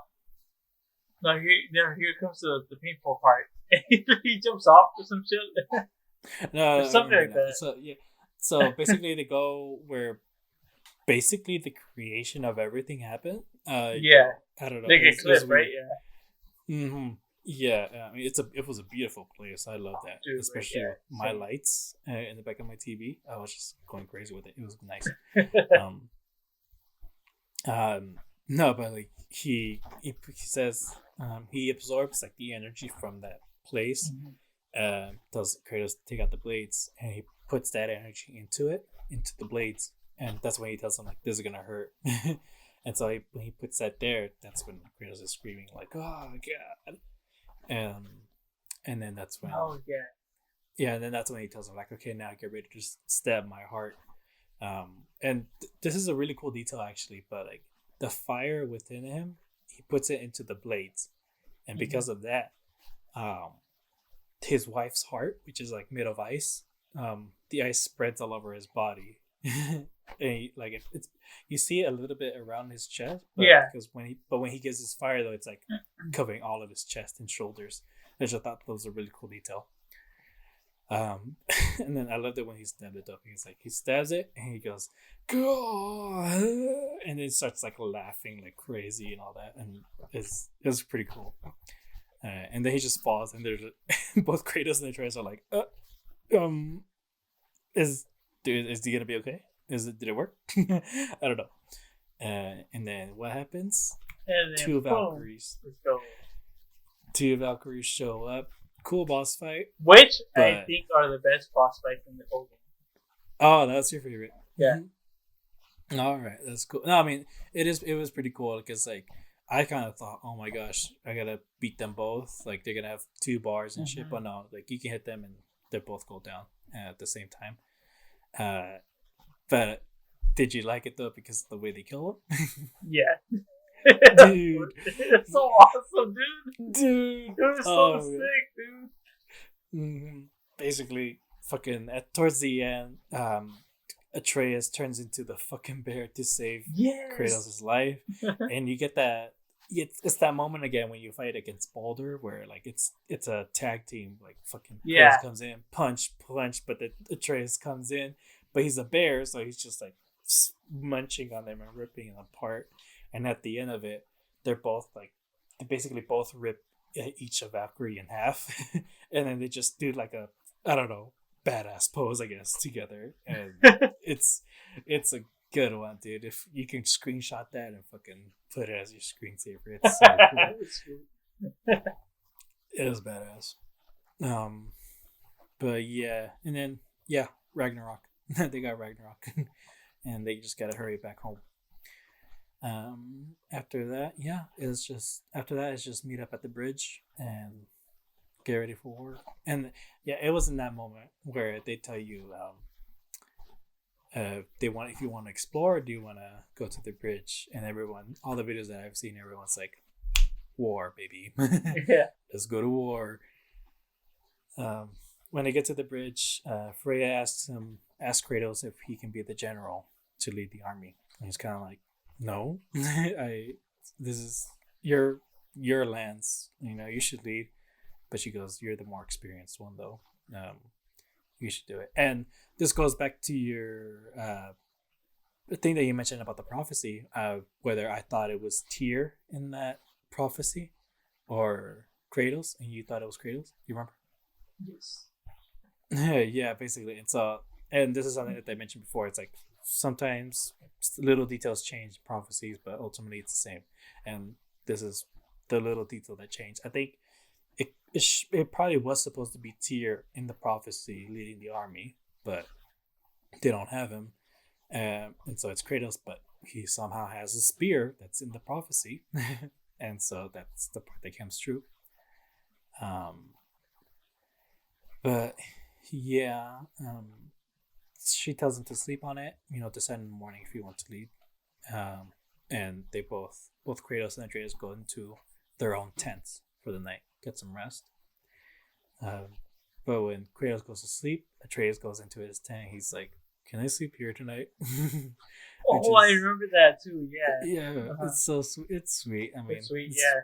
probably their last night together. So, um, Atreus can't sleep, and so Kratos is like, "Oh, great, okay, I'll tell you a story." And Christopher Judge, fucking amazing acting in this moment. But he tells the story of this old man who would deliver wood to his town every day for many, many years. And at one point, he just starts getting too old and he drops the wood and he asks for death to come and just kind of like end his life in that moment because he just can't do his job anymore. But like as he's telling that story though, it's almost like he's about to break down. Like as he's going on. Because the story is ultimately about himself. Like he can't part of him can't really go on anymore with just going on this vengeance all the time, going to some war. And he even mentions like I really hoped I could have avoided seeing my son go to war. But that's not gonna happen. But Atreus falls asleep in that moment, and so Kratos goes to sleep. And we get one last dream of him and his wife. And the gist of it is that when she dies, he shouldn't close himself off. Open yourself up to love, either with his son or to someone else, and he'll always find a reason to live. Cool moment, and this one really like comes back later on. But he wakes up Atreus to go to ready, and when they meet Freya, he decides, "I'll lead your army," which is at one hand it's sad because he doesn't want this, but on the other though it's kind of badass. You're gonna lead an army, baby. um, um, but yeah, they go to the bridge because that's where they're gonna blow the horn, and he opens the gate for them. And as everyone's walking through, they're like, "General, general, general," and then Freya's brother, "Hey, what's up? I mean, sir." Sir. It was funny. It's because I love the speech. He goes, "I came to these lands to like run away from my problems. Um, I do not wish this war, but prophecy did not bring us here, nor will it help win this." And he says, "War is won by those who are willing to give up everything." And that if that's the cost of vengeance, so be it. And everyone else gives their own little speech too. And the music in this moment, holy shit! he, he takes these steps to talk to them, but then he comes down and then he gets the horn ready and starts blowing it, and light comes out, and you see all the doors from the other realms lighting up. And again, the music in this moment, fucking perfect. Sorry to any Avengers fans, but like this is way better than the Endgame one. God. Dude, this is so good. Holy shit. Oh man, but I mean, yeah, it's fucking incredible. And then the one for Asgard opens up, and he just like, "Be ready," and he goes in, and you see fucking everyone just going flying in, running at it. Just everyone's together, and they're all gonna get ready to fight Asgard. As you see the elves flying, Freya's brother, he's like, "Yeah, let's go!" Woo. Fucking Thor comes in, knocks one out of the sky, and then falls like right in front of them. He's just like, "Fuck." Yeah. And he goes, "Hold on," and he sticks his hand out, and I was like, "No freaking way, Ingrid!" It's his sword, and he summons it, and he manages to fly away. He apparently could fly with it this whole time. Yeah. And yeah, it's just they see the weapons that you saw the dwarves were making for Odin. Those were like laser cannons, I guess, to try to destroy each Yeah. of the bridges. Um, and yeah, they were just like, get there, let's destroy those things, and we'll see where we can get to the wall, how we can get past the wall. And what was your thought process throughout this whole battle? I mean, everything. Once you walk into like the fucking portal and you Mhm. saw that shit going on, I was like, oh shit, let's go fucking end game, you know? Mhm. And then I was like, okay, let's go. And then I was like, I don't want to finish the game though. You don't want to finish the game. Yeah. I get it. Oh my gosh, dude. Like, honestly, like, yeah, part of me was like, let's go to war, but then also part of me is like, what's gonna happen? I don't know. I'm scared. Man. But yeah, and dude, I was trying to go in and be like, okay, I I cannot die in this part. I gotta like make it to the boss fight. Come on. Fucking not even like 5 minutes in, I freaking died and I had to use a resurrection stone or whatever no the way. fuck it's called. Yeah. I would have used it a lot. No, my gosh, I shouldn't have used it right then and there. I should have waited until I got to the boss fight because goddamn did I need it. But yeah, you're fighting just through everything. The music, it's the music actually like kind of sad throughout the entire gameplay because this is something that you've been wanting to avoid this whole time. But it's happening. You're here and you just kind of gotta get through it. And as you're going through though, you're fucking losing armies. They're managed to destroy the Right? portals, and you lose. I don't know, what is it, Helheim or something. You lose some other place, Niflheim, I think. I don't know. I don't know. Yeah, Niflheim and all that, and they bring that up. It's just like we're losing armies, and they can't. And Odin's army keeps coming back to life, and so they're fucked. Um, they um Thor comes into the fight, but luckily that's when Jormungandr shows up, and but it's not the one that we've been hanging out with. It's the one that Atreus created, I guess you can say. And I really like that too because he shows up because in the 2018 they say like, oh yeah, Thor and Odin apparently, Thor and Jormungandr fought, and apparently Thor hit him so hard that he threw them back in time or something.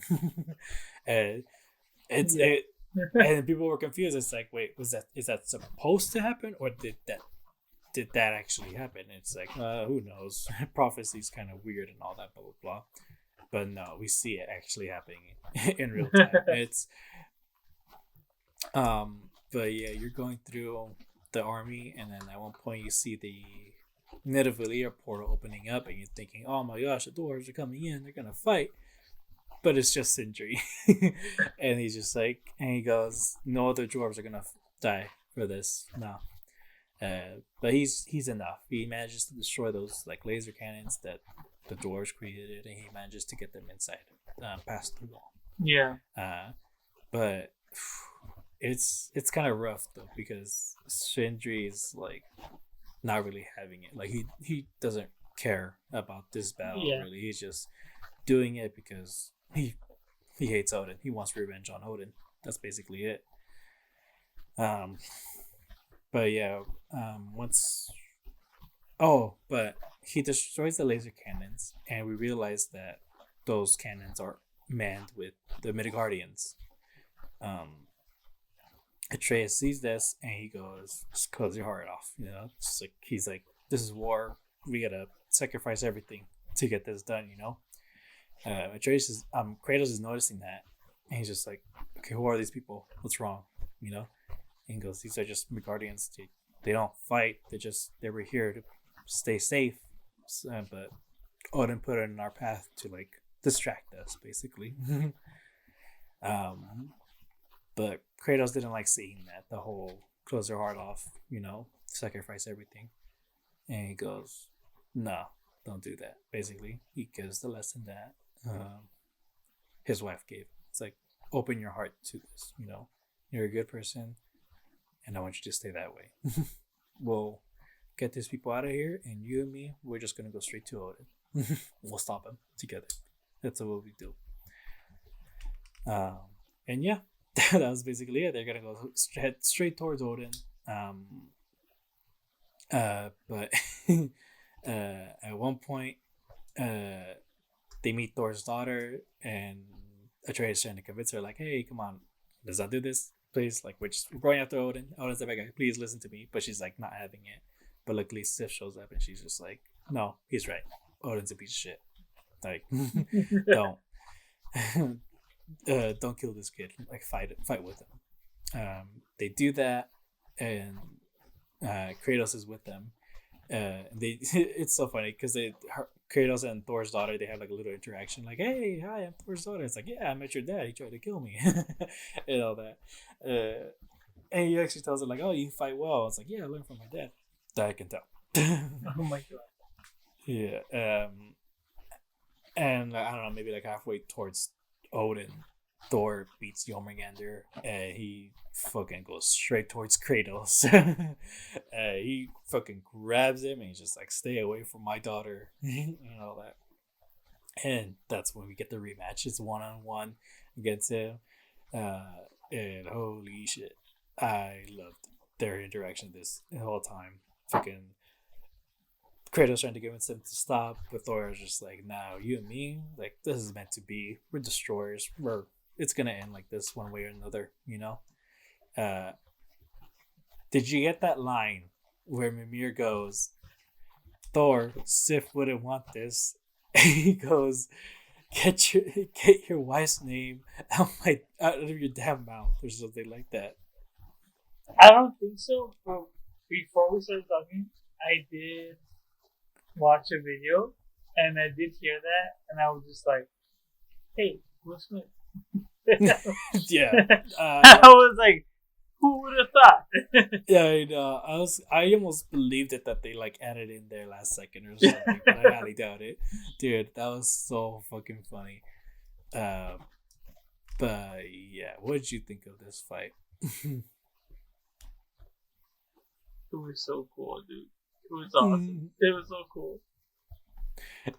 It was so amazing until what happened. Mm-hmm. Wait, I love that part of the fight though. It was actually right at the end where Oh yes, the axe and the hammer is clashing together, but like boom, boom, boom. Yeah, that was so good. I think that was towards the end of the fight. But that was the end of it. Yeah. Yeah, and Thor's down. He's just like, "All right, you know what? Finish it, do it." But Kratos is like, "No, that's not the kind of god that I am, my guy. Okay, we have to be better than this for our kids. You know, that's the one thing he keeps honing in on. It's like, for your kid, do better for your kid. Come on." And he does it. Fucking, he gets up. Odin shows up, and he's just like, "Are you guys talking? Why the fuck are you talking? I love that part. You don't. Why are you talking? What is it? What? You're talking? Pick up your hand and kill him. He shouldn't be talking." And I was like, "What?" Mm-hmm. And he goes like, "You don't talk, you kill. You kill. Yes, I say yes, you kill." yes. Oh my god, dude. He drops the hammer and goes, "No." And fucking in that moment right there, fucking Odin gets his staff and stabs him right in the chest. And this is when you see like the real Odin. He kills Thor. His daughter, Thor's daughter, shows up, and she's just like, "No!" And Odin immediately goes, "They made me do it. You know, I didn't have a choice on this." It's like, "Oh, you motherfucker! Are you serious right now?" Like, no. What is it like? You see what they made me do? Like, no, you see what they made us do? Or some shit like that. But like, he's already putting the blame on someone else. Mm-hmm. And like literally, the staff is in Thor's chest, and he's like, "They made me do it." Like, are you fucking kidding me? Oh my gosh. The daughter tries to go for the hammer, but Odin picks it up first and just flings her away. Dude, I know, right?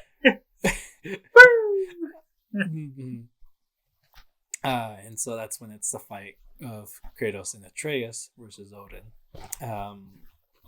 And what did you think of the Odin fight? At least this first part. Or would you rather just get to the second? It was alright. I mean, not my favorite of the whole game, but I mean, if I compared it to like the final fight with Baldur, I think Baldur is better ultimately. It was really just the cutscenes. Honestly, that was the best part because you beat him. yeah. Because you beat him the first time, and well, no, you don't beat him. Actually, you get his life bar low, but and gets you down, and he's just like, "You really thought you can beat me?" Blah blah blah. Mm-hmm. That's when Freya shows up, and she like cuts him trapped in the spell. She fucking tells him off. It's like basically fuck you and bow down to your queen. Basically. Oh yeah. That's badass. But he manages to get away from that. They go down to where the little tear is, and he tries to convince Atreus, like, "Come on, just put it on. Like, we can finally get the answers. Like, you know." No, that's when Kratos is like, "I trust you, boy." Yeah, it's a good one. It keeps letting him make his own decisions, and Atreus decides to break the mask, and it gets sucked into the thing. And fucking Odin's just like, "No, why'd you do that?" It's like, why would you do that? What was this all for? You know, basically, like, in that line, like, that's kind of a dark line, honestly, because everything that he ever did, every person that he fucked up their lives, like, it was all to get an answer for his own gain. For his own gain, and he probably thought he could fix it all once he gains his knowledge or something. But no, that it's not gonna happen anymore. And I love the line. He goes, "So be it." And that's when the fight starts again. But it's with Atreus, Freya, and Kratos, like all three of them. And he can actually like use both of their like rune attacks against him. I didn't use it. I didn't even notice it till later on. But yeah, you're fighting together and all that, and I love the sequence of those last hits. Fucking Kratos comes in, he's punching him to the ground. Fucking at one point, Freya swings Atreus like so that he can kick him down, face, right? Kick him in the face. Freya kicks him in the stomach. Kratos comes in punching again, and then Atreus comes in like slamming him with his bow, but then locking him in and just swinging him down. And it's like fuck, they fucked him up in that moment. It was sick. And again, though, he says like, "I didn't have a choice on this. Okay, I didn't have a choice," and he throws back his words. He goes, "There's always a choice, you know. It's just like, just stop this. Like, it's done." And Odin goes, "I'm never gonna stop." And he goes, and Atreus goes, "I wish you wouldn't have said that." And he like puts his hand on his heart and does a spell that he did with Fenrir, puts his soul into the marble. And the image that you see when he comes down, when Atreus is holding him and he's dying, it's the same one that's supposed to be Kratos in that moment, but it's Odin. No shit. Which again, it's little changes, but ultimately the same in the end. And yeah, that's how they stop him. They put the soul in the marble. Kratos holds it, and he gives it to Freya, because he says that I'm not gonna make this kind of decision again for you. So here, and she's like, "I'll let it go." She gives it to Atreus. Atreus holds on to it. Fucking Sindri comes in, grabs it, and just smashes it. Just like, that's what happened next, bitch. Dude, that was fucking badass. I loved it. Ragnarok did show up at the battle at some point, but they were like, we gotta hold it back actually, because we need time to go up against Odin and look through the crack thing, but that didn't happen. But Ragnarok shows up in that moment. He's like literally about to kill them all, but luckily Freya's brother shows up, stops it from happening, and then Angrboda, she was also in the battle, comes in and saves him, teleports them out, and everyone makes it out except for Freya's brother. Sadly, that sucks. But the fact that she lets him stay to like sacrifice himself, that's sort of like the end of her arc. She's willing to let someone choose their own fate, not intervene, uh, and all that. And then yeah, basically they gotta rebuild after that. Everyone needs to. Atreus gets knocked out, but he wakes up, and everyone and you're playing as him again, just going through everyone. They're thinking him, blah blah blah. And at some point you meet up with Angrboda, and then Kratos shows up too, and she takes him to one last mural that we see. I can't remember the mural, the first part of the mural, but it's the second part. That's the second, the back part of the mural. That's way more important. I want to get your thoughts on that. I don't know. What was the mural? I forgot. It was of Kratos' journey, of him in Greece, then ending up in the Norse mythology. What was your thoughts? Do you remember? I don't, but it is important because he does come from Greek mythology. Leave it at that. Because I forgot what it was. Well, I mean, okay. Well, I'll just say that if it's what I think it is, every journey ends up somewhere. Well, I mean, okay. Well, I'll talk about the ending. Basically, they see the first part of the mural. Atreus tells Kratos, "There's still more giants out there. You have to find them. That's our responsibility." Yes. And he goes, "Are you scared of this?" And he goes, "Yeah." Well, that's why you have to do it, which is also in the game. Do you remember that line? Yes. Yeah, it was a good line. That's it. Yeah. And he tells him, "You're ready. You're ready on your own." Yeah, he goes off by himself. And I love the music in this part. It's so good. But yeah, so yeah, when he's gone though, he's just kind of like, all right, it's what the fuck is gonna happen next? Closes the mural. He's just walking around, but he knows the back part of it, and he opens it up. And like I said, it's his journey. You see pictures of Greece, those houses with the pillars, and then it's him in the Norse mythology myth. And then in the last panel, it's of him. It's painted in gold. You see his like red tattoo, and it's him being worshipped. Basically, people are, but they're worshiping him. But he's not portrayed as. Do you remember in the 2018 one where he sees like this vase and it's of him with the blades and he's just like like that? Yeah. Do you remember that? This one though, it's not. He's just a man, and again, like he's painted in gold, like he's shimmering. He's not some monster. He's not portrayed as some monster. He's just a man, seen as good.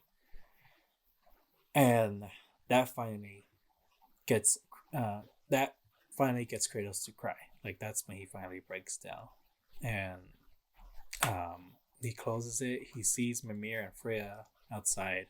They're asking like, "What'd you see?" And he goes, "A path that I didn't know."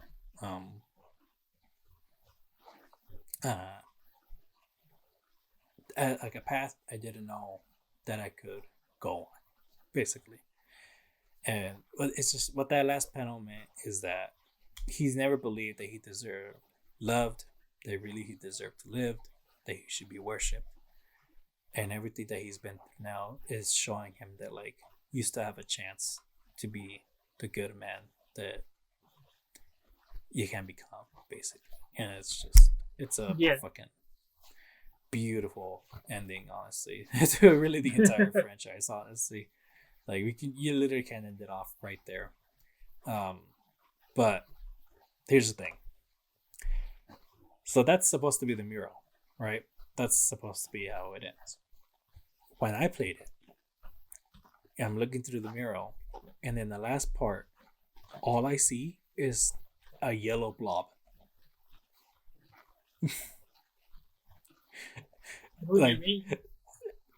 So what I was supposed to see is Kratos again. He's painted in gold. You see his tattoos in there. It's just kind of like like those how those Egyptian drawings. So they kind of like this to the side and all. Yeah. Like that. All I saw was a yellow blob, like literally just a little blurry blob right there. I couldn't tell that his tattoos were supposed to be there. And so when I'm seeing this ending, I'm just kind of like, what's going on? It wasn't until I saw someone else's gameplay or someone else's breakdown of it that like I got what that ending means. That's what I mean. It was basically what I said. Like he's finally being worshipped and like what and all that. And so I was just like, I was genuinely confused as to like what the fuck happened with mine. And I even went on Reddit, made a post going like, hey, this happened to me. Did this happen to anyone else? Like, did I do something wrong? And I never really got an answer. People were just kind of like, damn, that sucks that ending kind of got ruined for you. They just felt bad for me, but no one like knew what's happening. Dude, and I even like, I looked on Google and everything blurry ending or something. I don't know. I tried looking it up. Nothing popped up. I think my game just glitched out on me or something. Dude, you got the real ending, bro. Imagine. But yeah. That's so weird. I mean, that's the ending, but it kind of got ruined for me, sadly.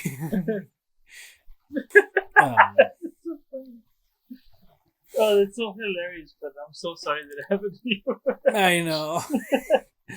I mean, I probably wouldn't have like understood that ending. Like I said, like I only know of this ending because of other people's breakdowns. Yeah.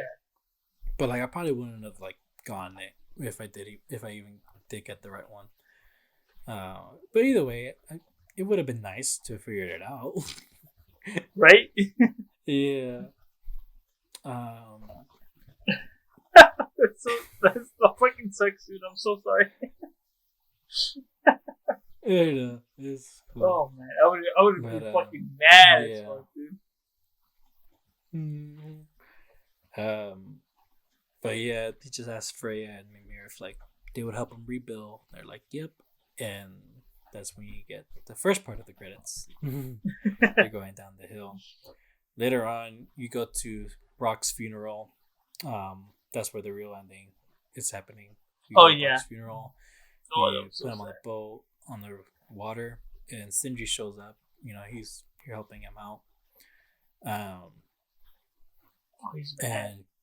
And oh my gosh, he is so fucking pissed off. Kratos tries to like grab his shoulder and all that, but he just pushes him away and walks out. And again, you see the way he teleports away. And yeah, but as soon as he's gone though, Mimir goes a hole. And he's like, "What? Yeah. What gets bigger the more you take a hole?" And it's like, fuck. And then that's when the real credits show up. One last thing before your thoughts. After the game though, did you try looking for that Valkyrie Queen? No, you know what? So like, once I finished the game, like I was done. That's it for me. And then I went to my mom's house maybe like 2 or 3 days after, and my brother was like, "Could you do this to do that?" Like afterwards, I was like, "No, I'm good." Okay. And he's like, "Just tell me what happened, and just tell me what happened." But what are you talking about? Well, for one thing, yeah, you meet the Valkyrie Queen. You try to.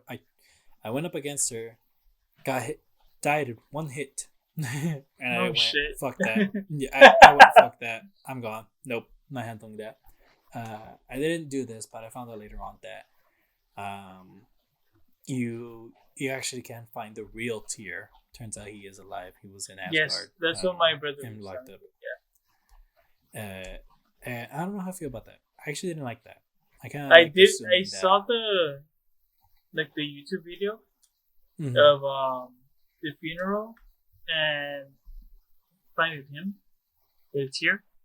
And I was like, "What's going on?" Because he was doing yoga. I was like, "What the fuck is going on?" But it was like, yeah, whatever. It wasn't really like anything special, honestly. Yeah, I mean, I just didn't like it because I kind of liked assuming that Odin killed him and the Tyr is gone. But Nah, he's there, so I don't know what they're gonna do with him. I think Tyr he's casted in like a special prison. Mm-hmm. But I think the only way you can find him is if you find all of the birds, Ravens. the ravens. Really? So I think the prison is in the raven place, and then that's why people are like saying, "Oh, like the." I just look it up. They say like the head, the Taco's head. The what is his head? What's his name? Mimir. Mimir. I think when you leave, he's like, oh, like maybe that's why he keeps like people in here like captive because he doesn't kill them. He wants to kill them, but he doesn't want to kill them because he wants to like shapeshift into them or something like that.